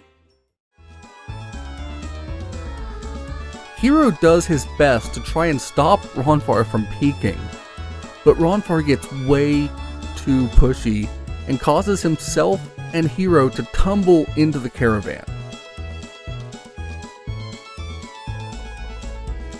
Lucia doesn't see the big deal, not being a human at all, but the others decide to beat the crap out of Ronfar and Hiro. Man, Hiro, this poor kid got beat up for trying to keep Ronfar out.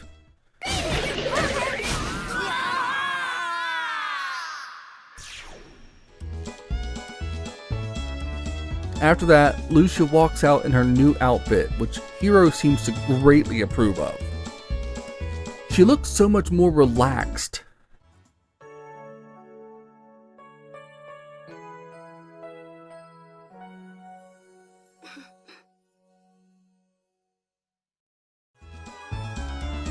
Gibbon compliments Lucia, which confuses her as she's not used to flattery. They then go to take off on the magic arrow, the crew climbing up into the device before Leo arrives. And well...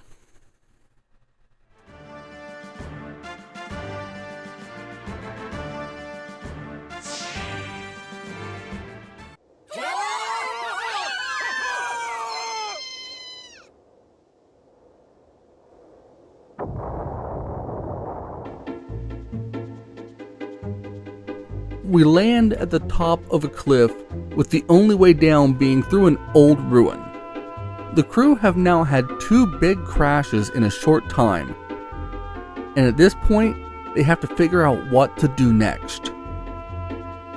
There's only one way to go, into this ruin. It's sealed by old magic, and Lucia breaks that seal, impressing Lamina, who is stunned, as it was magic that humans can't control. Again, this shows us that despite looking the same, Lucia was not human. She is something more. We head inside and we're shown flashbacks to the battle between the Grindery and Vane.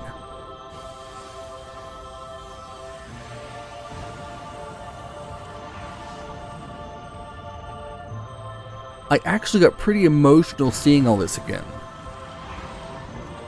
We see Alex and Luna as Althena. Galleon and Alex preparing for their epic showdown. The Goddess Tower crashing into the sea.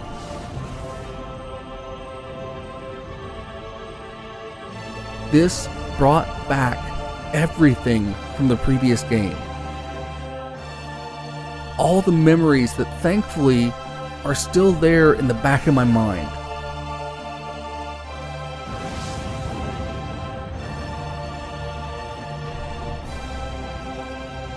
all those emotions, and just as I was coming to grips with what I was feeling, I hear a voice that I never expected to hear in this game. That was a record of my best work. Who's there? To think anyone would be foolhardy enough to set foot in this place.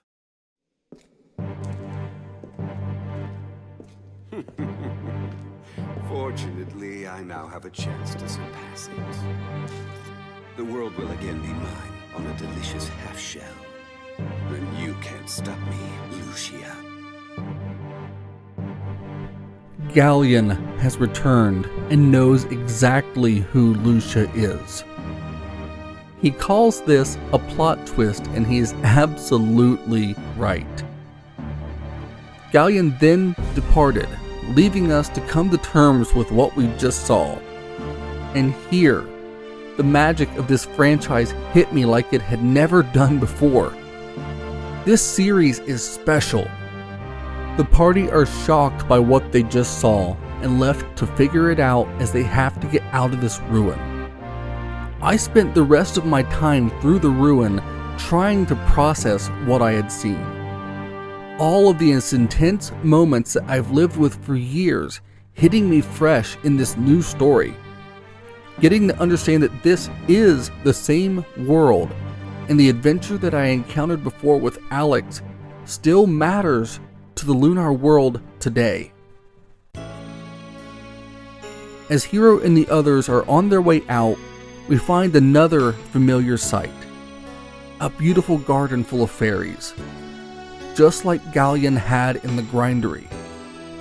He may be the evil magic emperor, but Galleon has a soft side, a love of beauty, and of this world that he wants to rule over.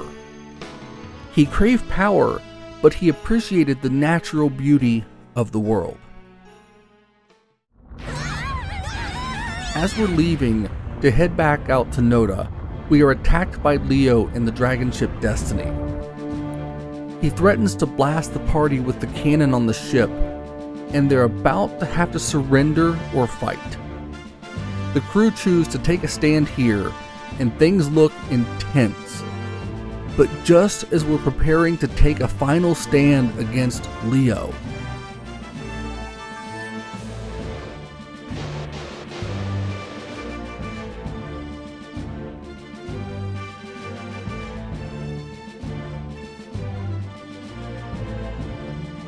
something or someone attacks the ship, blasting Leo and incapacitating him, leading us to the reveal that Galleon is the one who had saved us. There's no explanation given, and just as soon as we discover his aid, he disappears, leaving even more questions for us. The dragon ship retreats to take care of Leo, and this gives us a chance to push forward. Now we can get back into Noda and make our way up across the bridge. This place is full of character, but we need to keep moving because Leo will certainly be back on the chase soon. So we head north to the village of Zilan. There's a massive snowstorm here, and it's threatening the entire village. The snow could wipe them all out, and they believe that there's a monster in the mountains that may be responsible for this blizzard. There's people in the village in need of food and wood for their fires, losing hope. It's a really sad situation, and after learning more from the mayor of the village, Hiro realizes that it's even worse than we could have initially imagined. The mayor's granddaughter is ill. Her mother went into the mountains to find herbs that she needs, and she hasn't returned. Villagers have gone missing trying to deal with the crisis. And with all this, Hiro agrees to help. At this, Lucia coldly says that this is a waste of time. She is determined to push forward so that she can stop Zofar, and when Hiro insists on helping the village, Lucia says her goodbyes and departs, leaving us behind. leaving the village in dire need as she is focused solely on her mission, abandoning everyone to push ahead. I felt outraged by her. This was just wrong. She showed a darker side of herself that I really didn't understand or like, and it left me feeling like something was really going wrong as we pushed ahead without her to try and save the people of Zulon.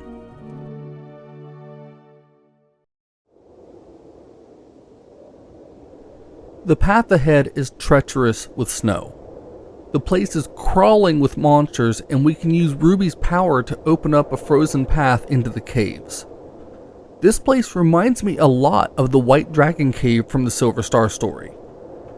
We make our way through the cave and up the mountain higher and higher, searching for the cause of the storm and hoping to find survivors. And just as it feels like we're finally making progress, we're swept up in an avalanche.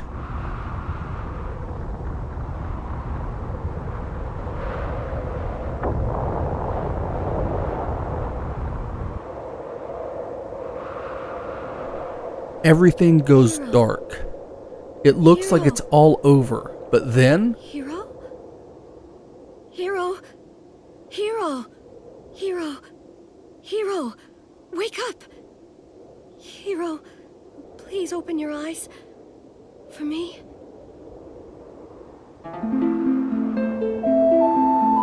Lucia has come back for us. She heals Hero and Ruby. Lucia says that things feel different for her now. She doesn't understand the feelings that she's had, but they drew her to come back for them. And she saved Hero. Lucia was a strong, determined, and cold character, but through traveling and forming friendships, she's changing. Together, they find and heal the rest of the party, regrouping as Lucia learns what relief feels like. Then, they encounter a massive beast that has been responsible for this terrible blizzard, clashing with the monster and wailing on it. The beast hits hard and can even call on more snow to try to take out the party, but he's really no match for us. Hero and the others put this creature down and save the village, but once it falls, they know that there's still more to do. They find the mayor's daughter unconscious near where the creature was, and Lamina heals her. She even has the grass that she had left to collect for her baby, but she doesn't seem to remember anything. This girl can't even remember being a mother. It's an interesting twist in the story. The party get the woman and head back to the village with her, and the snow has finally stopped coming down. The mayor is grateful, but his daughter still hasn't remembered her past. She is convinced that she is a noble and wants to leave the village, abandoning her baby. They try to talk to her, but they get nowhere. Until, when they try to leave, Maria tries to go with us, but then the baby starts to cry.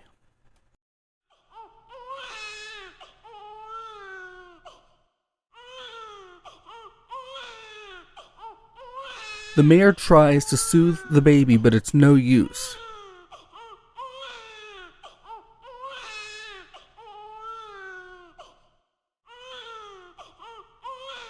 Lamina then tells Maria that the baby is sad because its mother is leaving, and Jean tells her to go to her child.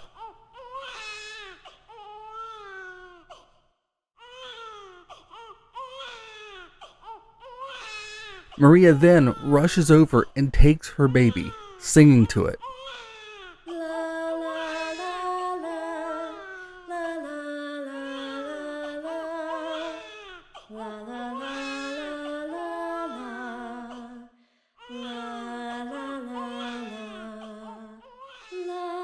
The party come back over, and Maria says that she still doesn't believe it's her child, but you can tell her instincts drew her to this baby. Hero is convinced that her memory will come back soon, and they leave.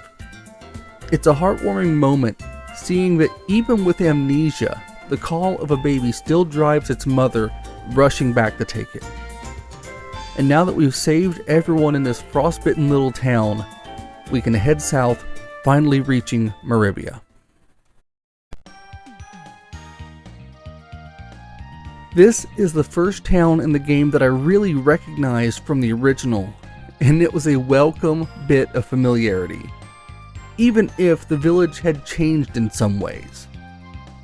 We learned that there's a 10,000 silver bounty for the party before heading down to Ramus's shop. Now it's a different layout now, but there's a Ramus there, and I had to do a double take. We do learn that he's a descendant of the Ramus from the first game, and this shop has been passed down through the family for generations. It's a really nice throwback to the original, and I know I'm not the first person who couldn't stop smiling when they went into this shop and met the current day Ramus. Some sections of the city are gone now, but the biggest change is that Helmel's Manor has been completely renovated by the city's new leader and hero, a martial arts expert named Lun. We find him training his disciples when we arrive, and he wipes them out easily before taking us back to his chamber to speak. Jean asks him about the Shadow Dragon Fist martial art that she was trained in. He says that he's never heard of it, which, given the dangerous nature of it, feels a bit weird. Jean tells him that she was a member of the Shadow Dragon cult before in her former life, shocking the party before we see a flashback to Jean arguing with the leader of the cult, a masked man who tries to manipulate her. When Jean resists, he strikes, trying to force her to surrender before he throws her off a cliff, attempting to kill Jean. It's there that she was saved by the caravan, and she tells of her desire to find that masked man. Lun thanks Jean for the information and mentions some bandits nearby at Tabin's Peak. The group are then sent by Lun to investigate, and they happily agree. It was an interesting meeting with Lun, and now it feels like we're back on track to move forward with the story. Lun offers for Jean to stay with him and to further her teaching, and she tells him that she'll consider it before they head out to Tabin's Peak.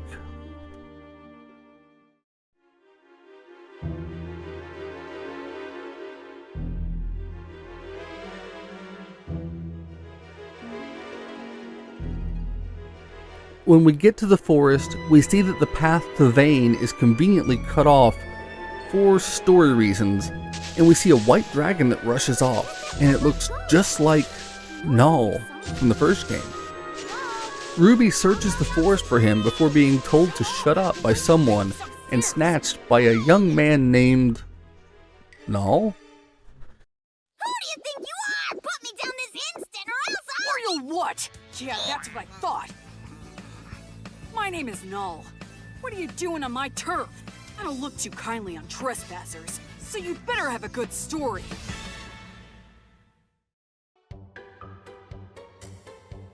This had me extremely confused at first, but excited. He argues with Ruby and tells the party that they're trespassing before he rushes off. Jean doesn't recognize him, and Lucia says that his aura was not evil, but was pretty odd. We then head up into the large structure. Now, I had nothing to back this up when I was playing through the game, but I believed immediately that Tabin's Peak is the ruins of the Grindery, which is a great callback to that evil structure built by Tabin of the Vile Tribe.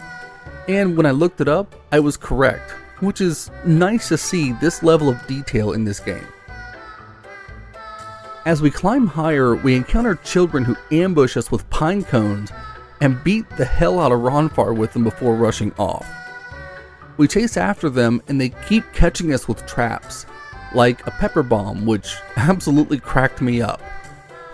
It became pretty clear that these kids weren't bandits. A menace? Yes. Bandits? No.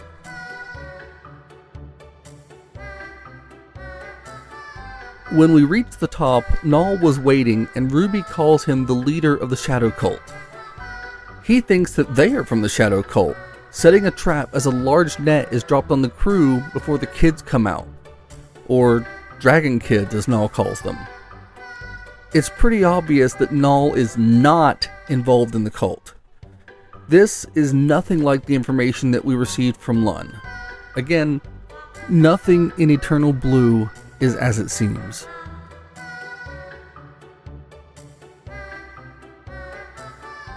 Eventually, the party just rests with nothing else to do.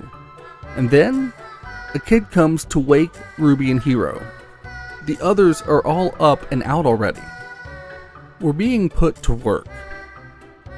The music here is so light-hearted, putting me to mind of something more from a Studio Ghibli film. The kids are all playing and having a great time. Jean is dancing for them and Ronfar is cooking. We can head into the next area and find Lamina upset about babysitting. This is clearly not the bandits that we were warned about. We then hear Lucia and Null talking, and they know each other. As Null says that Lucia is from the Blue Star, we rush in. He asks us if his assumption is right, and we're confused about how he knows. Null makes his advanced age clear when he talks about how young Hero is compared to him. This is Null that we traveled with as Alex, the White Dragon. But before we can discover more, we hear kids screaming and we rush to the roof to see that the cultists have captured several of the children. Null pleads for them to take him and spare the kids. Jean and the others rush in, but it's too late. One of the cultists is shocked to see Jean alive, but before they can attack to make the save, these cultists run away, diving off the top of the building to flee away with the children. It's a sad moment now. Jean is distraught, as is Null. He blames himself for the kids being captured. Jean asks if they can help, and Null is furious. He is about to decline them, but Jean tells him about her story. Null then makes them all tell him their stories, declaring that he's heard crazier, but he's going to give them a chance. He does have one demand though. He wants Lucia to stay with him as the others go and rescue the kids. The children here are excited and circle around. Null tells Lucia that they need her to comfort them, something she knows very little about, but I'm sure Null has his reasons. The kids take Lucia away, and then Null tells them to check the sewers for the cult. We can then head through the dojo or Ramus's shop, just as Null and his friends did so many years ago. Man, everything here with Null just had me smiling, even with the sadness of the kidnapped children. And it's not because I'm a psychopath, but because it made me feel the way I did when I first played Lunar Silver Star story so long ago.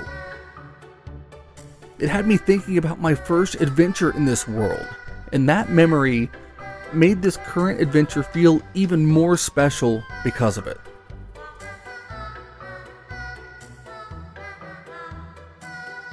Once we're back in Meribia, we head through Ramus's shop and down into the sewers. This place is crawling with all sorts of weird creatures, and there's switches that we have to hit to get through. But it's not too difficult, and after a bit of exploration, we can make our way deep enough to run into the cult. They are about to load the kids onto a ship, and their leader is with them. He runs his mouth to Jean and sends his cultists to fight us, but these assassins are no match and we make quick work of them. Now, all that's left is to deal with the leader. But before he can do anything, Jean kicks the mask off of his face. He covers up before she can see anything, but some familiar looking hair is visible, and then he retreats without the children. Jean wants to take the mask to Lun, and we go to get the kids, rescuing them to take them back to Taven's Peak. Well, sorta. They run off and head back to the peak on their own, leaving us to follow suit. We take the route that they came in from, and it leads us up into Lun's dojo. Now honestly, as a kid I likely would have thought nothing of it, but Lun's gone. He left to go to Pentagoulia. The cult came from his dojo into the sewer. But the party is oblivious to this swerve. Now, as obvious as it was, it didn't hurt my anticipation or enjoyment at all. Just a throwback to a simpler time in RPG storytelling where things would sometimes be a little bit telegraphed. And honestly, I'm here for it. We went back to Taven's Peak. Null is there to greet us, happy that the kids are finally back. Ruby fawns over Hero and ends up scalded for it by Null. He then calls her out as a red dragon. She is surprised how he knew, and I imagine if you hadn't played the first game, you may be confused by this too. But it's cool to see that Null is this elder dragon in the situation. He then heads inside and we follow him before finding Lucia surprisingly singing to some of the children.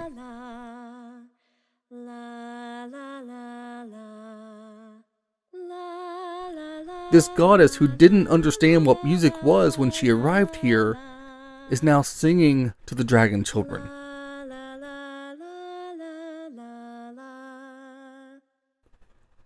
I absolutely love seeing this change to her character, singing under the gaze of the blue star that she has called her home, humanizing her and giving Lucia a better understanding of the people that Althena has cared so much for.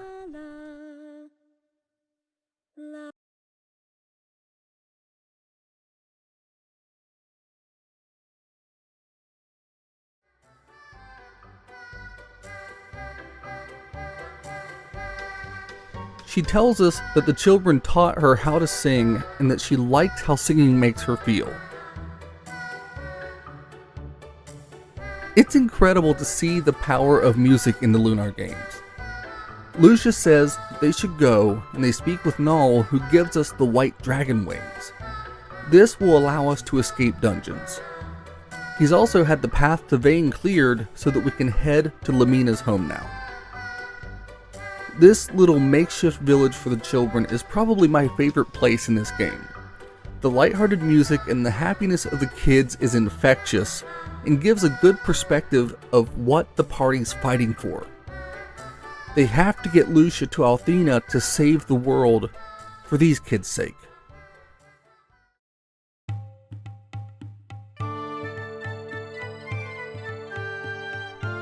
When we get to Vane, a man named Bogan has blocked the entrance to the city.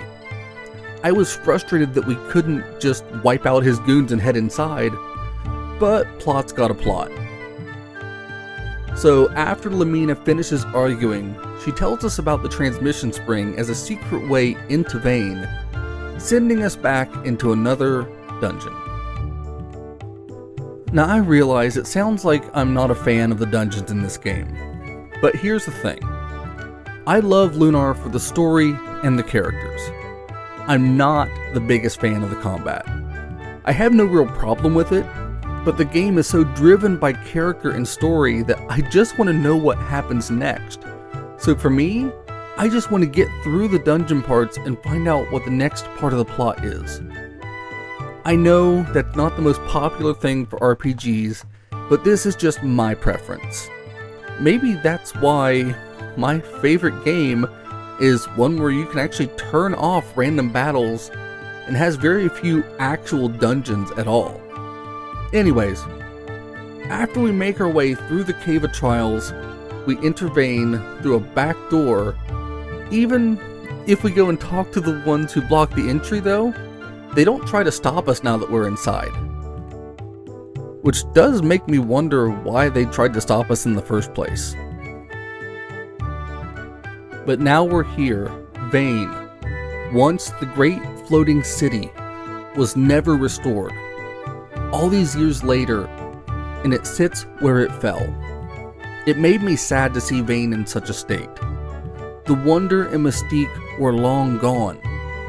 But we need to hurry to the mansion to see what's going on with Lamina's mother and Borgin. When we get inside, we find that Borgin is a large man who apparently uses magic or some sort of magical device to get around. Not exactly looking like someone who likes to take long walks. And he's trying his best to woo Maria, Lamina's mother. Lamina introduces us to her, and she tells us that Borgin is one of the 4 heroes. And man, the bar for entry to be one of the 4 heroes in Lunar is certainly not what it was back in the days of Dine. And then, Borgin speaks. Oh, look what we have here. Lamina, junior premier of the guild. Remember me? I'm Borgin, creator of Neovane and the most powerful wizard in the world. Oh, I remember. I could never forget a face so beastly and grotesque as yours. I told you Vane was off limits. Get out of here! I cringed and laughed when he spoke. That voice fits a Saturday morning cartoon villain, and he does not impress Lamina at all. It's kind of funny, but Borgin does seem to have the ear of Maria. And as they're talking, Borgin teleports Maria away for what feels like no reason.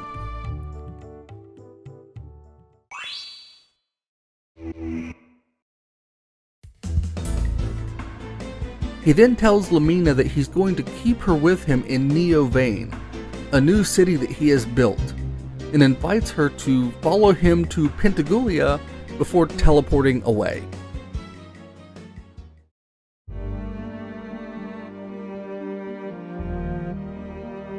Lamina is devastated by the kidnapping of her mother and doubts herself, running away to be alone.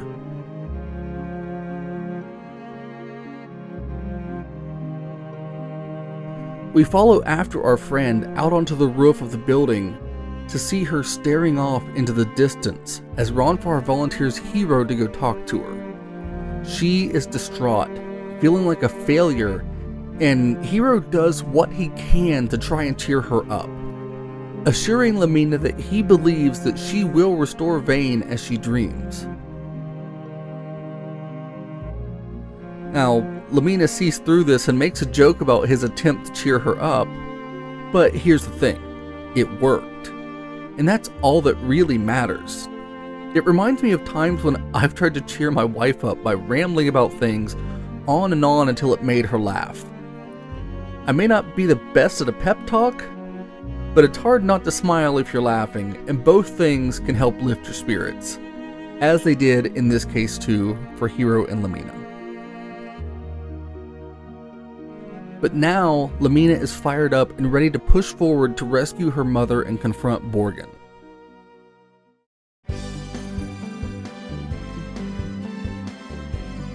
We then make our way out of Vane and we push ahead. We've been traveling for some time and Pentagoulia must be coming up soon. As we travel south, we come across an area that we need to pass, but it's flooded over. Lamina tells us the water is too cold to swim through, and we rest there for the night, as she is sure that it'll be lowered by morning. The party relax by a fire and reflect on their adventures so far. Each of the members opening up to each other about how much they've come to appreciate one another. Seeing this growth in these characters in such a short time is really wonderful, and it all feels natural.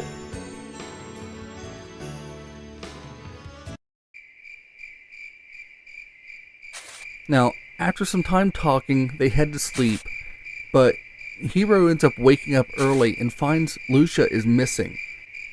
He starts to search for her before...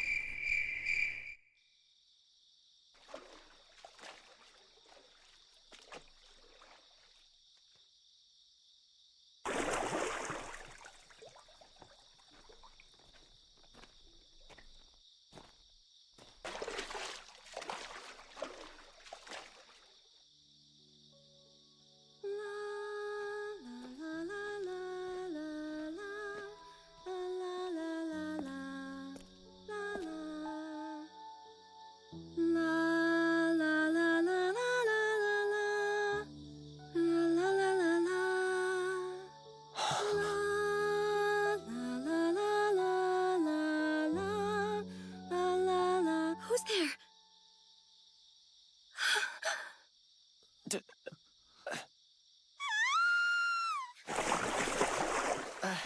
Hiro followed the sound of her singing before seeing far more than he had bargained for. Lucia is horrified and makes him run off. Then she's shocked at Hiro and at herself. Now come morning, they don't discuss it, but both are blushing. Now, in Hiro's defense, they said it was too cold to swim across, so I can at least see how he wouldn't have expected to walk up on her swimming, let alone swimming as she was. And not long ago, she thought it was fine to join him in the water too. But this just shows even more how that Lucia has changed in such a short amount of time, becoming more and more human. We then head far south to a village called Azato. Ronfar is familiar with this place and says that we need to head to the shrine. We can also read the list of charges on the wanted posters for us, which upsets Melina for their commentary on her sense of style. Now after that, we should head up to the shrine as Ronfar suggested. We're looking for a friend of his, and as we approach the shrine, we see a massive statue of Althena that everyone agrees just something doesn't seem right about it. We head inside and look for the man that Ronfar is searching for, but he's not here anymore. Ronfar knows Jamil, who is the high priest now, and asks him what happened to the other high priest. It's a fun little exchange here, and the interaction between Jamil and Ronfar seems like something out of an anime. I can hear the discussion as I'm reading it. The dialogue in this game feels much more natural than a lot of JRPGs at this time.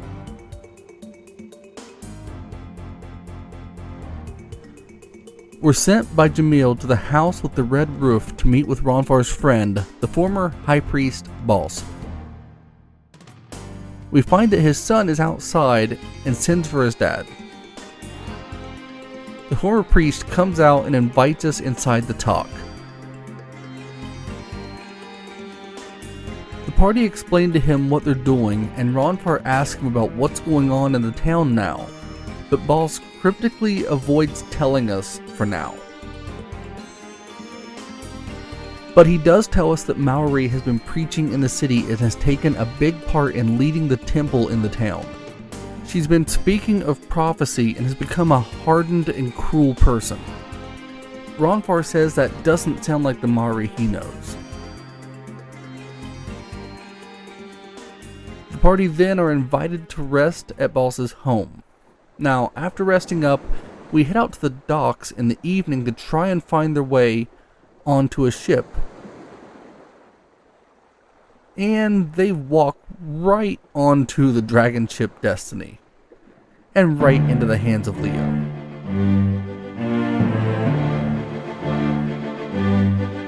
Now before we have a chance to respond, they pile on the party and capture us. Things look bleak here.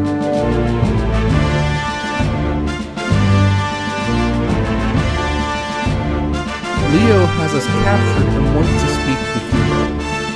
I love the detail that we can see some of his men laying there unconscious, showing that we did put up a fight before they outnumbered us.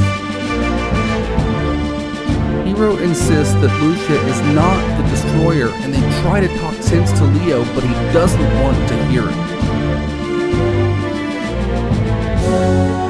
Ronfar then calls out Leo for not understanding what's actually going on. Now, just as he's trying to get through to Leo, tragedy strikes the city.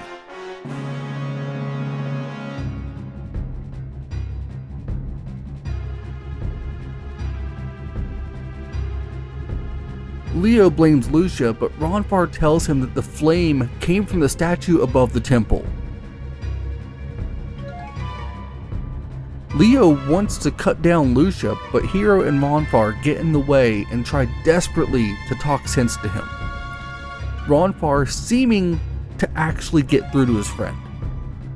Leo frees Ronfar and Hiro, but leaves the others as captives for now, as he takes the two of them with him to figure out what's going on and hopefully save Azato.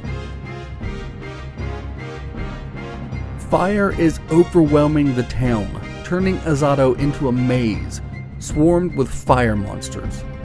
Now, as we make our way through, we find Balls is unconscious outside of his home. Ronfar heals him, and Porum, his son, tells us that he is the one who told those at the shrine about Lucia. He thought he was helping his father.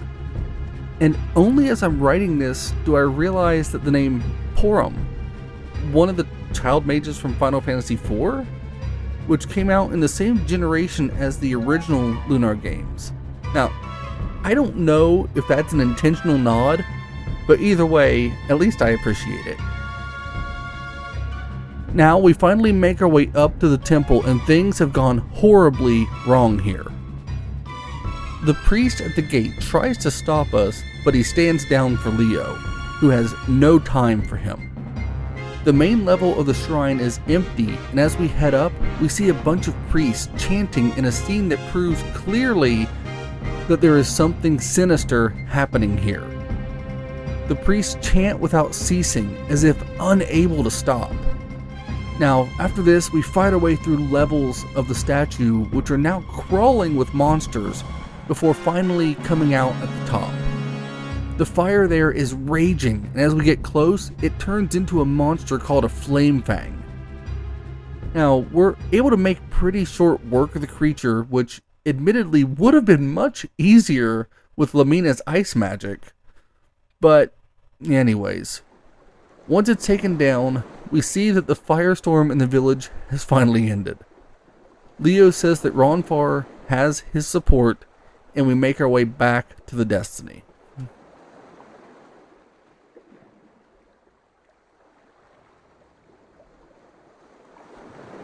The chanting priests are frozen in place, apparently either dead or fainted, showing even more casualties of Zophar's ruthlessness. But anyways, we head back out to the ship now that Leo has been shown the truth.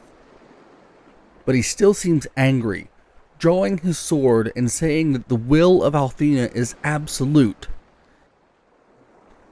And then he releases the ladies before saying that he will slay himself. But then his sister Mallory shows up and encircles us with fire. Well, well, brother. It appears you become soft in your old age. What?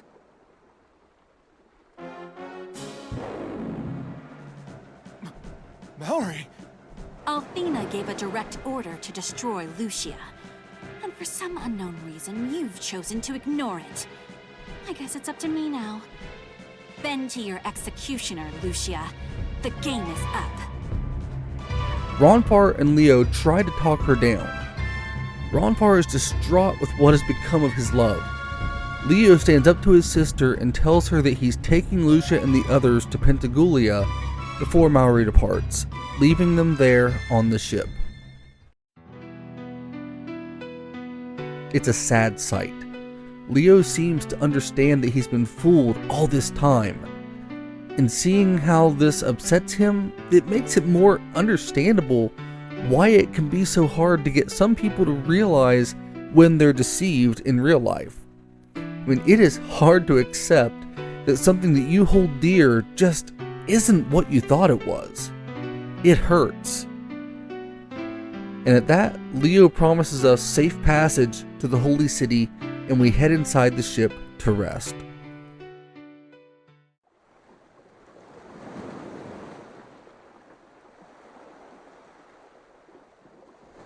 After we get settled, Hiro and Ruby go looking for Lucia. Now when they get to the deck, Hiro sees that Lucia's there before he heads back inside and makes up a lie to get Ruby to head back down and give him some privacy.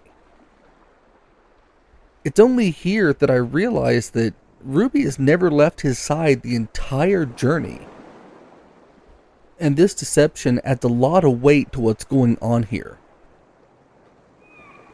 But Hiro then walks out onto the deck and sees Lucia there singing, taking a chance to try to get closer to her. Sky brilliant with blue elegance, I couldn't be. When I was alone as one, my eyes were as blind, I know. Sky brilliant with blue elegance. That's beautiful, Lucia.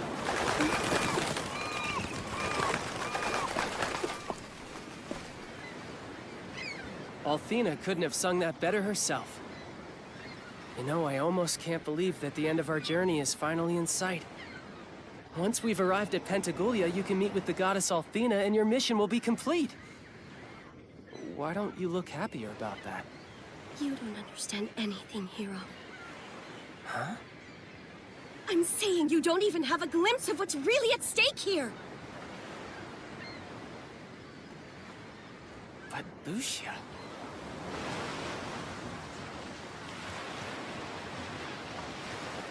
I came from the Blue Star to find Althena. That's my only mission. Zophar must not be allowed to return to full power.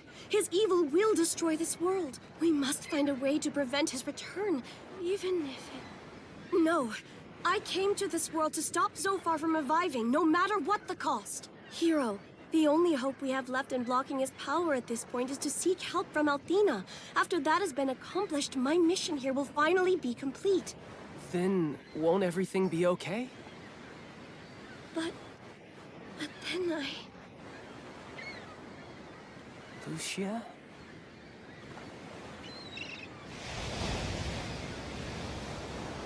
This is all so confusing. I can't stop thinking about what will happen if... Oh, what's happening to me?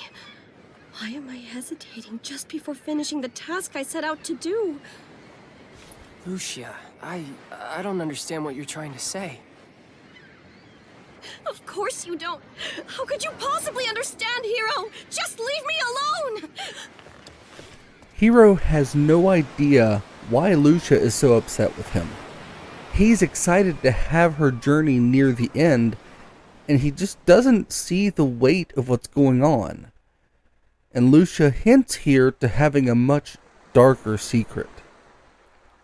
The complexity of their interaction here is intense.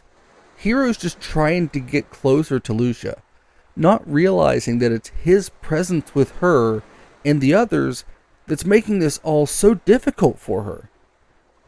And we still don't know why. But Lucia is changing, and it's scaring her. Hopefully soon we'll find out why, as we're now at the Holy City, Pentagoulia.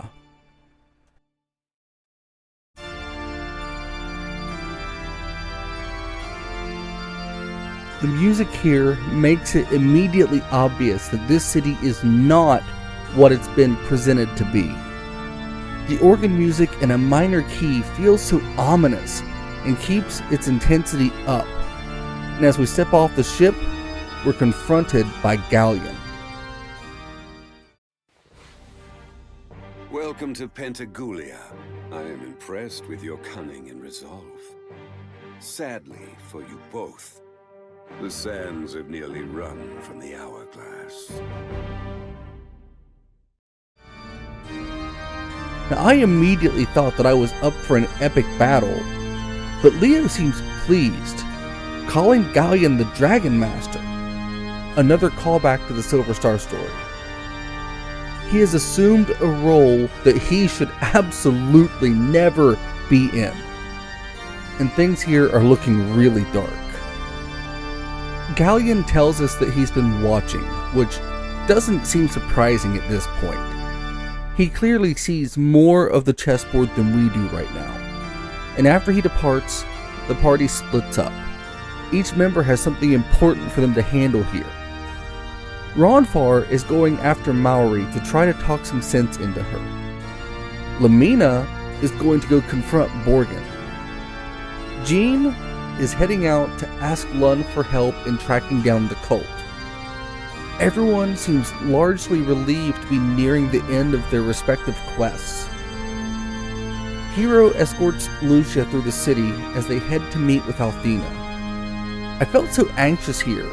The four heroes, a Dragon Master, and now Althena, but I know that Althena was reborn as a human ages before this game takes place.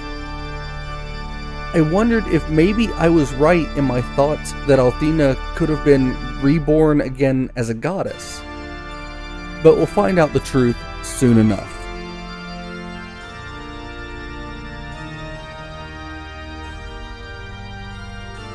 The temple is massive, and everyone here seems completely captivated by Althena and this great display that has been created. Leo is at the gate to Althena. Hiro tries to talk to Lucia to see if she's excited, but something is clearly bothering her as she says that she's ready to finally reunite with Althena.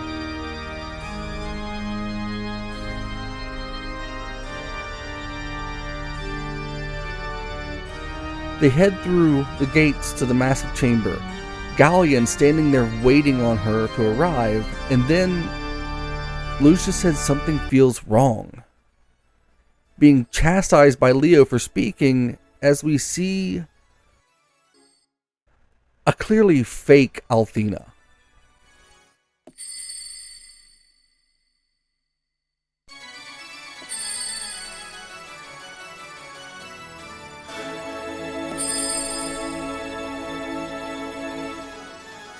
Well now, if it isn't Lucia from the Blue Star, your journey must have been arduous. I do apologize about that. I welcome you to Pentagoulia. What is this? You are not the goddess Althena! Who are you?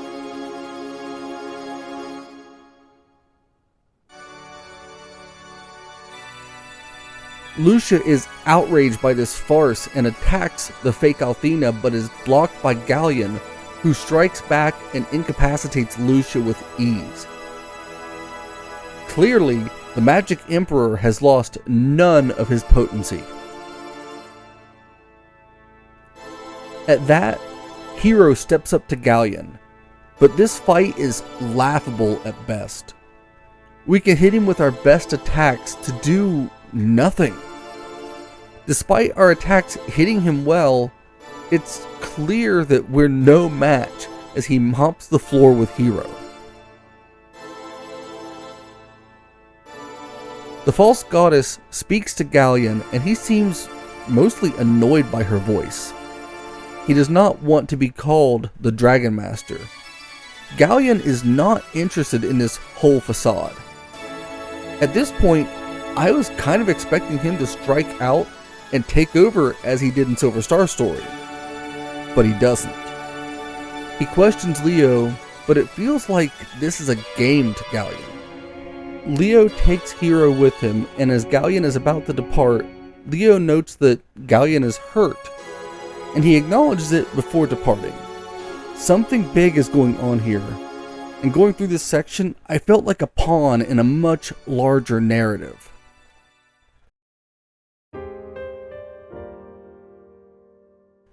Now, Hiro and Ruby are left as prisoners.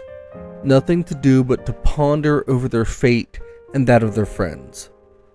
They all traveled so far, and things have fallen apart.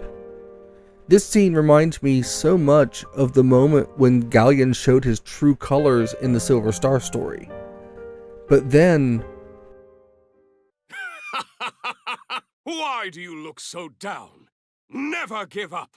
Never surrender.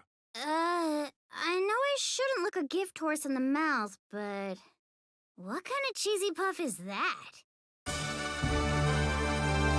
A masked Leo appears, acting like a superhero, denying who he is and calling himself Mystery. Now, I don't know why, but this just makes me think about Gohan and the Great Saiyaman from Dragon Ball Z. And I love it.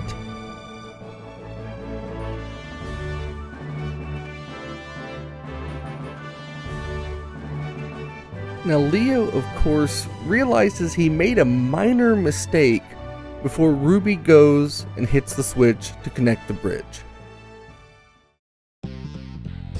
They then depart and start to look for their friends. Even Leo's tower now is filled with enemies to take down. Some holy city this is. From Leo's tower, we can head to a sub-level of the city and make our way to the other 3 towers. I head to the opposite tower of the northwest first, making the climb and dealing with the monsters along the way.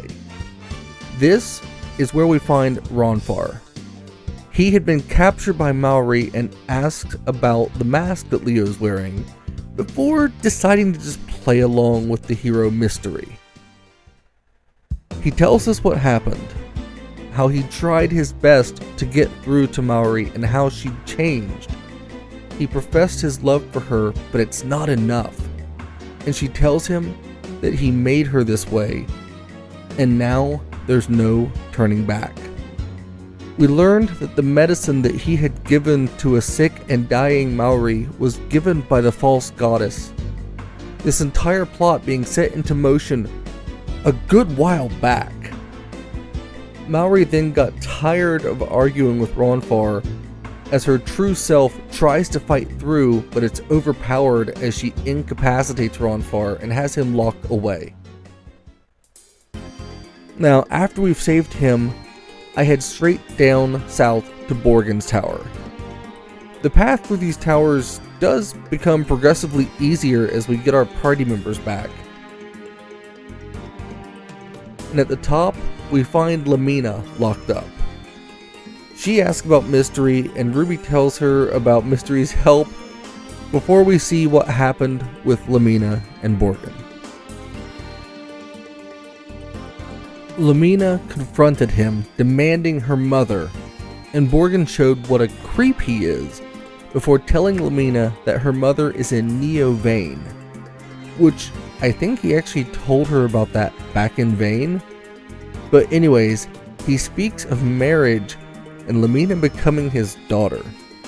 She gets enraged by his words as he tells about Zophar's coming before stopping himself and then blasting Lamina with magic and sending her to the top of his tower. The last tower that we head to is Lun's tower, which is far easier now that we've got 4 members of the party to slice through the enemies in this place. This section did feel a little bit tedious to me because once I got to the first tower, I realized it was a rinse and repeat area. But I was still driven to push on, wanting to know just what happened with each of the party members on their distinct journeys. I have to admit that I felt like Jean's story was a little bit of a letdown.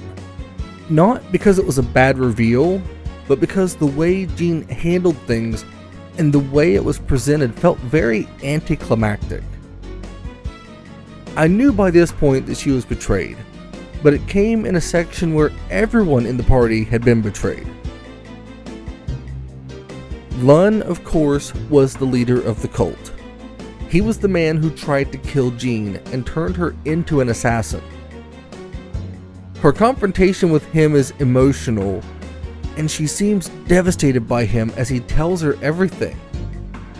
But I was just waiting on a bigger climax down the line between these two, and I felt that this was telegraphed when we found out, and the idea that the masked man had entered through the sewers through Lun's home was kind of a dead giveaway.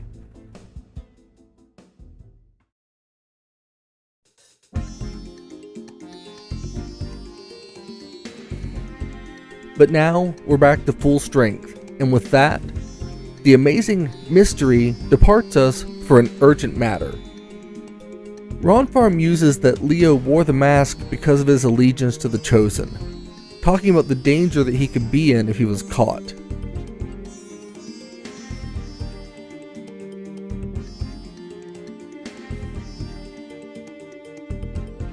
We head down to the next level of the tower and we find Leo, to the shock of nobody. He tells us that he's going to help find the evil within Althena's organization and lets us know that there's a hidden path in the lower levels. So now we're on our way to find and rescue Lucia. Now, in these lower levels, once we travel a bit, we discover that the goddess statue is actually hiding the path. It splits open and we can make our way up into Althena's temple, where Lucia is arguing with the false goddess. This plan can never succeed, no matter how hard you try. You can never stop me from finding Althena and halting Zophar's return. Why, Lucia, you're delirious.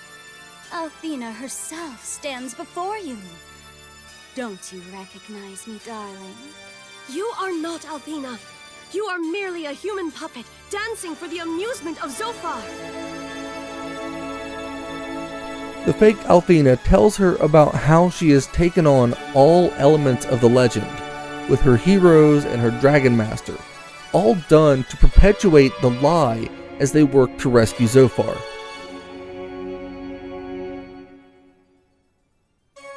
Galleon starts to speak before being cut off by the false goddess, who continues to taunt Lucia and tell her the plan to sacrifice her to help bring forth Zophar's return. We then make our way deeper, finding more priests with a pentagram on our way to the main room, where Galleon lays out the whole ruse. His questions make it clear that he knows so much more than we do at this point. He then speaks about the 5 towers. Lucia tells us what we know already. Galleon knows more than us.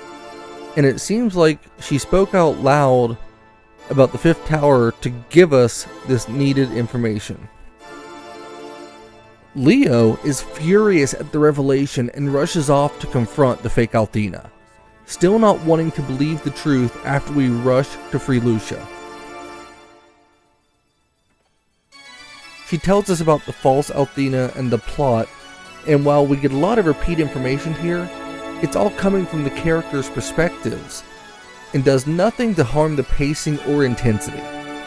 We're in the Holy City, and it feels like we're about to have a massive confrontation. There's major endgame vibes as we move to follow Lucia, who senses Althena's power straight ahead in a lake. She assures us that the 5th tower is here and hidden, blasting the railing and leaping off.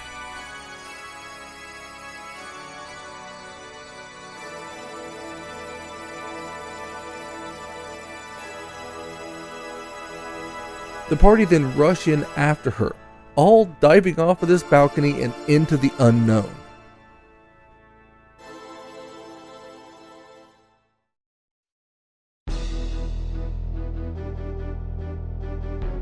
We then come to land in an area that looked like the Goddess Tower, that familiar architecture. It is hidden within Pentagoulia through magic, in plain sight. We're about to finally meet the real Althena, but before we can head inside, the fake Althena arrives in front of us.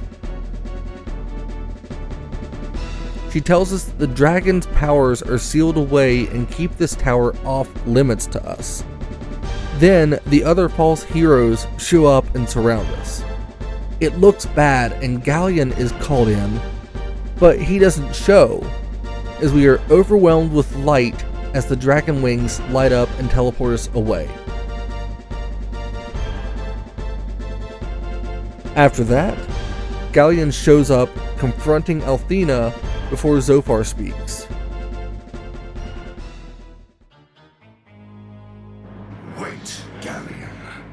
Zophar. Use what's left of your head.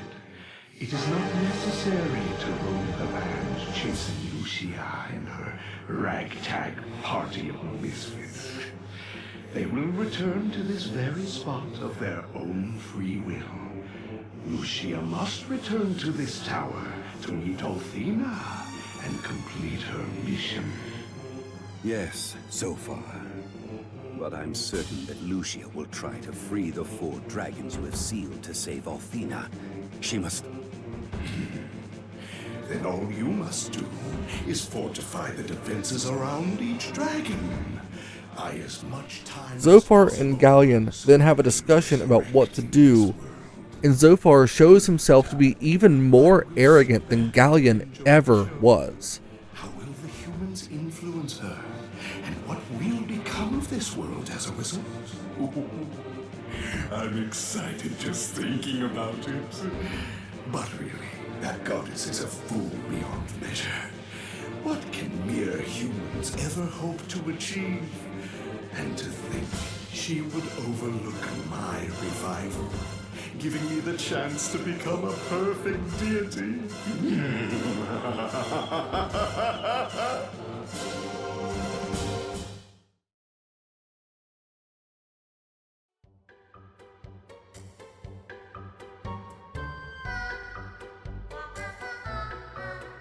We are taken back to Tabin's Peak in front of Null, who Lucia outs as the Null of legend.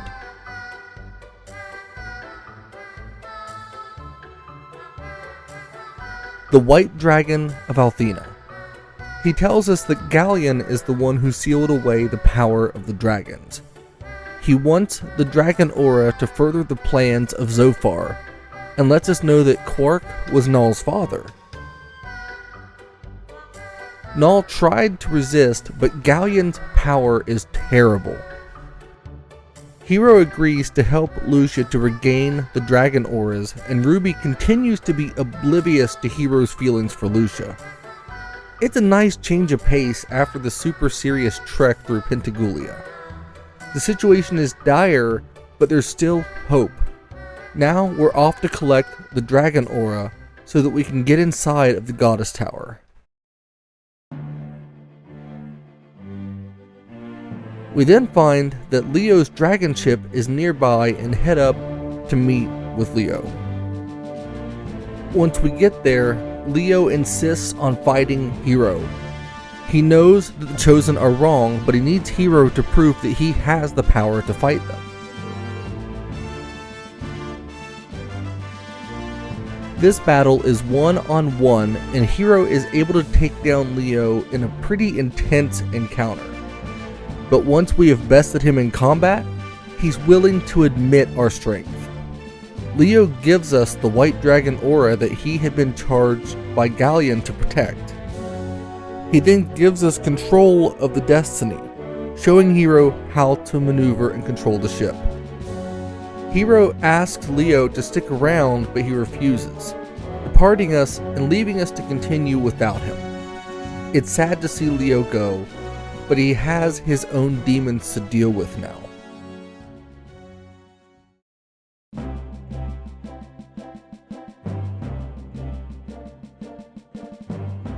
We take control of the Destiny, and now traveling the world is made immensely easier.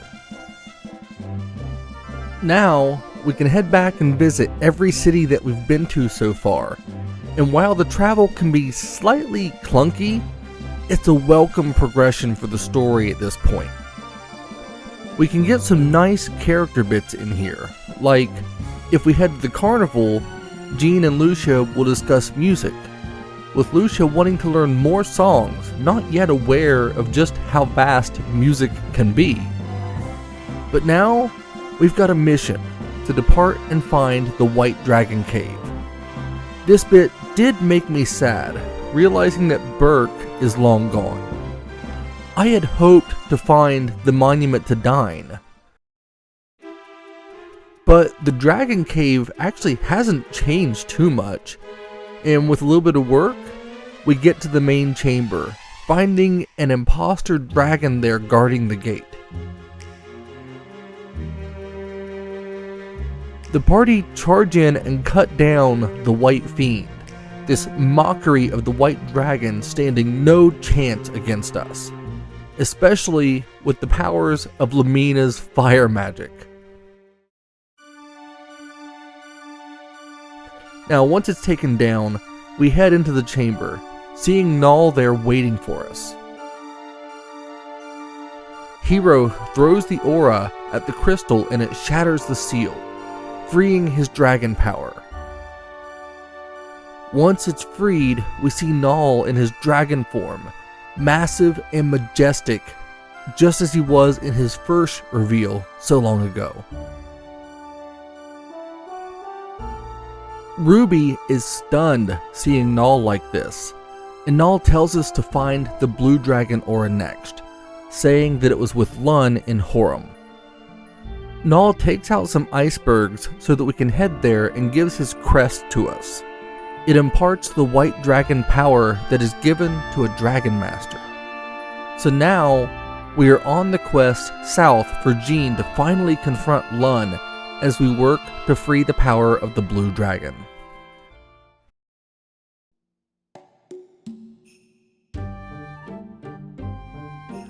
We make our way south now, heading to Horum. This place is dedicated to martial arts, specifically the Blue Dragon Fist. There's a martial arts tournament taking place soon, and as we head into the dojo, we see that the leader of the Blue Dragon Fist has challenged Lun to take part in the tournament, and they are not confident in their ability to defeat Lun. Shadow Dragon Fist versus Blue Dragon Fist. They're discussing strategy and the stakes of the tournament. Jean approaches and says that she wants to enter in the tournament. She was blown off briefly before they realize that she was once a member of the Shadow Dragon cult. Jean lets them know about her past, and they are horrified by the nature of this cult. Jean tells them that she has to do this to free herself once and for all from her past. They agree, but tell her that she must use their Blue Dragon Fist style if she wants to face Lun. Jean is surprised, but agrees to learn it. I was thinking at first about how wild this sounds, knowing that martial arts take time to learn and master. But it's then explained that the two styles are basically identical. The difference is the heart. The Shadow Dragon relies solely on strength and force, darkness. The Blue Dragon Fist relies on the light and the good in a person's heart, and to master it, you must be able to balance the two. Lun has only mastered the darkness of the discipline. Now, after learning this, Jean accepts and is taken to change to represent the dojo, given some time to reflect and prepare for the battle ahead. Once, I tried to bury the past, but it would not be buried. Instead, it would haunt me. And so it has come to this. I will deny it no more. From here on, I must embrace the part of myself which I once feared and despised. I decided I'm finished running away, once and for all.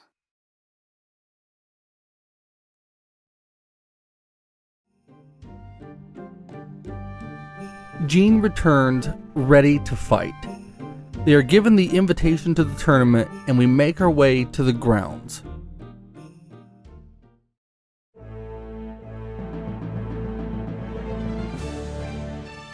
This place was designed for combat.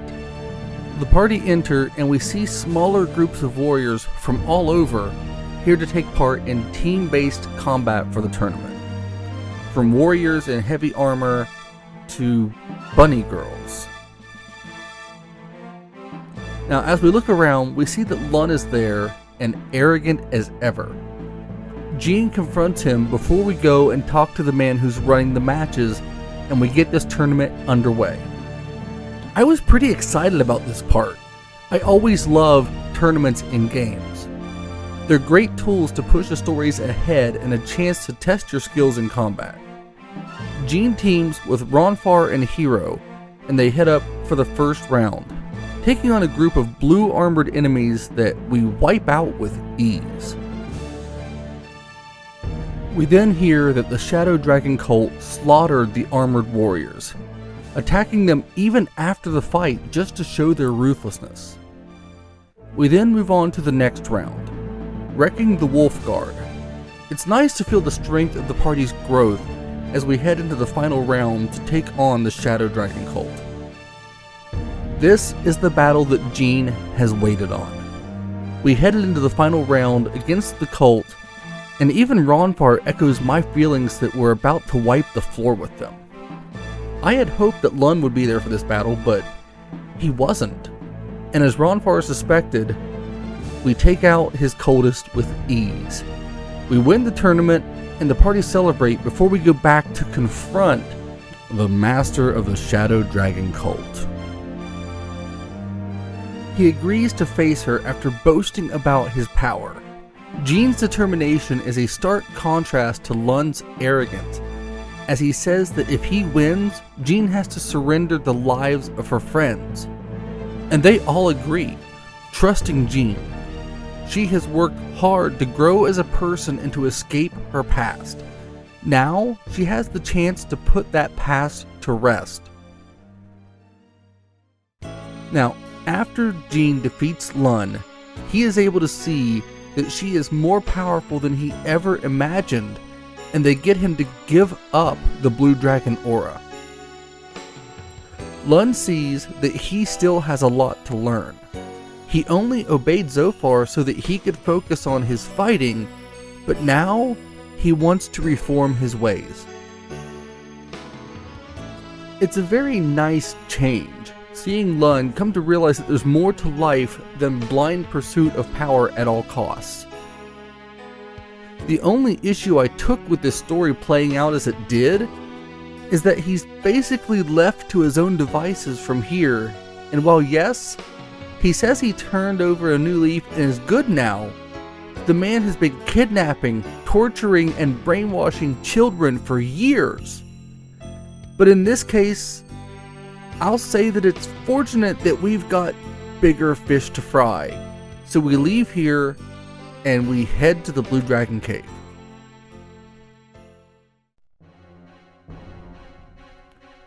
Now, after realizing that I didn't have to jump into puddles like in the Silver Star's Blue Dragon Cave, I was able to get through the dungeon quickly enough.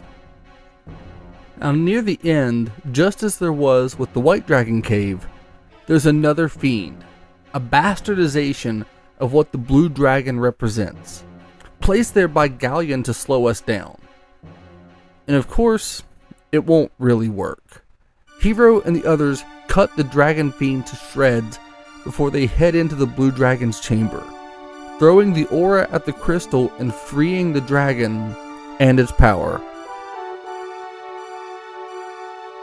It's just as talkative as the Blue Dragon from the previous game, and he knows who Lucia is and the reasons for her to be here.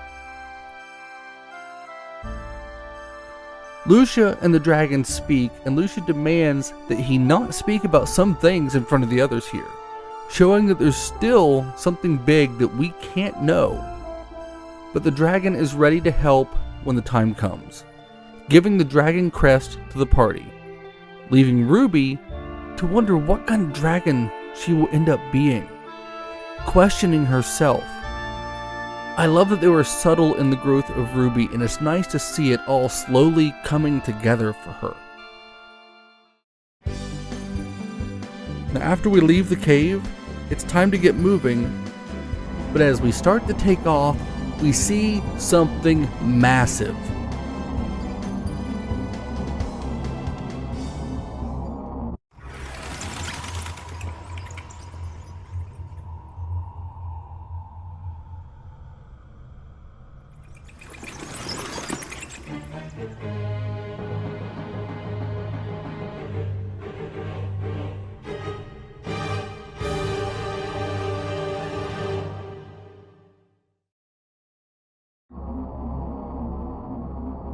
In the Silver Star, when we first saw Vane floating in the sky, it was an awe-inspiring sight.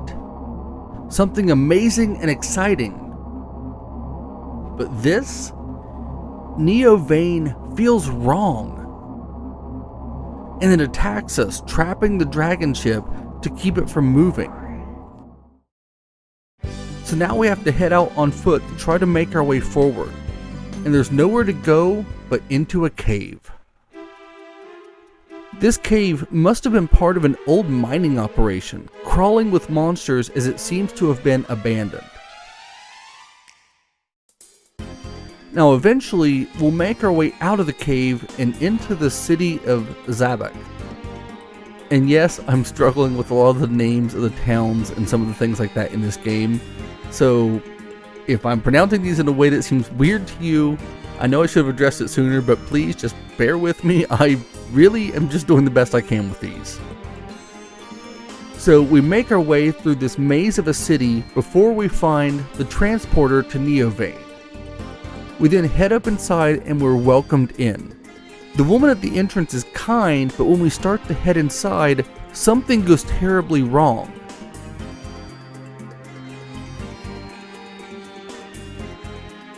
Jean and Ronfar are separated from the others and dropped into a dungeon.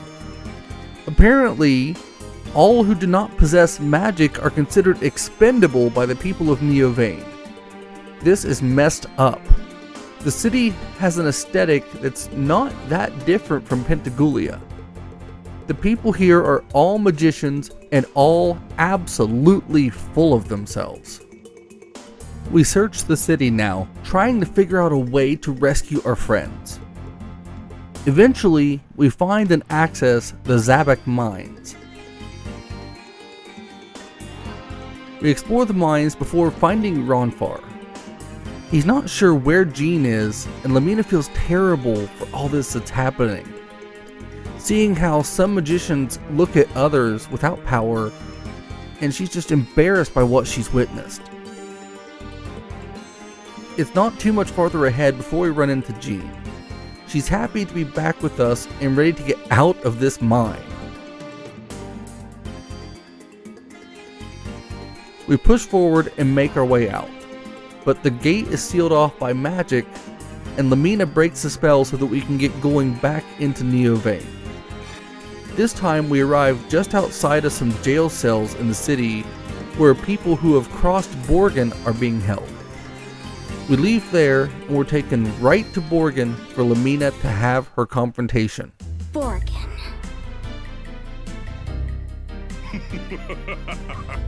Why, if it isn't little Lamina and friends. I trust you've had time to look around Neo Vane. Neo Vane is vastly superior to the original in every way. Once people forget about the old Vane, I will begin a glorious new magic guild right here. Borgen intends to build a new magic guild and wipe the memory of Vane away completely with his new Neo Vane. And he's outraged when Lamina tries to set him straight. This city has opened the eyes of Lamina, and it's incredible to see her maturity as she confronts Borgen. I said you're wrong! But so was I. I was obsessed with trying to bring the Magic Guild back to its former glory, until I saw this disgusting mockery of everything Vane stands for.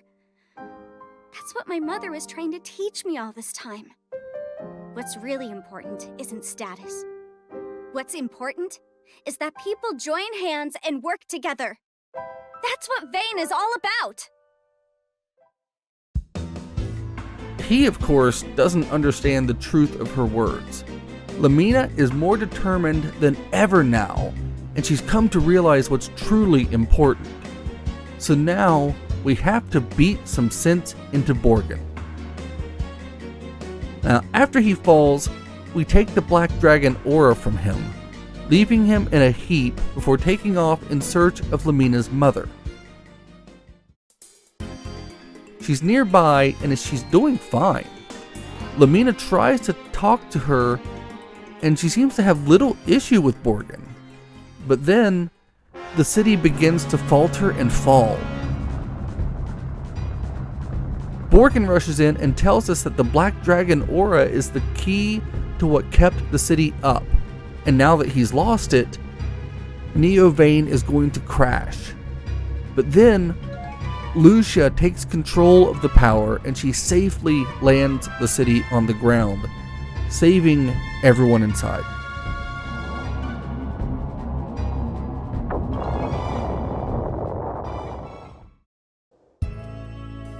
Borgin is upset with her before realizing that he has no powers now. He was a fraud and he's been left with nothing. He wanted this city to become important, but he feels like he's nothing now. Borgin begs Lamina to finish him off, but instead, she apologizes to him.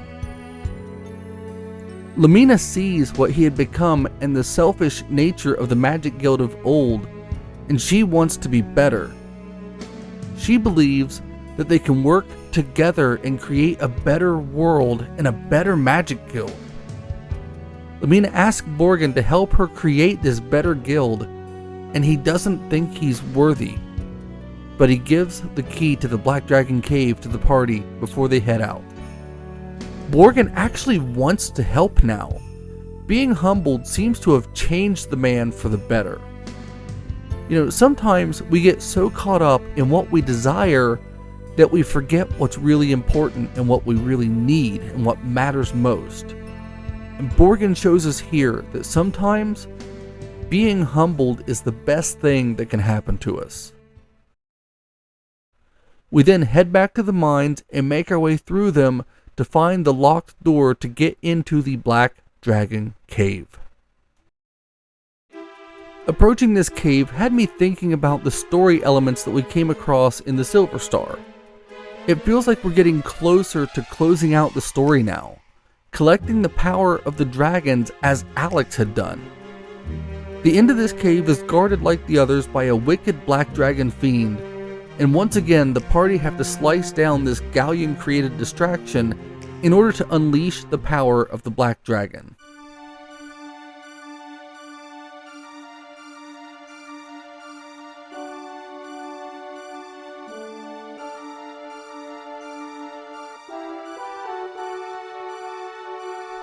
This dragon is happy to see Lucia is here, knowing the mission that she has. The dragon understands how she is torn on what to do, and he speaks of the dream of Althena for Lucia. He seems so wise when he speaks to her, and the power to save the world before sending us off to unlock the power of the Red Dragon, leaving Ruby to finally face her destiny.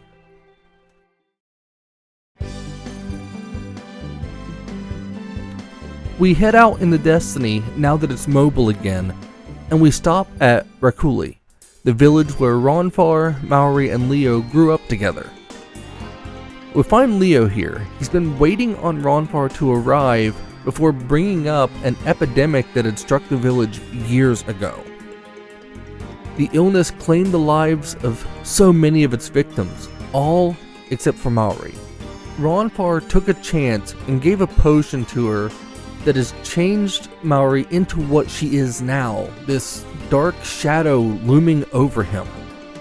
Leo is determined to find a way to save Maori and tells us that he needs time to think before departing us again.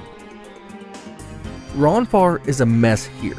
He still carries guilt for the change in Maori. We look around the small village and we learn that Maori is cleansing souls and that people are coming back brainwashed. The village is scared of her, but they feel powerless, afraid to step up to Maori and try to stop her or the rest of the Chosen. One villager gives us a letter that Maori wrote to Ronfar while having clarity. It's heartbreaking as she tells him that she's like a marionette and asks Ronfar to cut the strings. We learn that the cleansing involves drinking a red potion just like the one that had changed her. We go to speak again with Leo, and he talks about what happened back then. He tells Ronfar that he had no way of knowing what he was giving her. He knows about the cleansing and says that Maori has the red dragon aura. Leo believes that they have to kill Maori, but Ronfar is having none of it. Leo rushes off to confront his sister, and Ronfar and the others go and find an ancient stone that may contain some of Althena's power. Lucia believes that this could help to cleanse Maori and break the hold of Zophar. So now we head to an old temple to the north of the village. This place is crawling with chosen as well as people waiting to be cleansed and the brainwashed victims of said cleansing. We can't get too far right now as the paths are blocked, so we have to find another way to get deeper into this place. Now, as suspected, the inner chambers are crawling with enemies. This place is just as corrupted as any of the other holy places that we've been to so far. This world has fallen so far away from where it was during the time of Luna and Alex. Everything here just feels so fake and vile. We eventually find the stone, and Lucia releases Althena's power within it, which wipes away all of the influence of Zophar over the people that had been corrupted by this cleansing.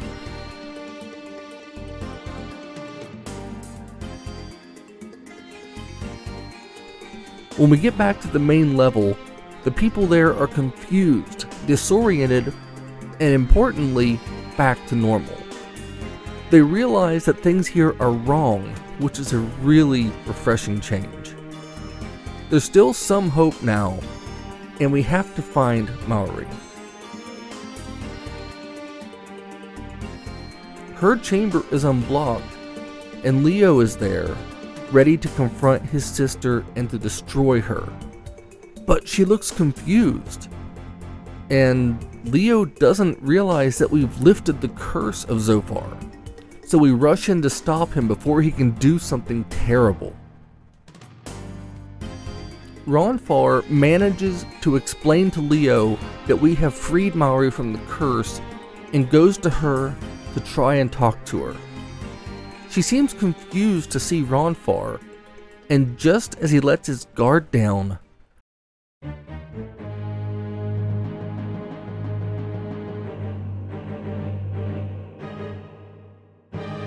Maori moves back and lets them know that she is still deeply under Zophar's control. Lucia tells us that Zophar has had hold for too long for the stone's power alone to save her. Things look dark here as this being controlling Maori taunts us. Lucia then offers Ronfar a way to save her. She can send his consciousness into Maori's, but this could cost Ronfar his life if he fails. Despite that, he insists on doing it and collapses as his spirit is brought into her mind, and the battle with Maori is about to truly begin.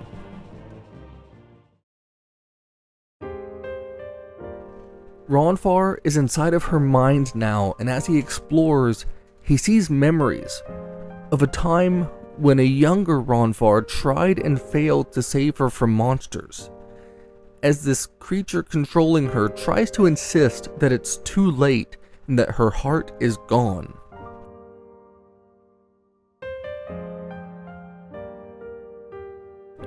Ronfar heads in and speaks to the Maori personas, trying to find the real her as the party battle a demon incarnation created from Maori. This thing is big and twisted, but the party smash the creature hard before we head back in to check on Ronfar. Back into her memories, the men of the village drive off the monsters, and Ronfar says that he wants to be stronger so that he can protect her. Even back then, Ronfar was in love with Maori. He vows to always be there to protect her. The two were so happy back then. Ronfahr intends to keep his promise. Now, we jump ahead to see this force overpowering her. Ronfahr comes to speak to her about what she's doing, asking if she is the one hurting others. She insists that it's not before starting to struggle with control. The evil force works hard trying to get rid of the rest of the former Maori as Ronfahr moves to confront her again. He insists that this is not the Maori that he knows and loves, and we return to the battle where the creature has warped even further. The party pound the hell out of this demonic creature before we find Ronfahr and Maori both laying lifeless on the floor. Lucia tells us that if he can't open her heart, they will both perish. Now, it's all in Ronfar's hands as he struggles to return the real Maori. This scene, seeing him struggle to help find her true self and bring her back, is a heart-wrenching scenario. He has to confront his own past and mistakes in order to push forward. Ronfahr pursues Maori, finding her back at the statue where the memories first started. The real Maori is there now. She remembers all of the evil that she has done under Zophar's control, and she begs Ronfahr to just leave her. But of course, he can't, and he won't. I've done such horrible things to so many people. I should be punished alone in this world. So please, Ronfahr, go home. I can't bear to let you see what I've become. The Maori I knew understood the pain in people's hearts and healed them gently. She felt the pain of others more acutely than even they did. And that Maori is standing before me, punishing herself for things she couldn't control.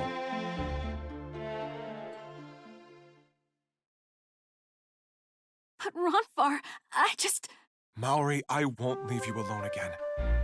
If there is a burden to carry for what you've done, put it on me. I can bear it. Just come with me. I can show you the love you deserve. Oh, Ronfahr, my love.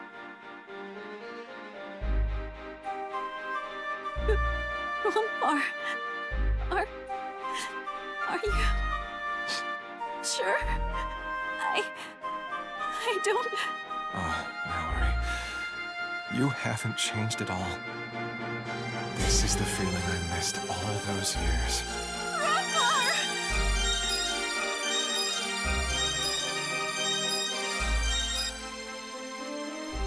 I could have explained what's happening here, but Ronfar's words to Maori were far more powerful than any that I could have come up with. Ronfahr has saved the love of his life. They are reunited with the rest of the party.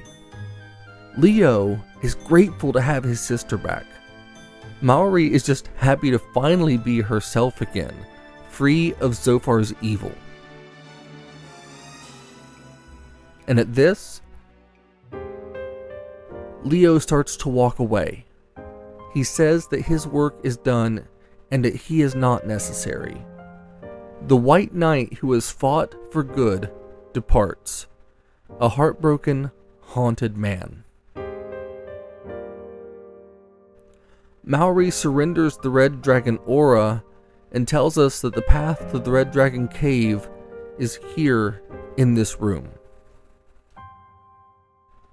She then heads back to Rakuli village and we head into the Red Dragon cave.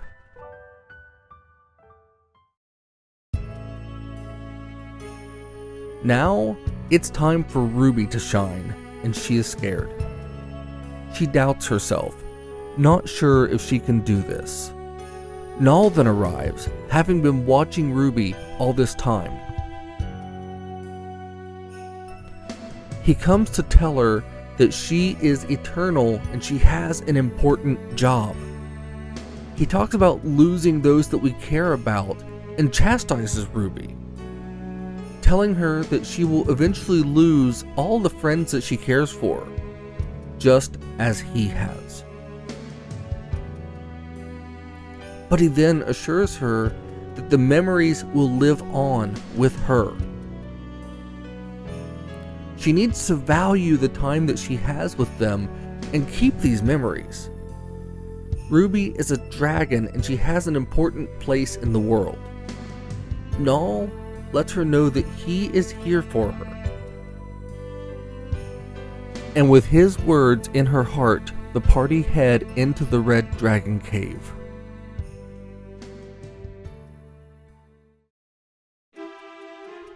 Now, despite the fire here, it must still not be too hot because the party aren't burnt to a crisp, making their way through the cave and its multitude of enemies before running into the final of these elemental fiends that were set in place to buy time for Zophar.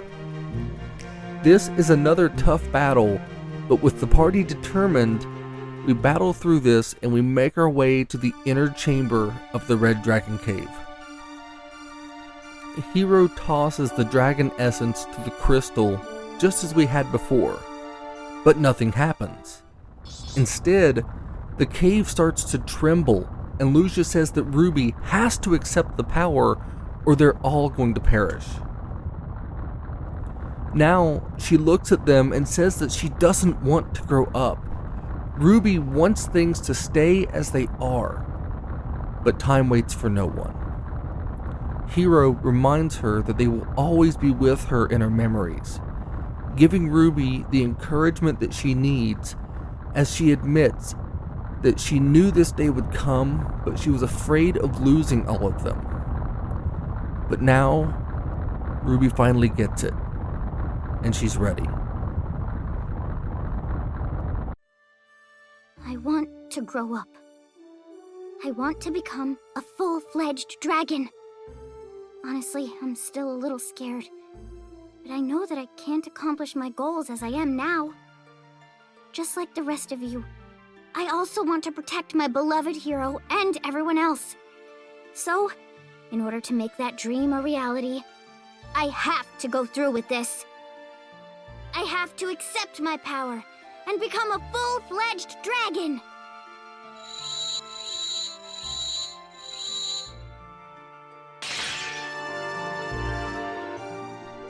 Now, she's taken her true adult dragon form, accepting the dragon's power before reassuming her normal form, deciding that she likes it best.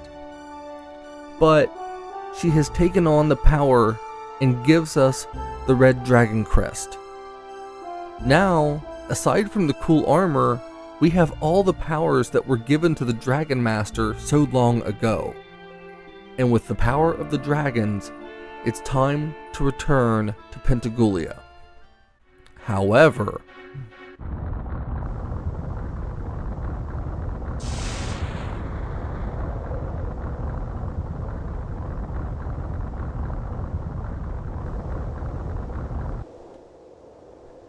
as we are leaving the cave, the ground starts to shake and the sky goes dark.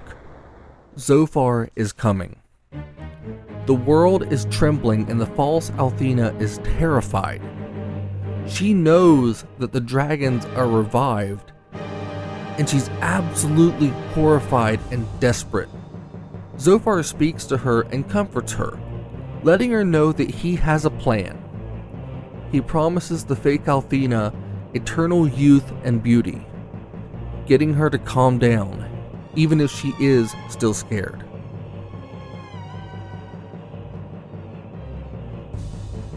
She then sees Galleon and starts to accost him.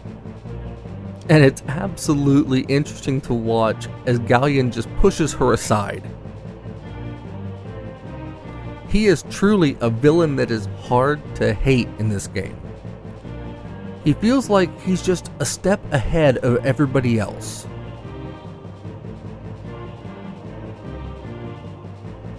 We then go back to the party and Ronfar's desire to change his underwear before they head out of the old temple so that they can start their journey back to Pentagoulia.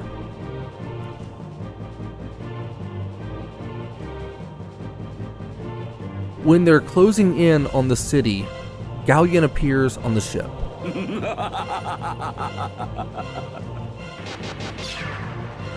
Galleon! What are you doing here? Zophar's restoration is not quite complete, and you've been making faster progress than we expected.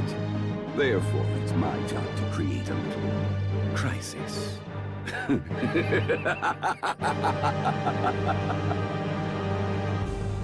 He's here to slow us down, and Lucia confronts Galleon.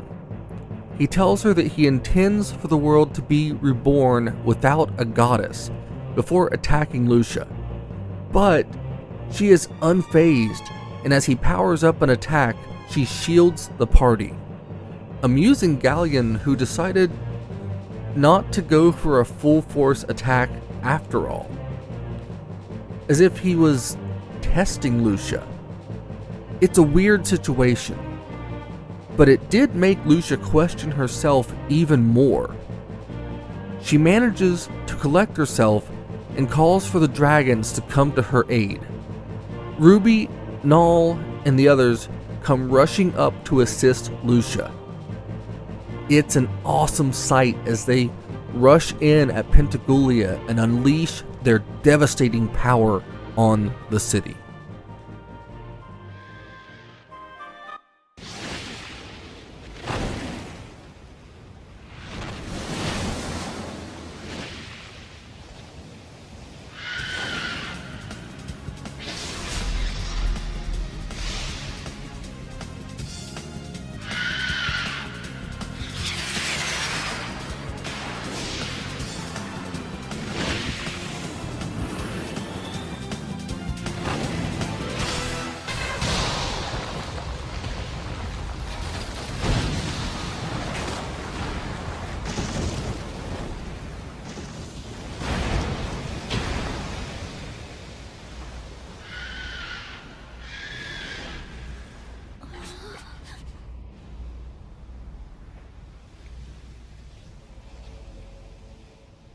The party look on as the dragons wipe out all of the other towers, destroying the seal on the Goddess Tower.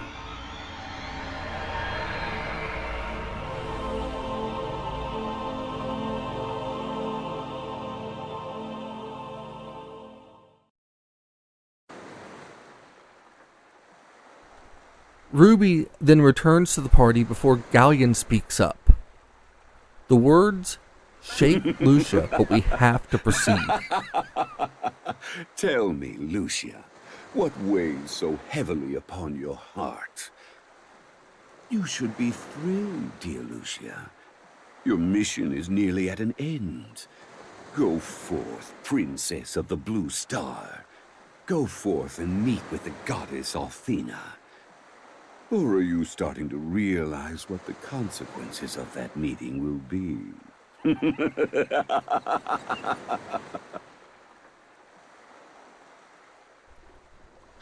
We dock at the ravaged city and we make our way over to the Goddess Tower. There are monsters here, but they don't try to attack us as we make our way into Athena's fortress. The party are amazed that this place is real and talk about the legend of humans leaving the Blue Star with Athena to come to this planet. We then head inside. The place looks like it's been heavily damaged, possibly from when it crashed into the ocean so many years ago. This feels like the end as we fight our way higher, knowing that something huge is about to happen. As we make our way higher through the tower, we come to a holographic image of the Blue Star and Lunar. Lucia tells us that this place was made to channel magical power and deliver it back to the Blue Star to help in its restoration. That has been the purpose since they were forced here to escape Zophar so long ago. Then, we finally get the story of Zophar. Long ago, Zophar, the god of destruction and darkness, came to the Blue Star. He preyed on mankind's greed for wealth and power, creating anarchy and chaos where there was once peace and love. Mankind fought one another with furious anger, spilling the blood of others without fear of consequence. This story is the legend of Zophar, and now we finally learn what makes this entity so terrible. Feeding on the dark desire within the hearts of humans, Zophar's power grew exponentially. He used that power to pervert mankind further.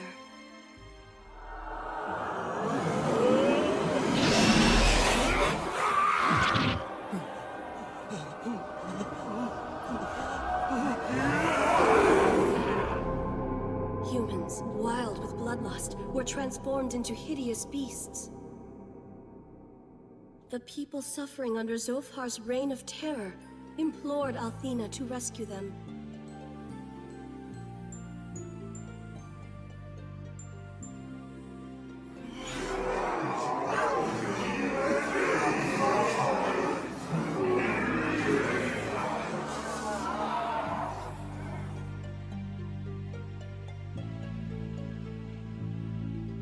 The battle raged on as the people of the Blue Star cried out for solace.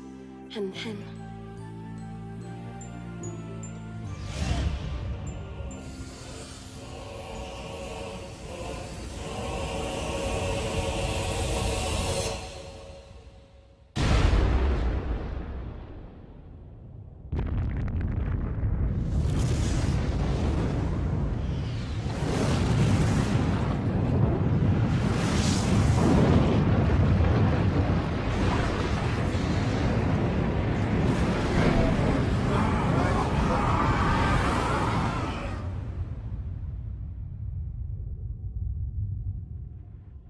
in the end, the Blue Star was laid to waste, as Zophar intended. However, all hope was not lost on that fateful day. A gleaming sanctuary loomed large in the sky.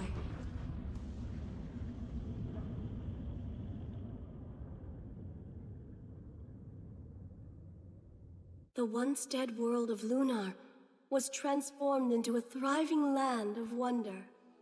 Althena moved the surviving humans there and left the Blue Star to safeguard them. Meanwhile,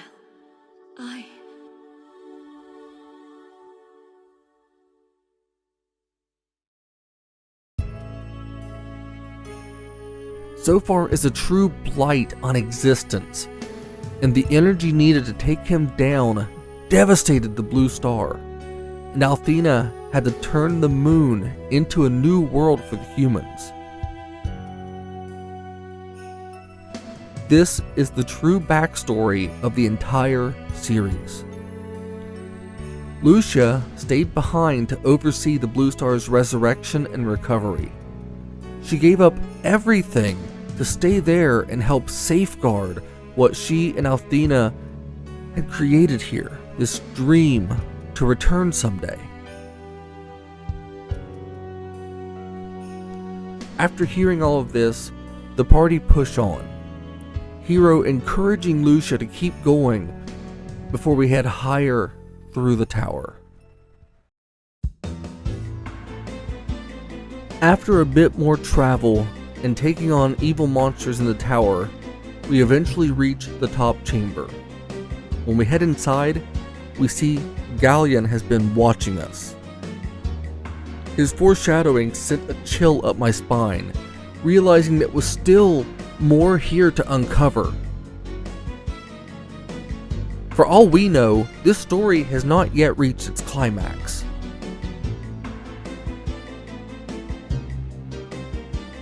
We then see the fake Althena panicking as the party approach. She cries out for Zophar to protect her, but despite all that she has done for him, Zophar betrays her, warping the false goddess into a monster to take on the heroes. I almost feel bad for her. More pity than anything. This fake Althena was willing to do anything for beauty and eternal life, only to be warped into an absolute monster by Zophar for all of her faithfulness to him. Even the enemies in this game are eventually victimized by this great destroyer, who doesn't care for these people at all. The only thing that Zophar cares about is total destruction. Once the false Althena falls, Lucia reminds us that Zophar cannot be trusted. Then we push forward, entering the chamber where our last story climaxed. And inside, we find Null. He tells us this is the home of Luna, Althena. Here, Null shows Lucia the truth, something that he has kept from us this entire time. He then tells us that he believes in all of us, and he kept his promise to Luna.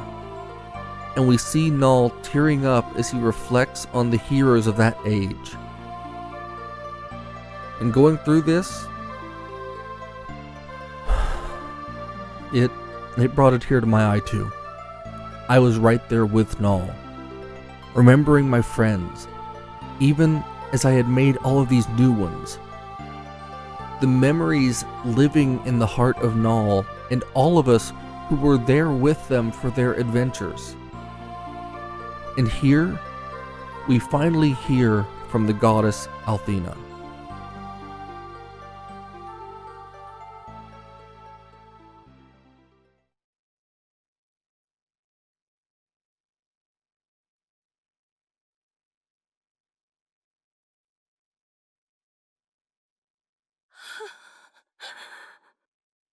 Yes, the goddess Althena no longer exists in this world, Lucia.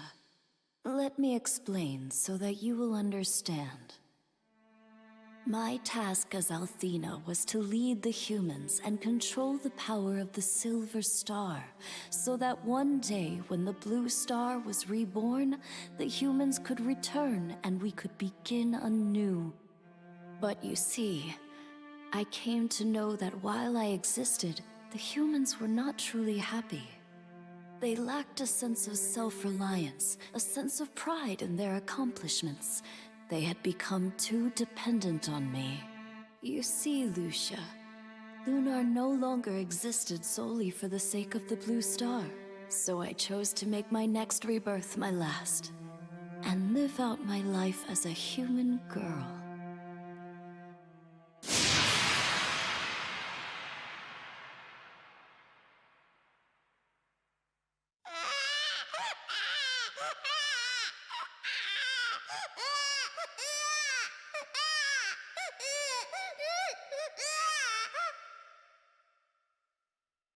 Yes. See, the people, they no longer needed a goddess as they had the freedom to take charge of their destiny. And now, Lucia, you have come here seeking my power. And yet, I no longer exist. But what you must know is that you hold the power to accomplish your mission. It has been near since you arrived. I truly believe that humans have the ability to rise up in the face of any adversity, to make the future bright for future generations. Lucia, you have never been alone on this journey. To reach this tower, I know that you must have had the help of many good friends. If you trust what you felt in this journey, and also in the power of the companions who have stood close at your side, then you need only to believe in the power of humanity to gain it. If that power becomes yours, you shall achieve the one thing Zophar fears most: victory.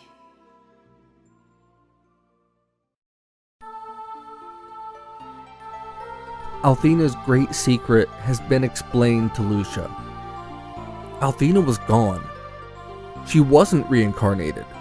She took the form of a human, of Luna, and lived a happy and full life. But she knew that this was all coming, and she left this message here with Null to give to Lucia. Seeing Luna in her advanced age only added to the emotional weight I felt playing through this part of the game. Yet, Lucia didn't feel comfort. She felt anger, betrayal. Lucia needed Althena, yet Althena was gone now. She was left feeling alone, even as the others tried to comfort her.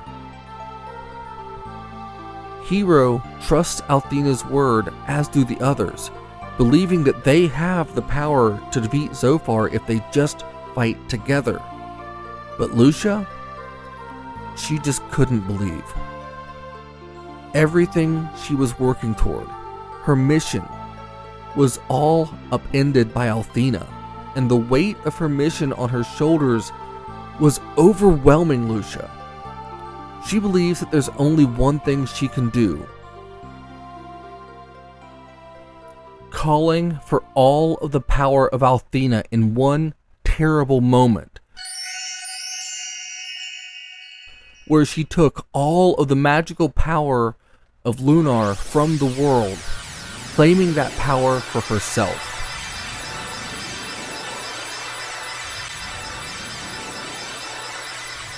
White light enveloped the world as she stripped it of all magic.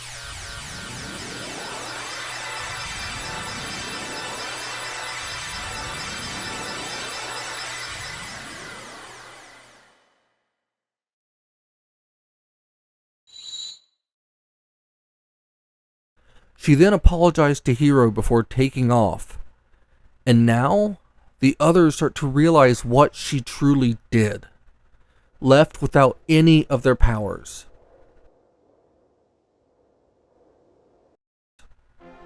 They are helpless now and leave the tower to try and figure out where Lucia went so that they can help her, still not willing to abandon their friend.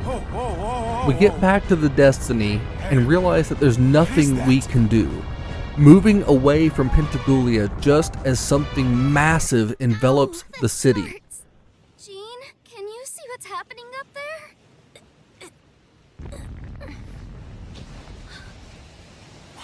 What is that thing? Hiro, look! Up there! And from the sky, Zophar descends.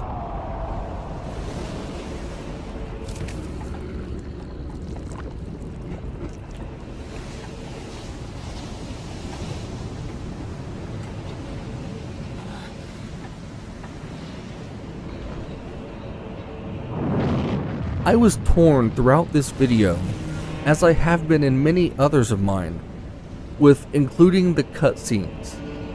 But with scenes like this, they truly tell this story, and sure, I could just talk over them, as I am here, but when there's dialogue, they tell powerful stories, and I believe that their inclusion adds to these videos, letting you see how these scenes add to the weight of what's going on in the games.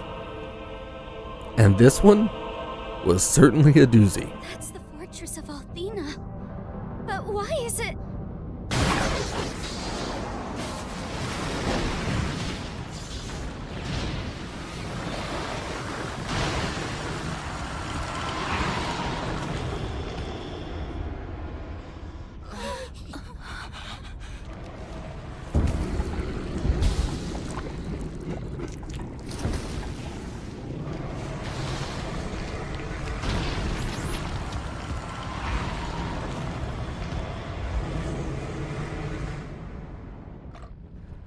And now, we see that the Goddess Tower was swallowed up, as Zophar's resurrection is complete. Heaven help us all.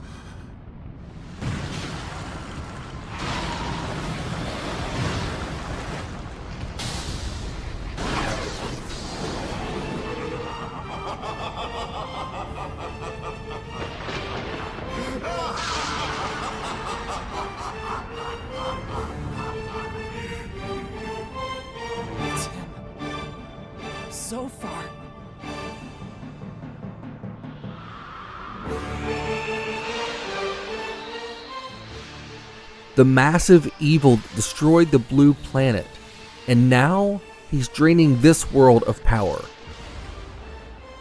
wiping out all of the water in this area, leaving a massive scar on the planet as we see the more moon-like surface of Lunar where the sea had been.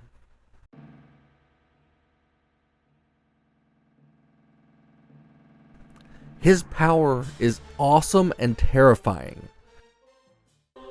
The Destiny is stuck here, and we can see Lucia there trying to confront Zophar. Oh no. Lucia! The time has come. You don't belong in this dimension, Zophar. Your evil corrupts everything. I'm sending you back to where you belong. Permanently. If you're certain you've mastered Althena's power, go right ahead. The monster challenges her to attack, and Lucia has her great confrontation. Zophar tells us that Lucia is supposed to destroy the planet to take him out, and she argues with him as he calls her a failure. But Lucia hesitates. What's wrong, my dear? Your mission is to destroy the Blue Star. Why do you hesitate to abolish me and complete it? The goal is within your feeble grasp. Take it! Just as I foretold, you are not fit to carry out your assigned task, Lucia. Liar! That's not true! Then destroy me and accomplish your mission.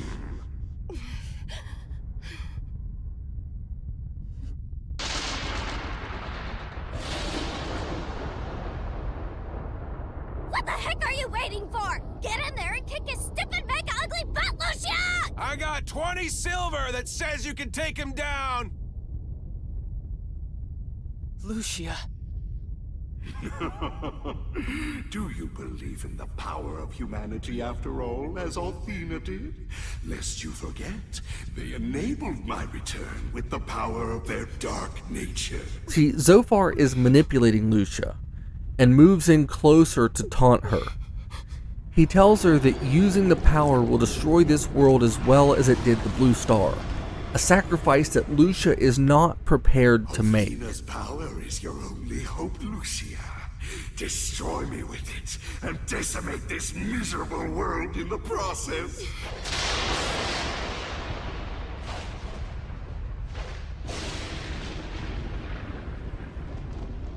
Lucia never told me that. He has to be lying. You fools understand nothing. Althena's power is the power of creation. And there can be no new creation without disposing of the old. Unleashing that power on me will reduce this world to ash, just like the Blue Star. Hero now knows the secret that Lucia was carrying this entire time. The reason that she feared getting close to them. Althena didn't do that. You're lying! Ah, you only wish I was lying. Then it would make it easier to delude yourself into believing in a happy ending.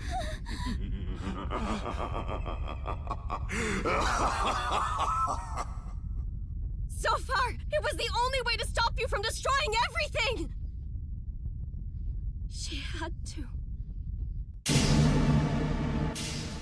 Lucia says it was their only choice, and we see Althena's sacrifice so long ago to defeat Zophar, and the devastation that it brought to the Blue Star. This destruction set everything in motion. Zophar uses Lucia's guilt over what her mission can lead to. He gets inside of her head, leading Lucia to freeze there in place, unable to do it. But after Althena saved the Blue Star, it was nothing more than a cinder. And for what? For the misguided hope that one day you could return the humans to it? You've spent too much time around these humans, Lucia. You've taken on their naive foolishness. Allow me to remind you of this cold, hard fact. The same power of humanity Althena believed in is the very one that revived me.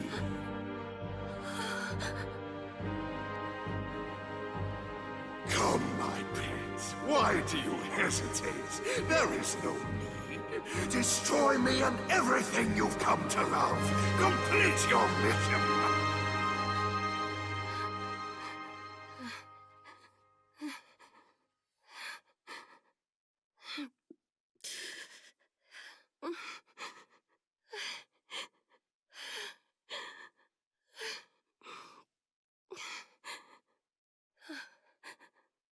Althena's radiance! Shine forth!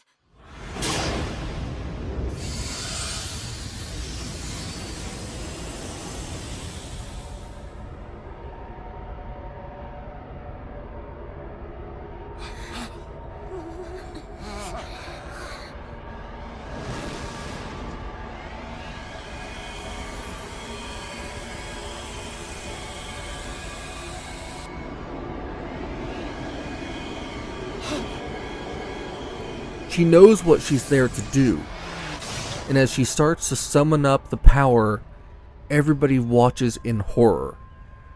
Her energy encircled Zophar, but she just can't do it. Her heart breaking as she worries about her friends. I must remain focused on my task.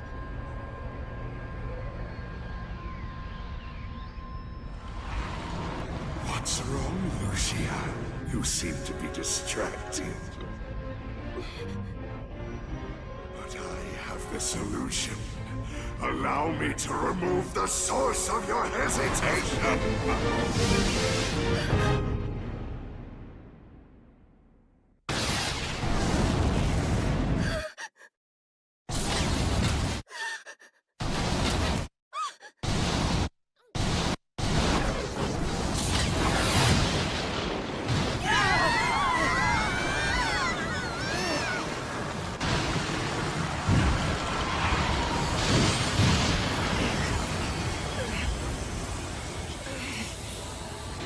Then, Zophar fires a blast at the Destiny to wipe the party out, but Lucia throws herself in harm's way to save them, using all of her power to protect her friends, which leaves her helpless and captured by Zophar.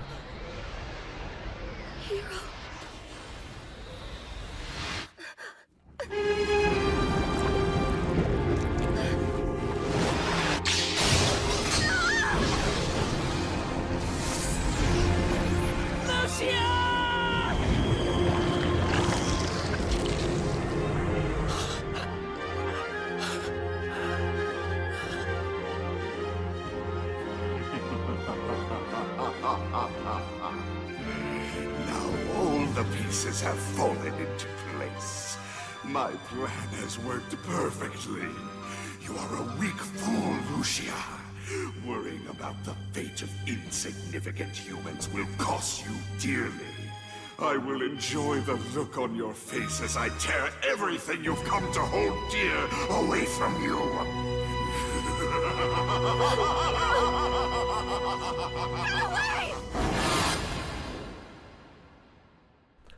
The demonic entity has taken Lucia as a prisoner, as the others are helpless to watch, now wielding both his power and that of the goddess Althena. Lucia then uses the last of her energy to teleport the party away from Zophar. We'll start anew, but this time it will be the creation of my design. Worlds will rise to a glory or wither to dust at my whim. And the best part is that no one can stop me.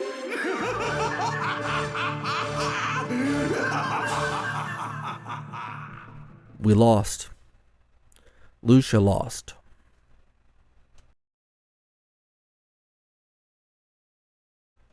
Sometime later, we come back to see Hiro on the roof of the mansion in vain, when Ruby comes for him, sending him down to meet with Miria. We speak with her, seeing Borgen is there with her. She tells us to go gather the others before she'll speak with us. It's clear here that Borgen is in love with Miria. We head out into a much more dire world now. There's no music. The magical feeling of Lunar has faded. The others are all here, trying to figure out what they're going to do next. Jean is training with Lun and says that we all have to be stronger to go after Zophar.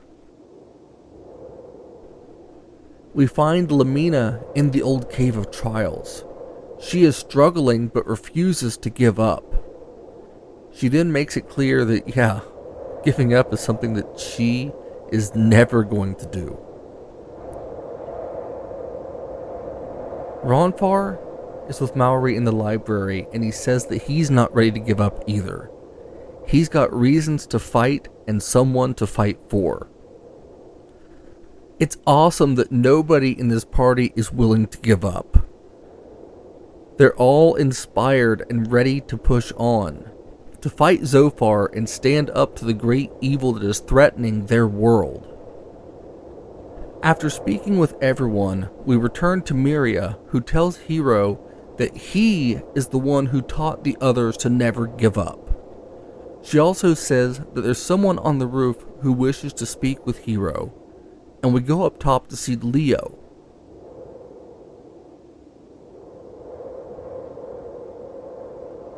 He's still ashamed of his role in all of this and how he had helped Zophar. But that is why now he wants to fight alongside us to save this world. They don't have much time. While everyone else is confident, Hiro is struggling now with his own confidence. And as they go to head back downstairs... My. Looks like the hero doesn't pass muster in our little morality play. How delightful. Galleon! Well, now that you have failed in every possible way imaginable, the whole world awaits execution at Zophar's hands. But that's too good an end for you. You're not worthy to live for Zophar's judgment. Your bringer of death is me. Galleon challenges Hiro to fight here, and on the roof of the building, he asks if Hiro just wants to surrender. He slashes at Hiro's spirit with his words, calling him out for his fears, questioning him before Hiro says that he's not afraid of Galleon or Zophar, saying he doesn't understand why Lucia was suffering. For Galleon to tell him that it was because of Hiro that she suffers. If not for him, she would have had no problem taking out Zophar. But he made her appreciate the people and made her care about him. Then, Galleon blasts Hiro and asks him how he can do anything.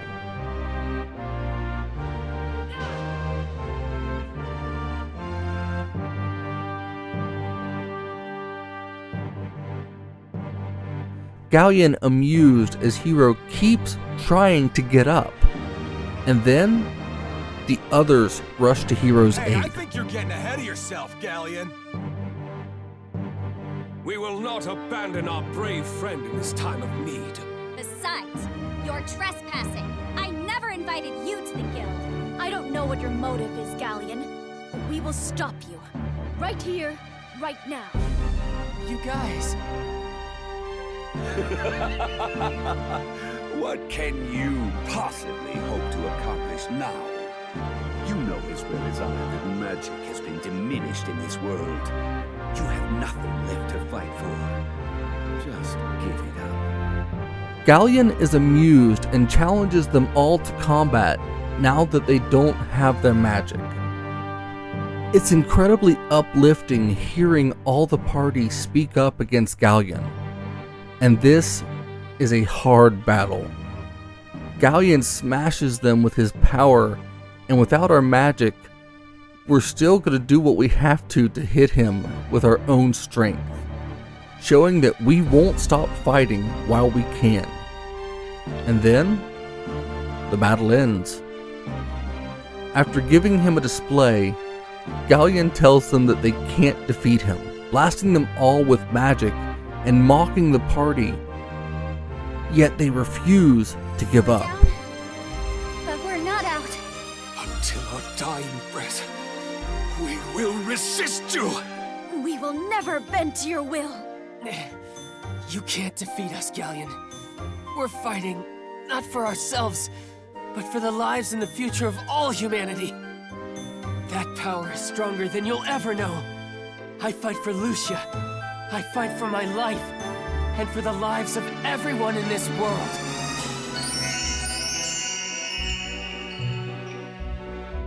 Your magic returns to you. But of course it does. The courage to live in a way you won't regret. The desire to protect the ones you hold dear. Those emotions are the true source of the power we call magic. Now show me, humans! Show me the full extent of the power that once defeated me! Now, the party have regained their magic through force of will and the desire to fight for something bigger than themselves. Galleon then surprisingly demands that they show him their power. He wants to see just how strong they are. And it's a tough battle, but now that we're recharged, the party managed to persevere. This change in Galleon's heart is one of the best things in this game to me. He isn't evil. Even as the Magic Emperor, he thought that he was doing the right thing. And now, as his body is crumbling, he had this second chance and he wanted to test the party. Hero, wipe the sorrow from your brow. Even though I must again die, there is no regret in my heart. I have tried to atone for my sins of the past by helping you. I am grateful that I had this opportunity. Galleon! Galleon had his redemption arc. He gifts his sword to Hero and encourages the party to continue, telling them that they have to kill Lucia to take her power in order to defeat Zophar. But Hero insists that they can and will save Lucia. I guess so, Hero. I had a feeling that would be the path you all chose. But Zophar has become a perfect deity. Your chances of victory are 1 in 1,000. No, 1 in 1,000,000. Do you still insist on fighting him regardless? This conversation is Lunar's big moment. This is the climax where the party come together and go to save the day. The party go back to the Destiny to pursue Zophar in one final battle. The most emotional moment for me was when everyone departed and Galleon spoke to the spirit of his long-gone friend, Dine, before Galleon fades away.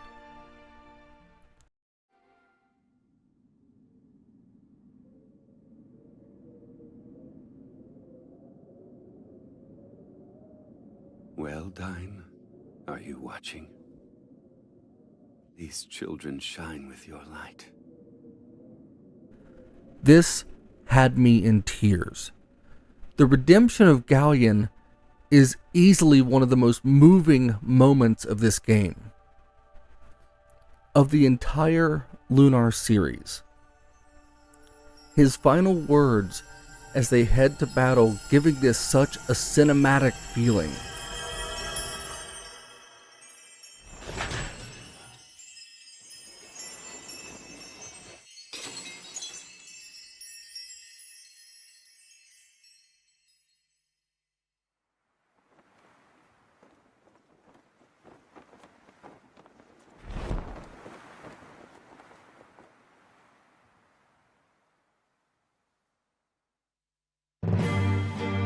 Fight hard, hero. Believe in your friends. The final test lies before you.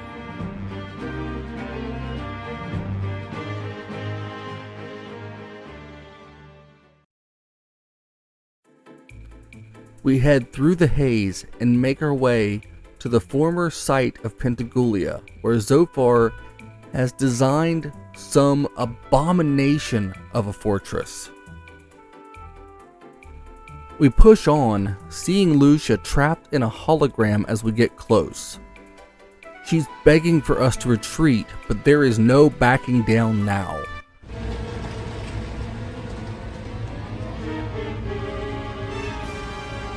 What has Zophar done here?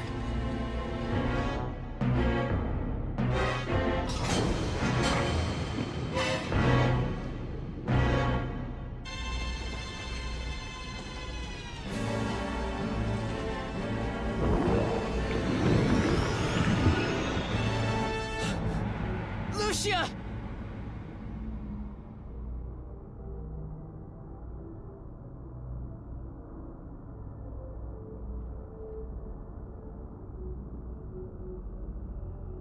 Hero, run away. You must get away from here. Zophar is too strong. No one has the power to stop his evil as he is now.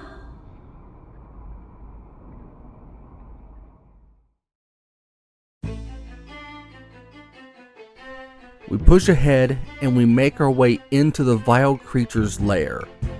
Hero telling Lucia that we're coming for her, and we start to make our way deeper into this monstrous tower. Zophar's tower is a mess.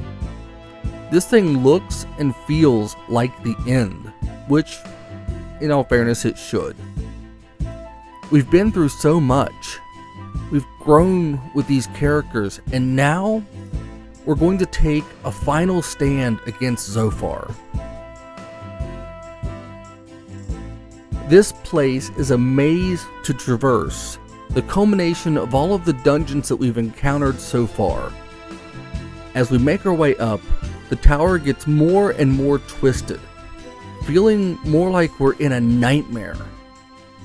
And eventually, we find the peak.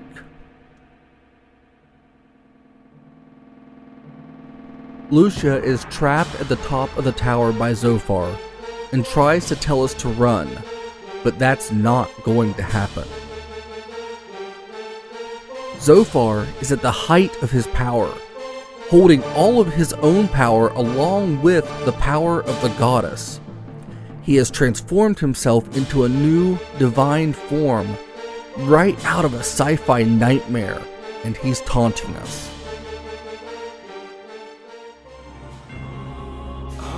What brings you to my humble abode? Have you come to beg for mercy? Or perhaps you're here in order to halt my glorious plan?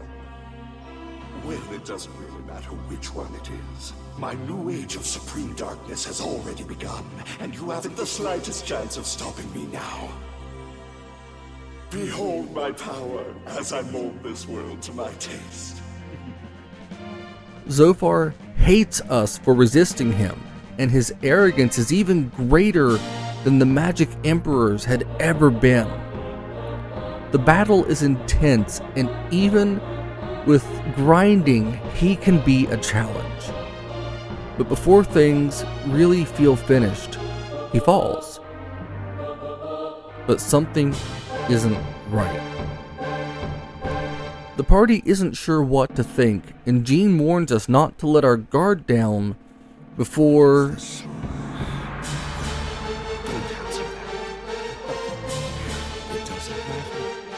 Whatever power you hold will fail before the Supreme Master of Treachery. Zophar is still alive and prepared to show us his true power, utilizing Lucia as a weapon. This is the true form of Zophar, holding Lucia captive. This battle is about slowly slicing down the evil deity, with Lucia speaking to the party as they continue to fight, never backing down. This is a sad battle, getting the feeling that the ending may not be as happy as we might hope. But then, Zophar gets tired of the battle and declares that he's going to win. But the party stand up, all showing that they believe in each other and Hero. And then, Lucia breaks free from Zophar.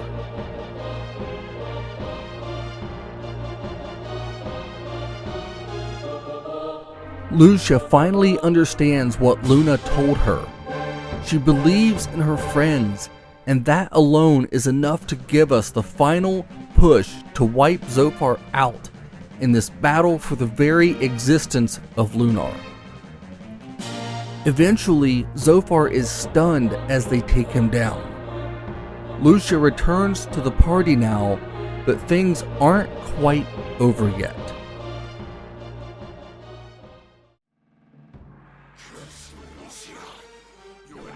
Zophar is unraveling, his voice showing how he is fracturing. We have a final showdown of Hero and Lucia versus this crumbling deity. There's no real threat at this point. He doesn't even understand that the battle is lost for him. It's a cathartic showdown, knowing victory is at hand and seeing this great evil being finished off for good. But not before being told how wrong he was and he's always been. Zophar lets out his final words before fading into nothingness. The battle is over. The world is saved. The two are then reunited with the others. We've done it. I was so ecstatic at this point. I had expected going into this battle that there may be no way to save Lucia. But here she is, with us. We made it. The party reunites in vain to go over their plans for the future. Everyone is so happy. The world is full of hope again. It's an incredible feeling of elation as everybody reflects on their adventures. Null even invites Ruby to travel with him and to show her more of what it's like to be a dragon. Ruby has grown so much. They all have. Hero goes to find Lucia on top of the building staring up at the blue star. He invites her to come back with him and she agrees. I was so happy for them. It reminded me of the happy ending with Alex and Luna. Now, everyone are ready to go their separate ways, but it's clear that the friendships that they've made will last the rest of their lives. Lucia tells Null that she plans to follow the path of Althena before she and Hero take off to make their way back to Gwen's home. Here, they get some time together on the Destiny. And there, I get the feeling that the story isn't quite over. As they get close to Gwen's, Lucia asks to visit the Blue Spire first. She says that she wants to see the place where she first met Hero. It sounds romantic, but there's sadness in her tone. They head up to the top of the Blue Tower, and on the way, Lucia stops to look out on the blue star, This world will be letting hard us to know live. what she plans. I've come to love so many things here. The bright green grass, the dazzling light of the clear blue sky, and the people whose strength of conviction shines brightly on to eradicate evil. Yes, the inner strength you humans possess is the kind of magic that can revive the blue star. There's no longer a need for someone to rule and guide humans. You have the strength and power to control your own destiny. And that's the greatest gift of all. Lucia? What are you... I felt my heart breaking for both of them as I heard her words. She's not human. Now, back at the room where they met, Lucia says her farewell to Hiro. No! Lucia! Lucia is sacrificing happiness to return to the blue star, hoping to see it thrive again as a home for the humans someday. During our final fight with Sofar, he did say one thing that I must admit was true. He said that I was incapable of believing in humanity and the power which they all possessed, which is why... That's why I could not believe in you. No! Lucia, what are you doing? When I came here, I didn't even know the meaning of humanity's power, so how could I believe? The one who taught me about it, of love, was you, Hiro. And it's because of that I can return to where I came from, back to the blue star. You showed me what it means to fight for something you truly care for. In the same way you all fought to protect this world you so love, I wish to do the same for the blue star. I want to see it return to what it once was. I know that I have the strength to do that. Because if I've learned anything, it's that my feelings for you are powerful enough to create a miracle. Don't go! Lucia!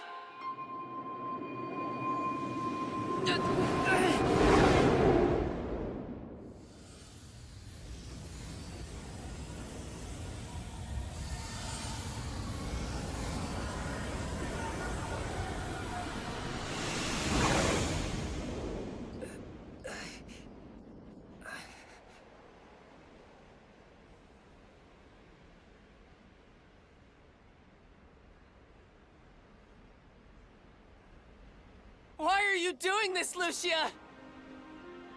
I will never forget this place. The people here, they will live on in my memory. Forever.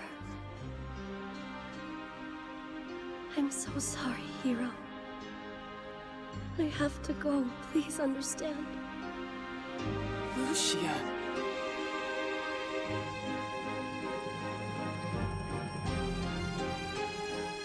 Hiro, I must go back to the blue star.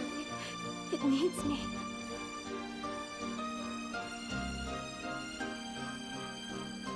Goodbye, Hiro. I will always love you.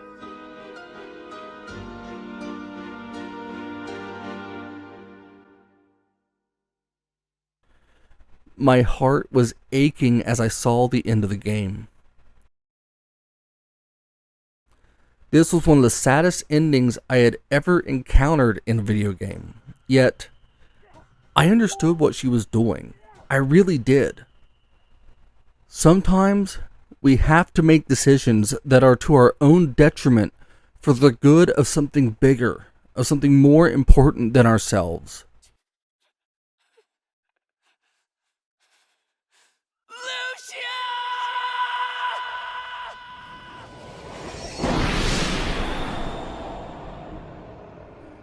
But seeing Hiro trying desperately to get to her as he's crying out for Lucia just about broke me. And then we got the credits. Lucia's pendant was left behind for Hiro, and that was it. But Hiro left off saying that he would find a way. He wasn't giving up. And the game fades with Hiro looking for a way to get to Lucia. And Ruby decides to travel with him, going on another adventure. I would have thought this was it, were it not for the Lunar subreddit. These people were so supportive during my time working on this retrospective, as well as the Silver Star project before it. And it was there that I was made aware that there was even an epilogue. Otherwise, I likely would have not even known to look for it. But they let me know, and now I was going off on one final adventure. And it was an even bigger adventure for Hiro than we had just been on.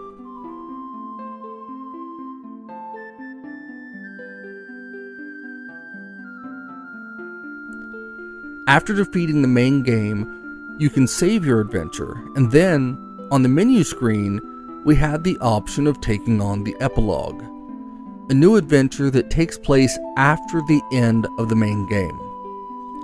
Again, I probably wouldn't have turned the game back on to check for this until well after this video was finished, because I've been recording the entire playthrough, and I would have just assumed that I got everything I needed. The epilogue opens up at Gwen's home. He's talking to Hiro about ideas on how he can find a way to Lucia. Gwen knows how important she is to Hiro and gives all the help that he can. But all we really know is that we need Dragon Eye Jewels. The epilogue has a handful of new dungeons, and I wish I could say that I did them all, but as of now, I really more skimmed them and focused on the task at hand. Hiro travels around the world and finds his friends, bringing them all back together to help him in his quest to reach the Blue Star. Of course, they're all more than happy to help him in this quest, knowing how important Lucia is to him. These people have all grown to become so close now, clearly caring for each other. One of the standout moments is when Hiro visits Null and tells him what he's doing. Null compares Hiro to Alex and gives him Althena's sword, once wielded by the final Dragon Master. Null then tells us about the 5th dragon, the Star Dragon. From there, we head out and we make our way to find the rest of our friends to help us out. On our adventure, we come across a man named Kyle who desperately is in love with the mayor's daughter from the other side of Noda. He wants to marry her, but she is set to marry someone else at the behest of her father. We persuade Kyle to stand up and take a chance. Then, on the bridge during the ceremony, the Destiny rolls in with Kyle on hand. He calls for her to join him on the ship, and surprisingly, she agrees. She leaps from the bridge onto the ship and they move away, the two professing their love before heading back to the city to face their families in a pretty fun scene. But now, we have to focus on finding a way to Lucia. The first place that I entered was a ruin where the game had started. Heading deep in and making our way back up to the room where we first met Hiro. Because there's still one eye here to remove, and after we get it pried out, we just have to go find one more. At this, we are all determined to help Hiro after all their time together. We headed to the spring where Hiro accidentally walked up on Lucia swimming, and the water level has lowered enough now to actually enter the temple there. We head inside and make our way deeper through this temple, adjusting water levels along the way and taking out a massive guardian en route, picking up the second eye gem before heading out. Now, we had what we needed. We just have to find the path to the Star Dragon. It was exciting and still had me on edge. These games love to pull a swerve, so I really didn't know what to expect. And we eventually found the Star Dragon's tower. It was in a state of disrepair, but it was the way. At the top of the stairs was a dragon's head statue. We could feel the story winding down, and took the jewels up, placing them inside of the eyes of the dragon for it to open the path. The tower is massive and the design is ornate, clearly a special place. We slice our way up through the tower, getting closer and closer to finding the dragon. Now when we near the top, there's a massive statue of a monster there, and when we start to enter the chamber, the dragon speaks, asking if we are the ones seeking the blue star. This is the voice of the Star Dragon, and its head shows up, talking to the party. He guards the passage between the two worlds and says that he cannot let anyone pass now.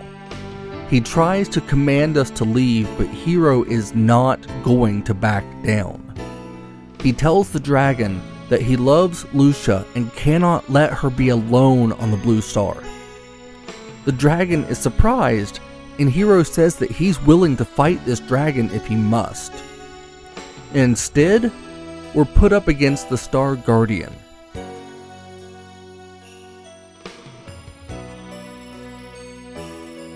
It's a one-on-one battle for Hiro, and we are determined. After all that we've been through, there is no failing here. Hiro cuts down the Guardian and proves himself to the Star Dragon.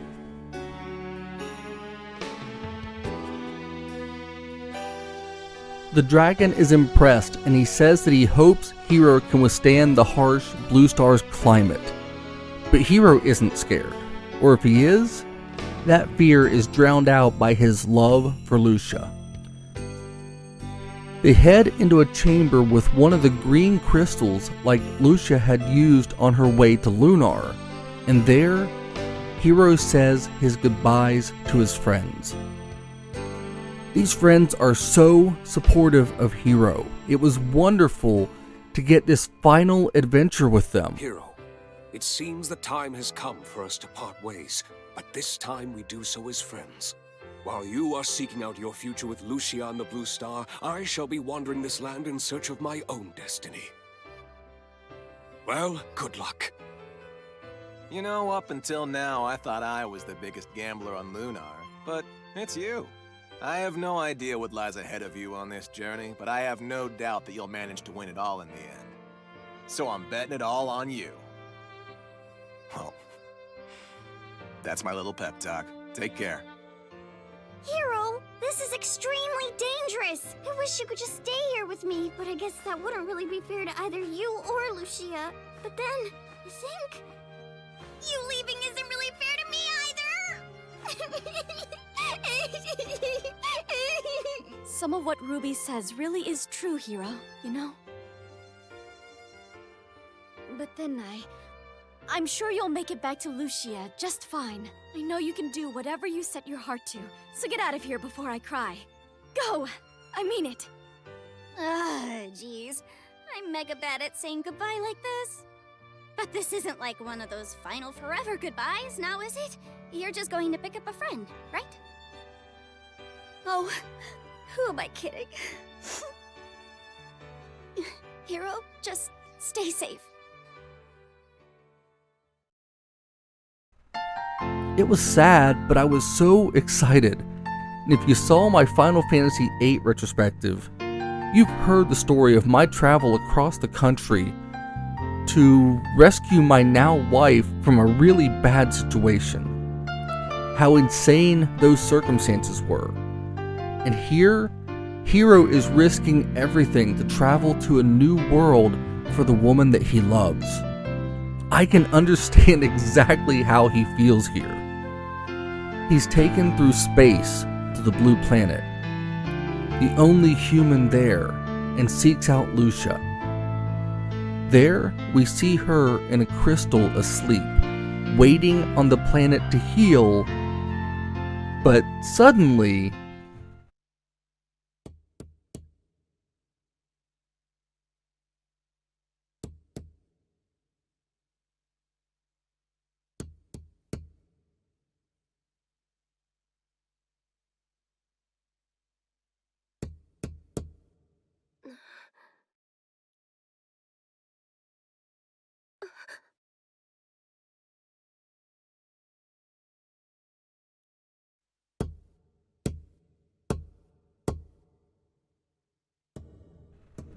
Hero.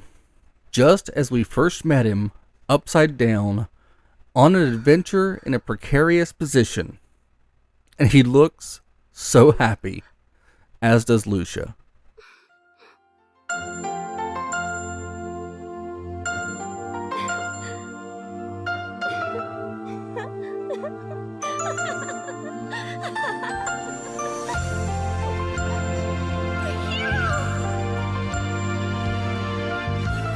He did it. They were together again, against all odds. Now, they stood together looking over the blue star, and the atmosphere was starting to clear up for the first time that we've seen. Not an endless storm, and we see grass. The world is finally healing. It's happening. The two look up at Lunar, the blue star's moon, the home of their friends. But they aren't alone. They have each other, and the blue star is a world filled with hope now. It's coming back to life. We have a true happy ending. Lucia and Hero finally kiss as the game goes to its credits. I was blown away by Eternal Blue. I didn't think it would be able to hold up to the Silver Star story, but it really does stand on its own as an incredible game and an amazing follow-up to one of the most charming RPGs ever. Eternal Blue's cast were absolutely wonderful. The party was a joy to spend time with, and the story may have felt slightly contrived at times, but that happens in life, and it was an incredible journey. I see now why so many people love this game, and while I was blown away on my first playthrough with this, I know that it won't be my last. The world of Lunar is incredible, and it's wonderful that these games have a new life in the form of this remaster collection. Thank you again to everybody who has supported me and my channel. I hope that this video does the game justice. I've had a great time with it, and as I said, it won't be my last time with Eternal Blue. From the bottom of my heart, I thank you all for spending this time with me, Hero, Lucia, the others, for this Eternal Blue retrospective. I'm the Unhinged Gamer, and I look forward to seeing you in the next one.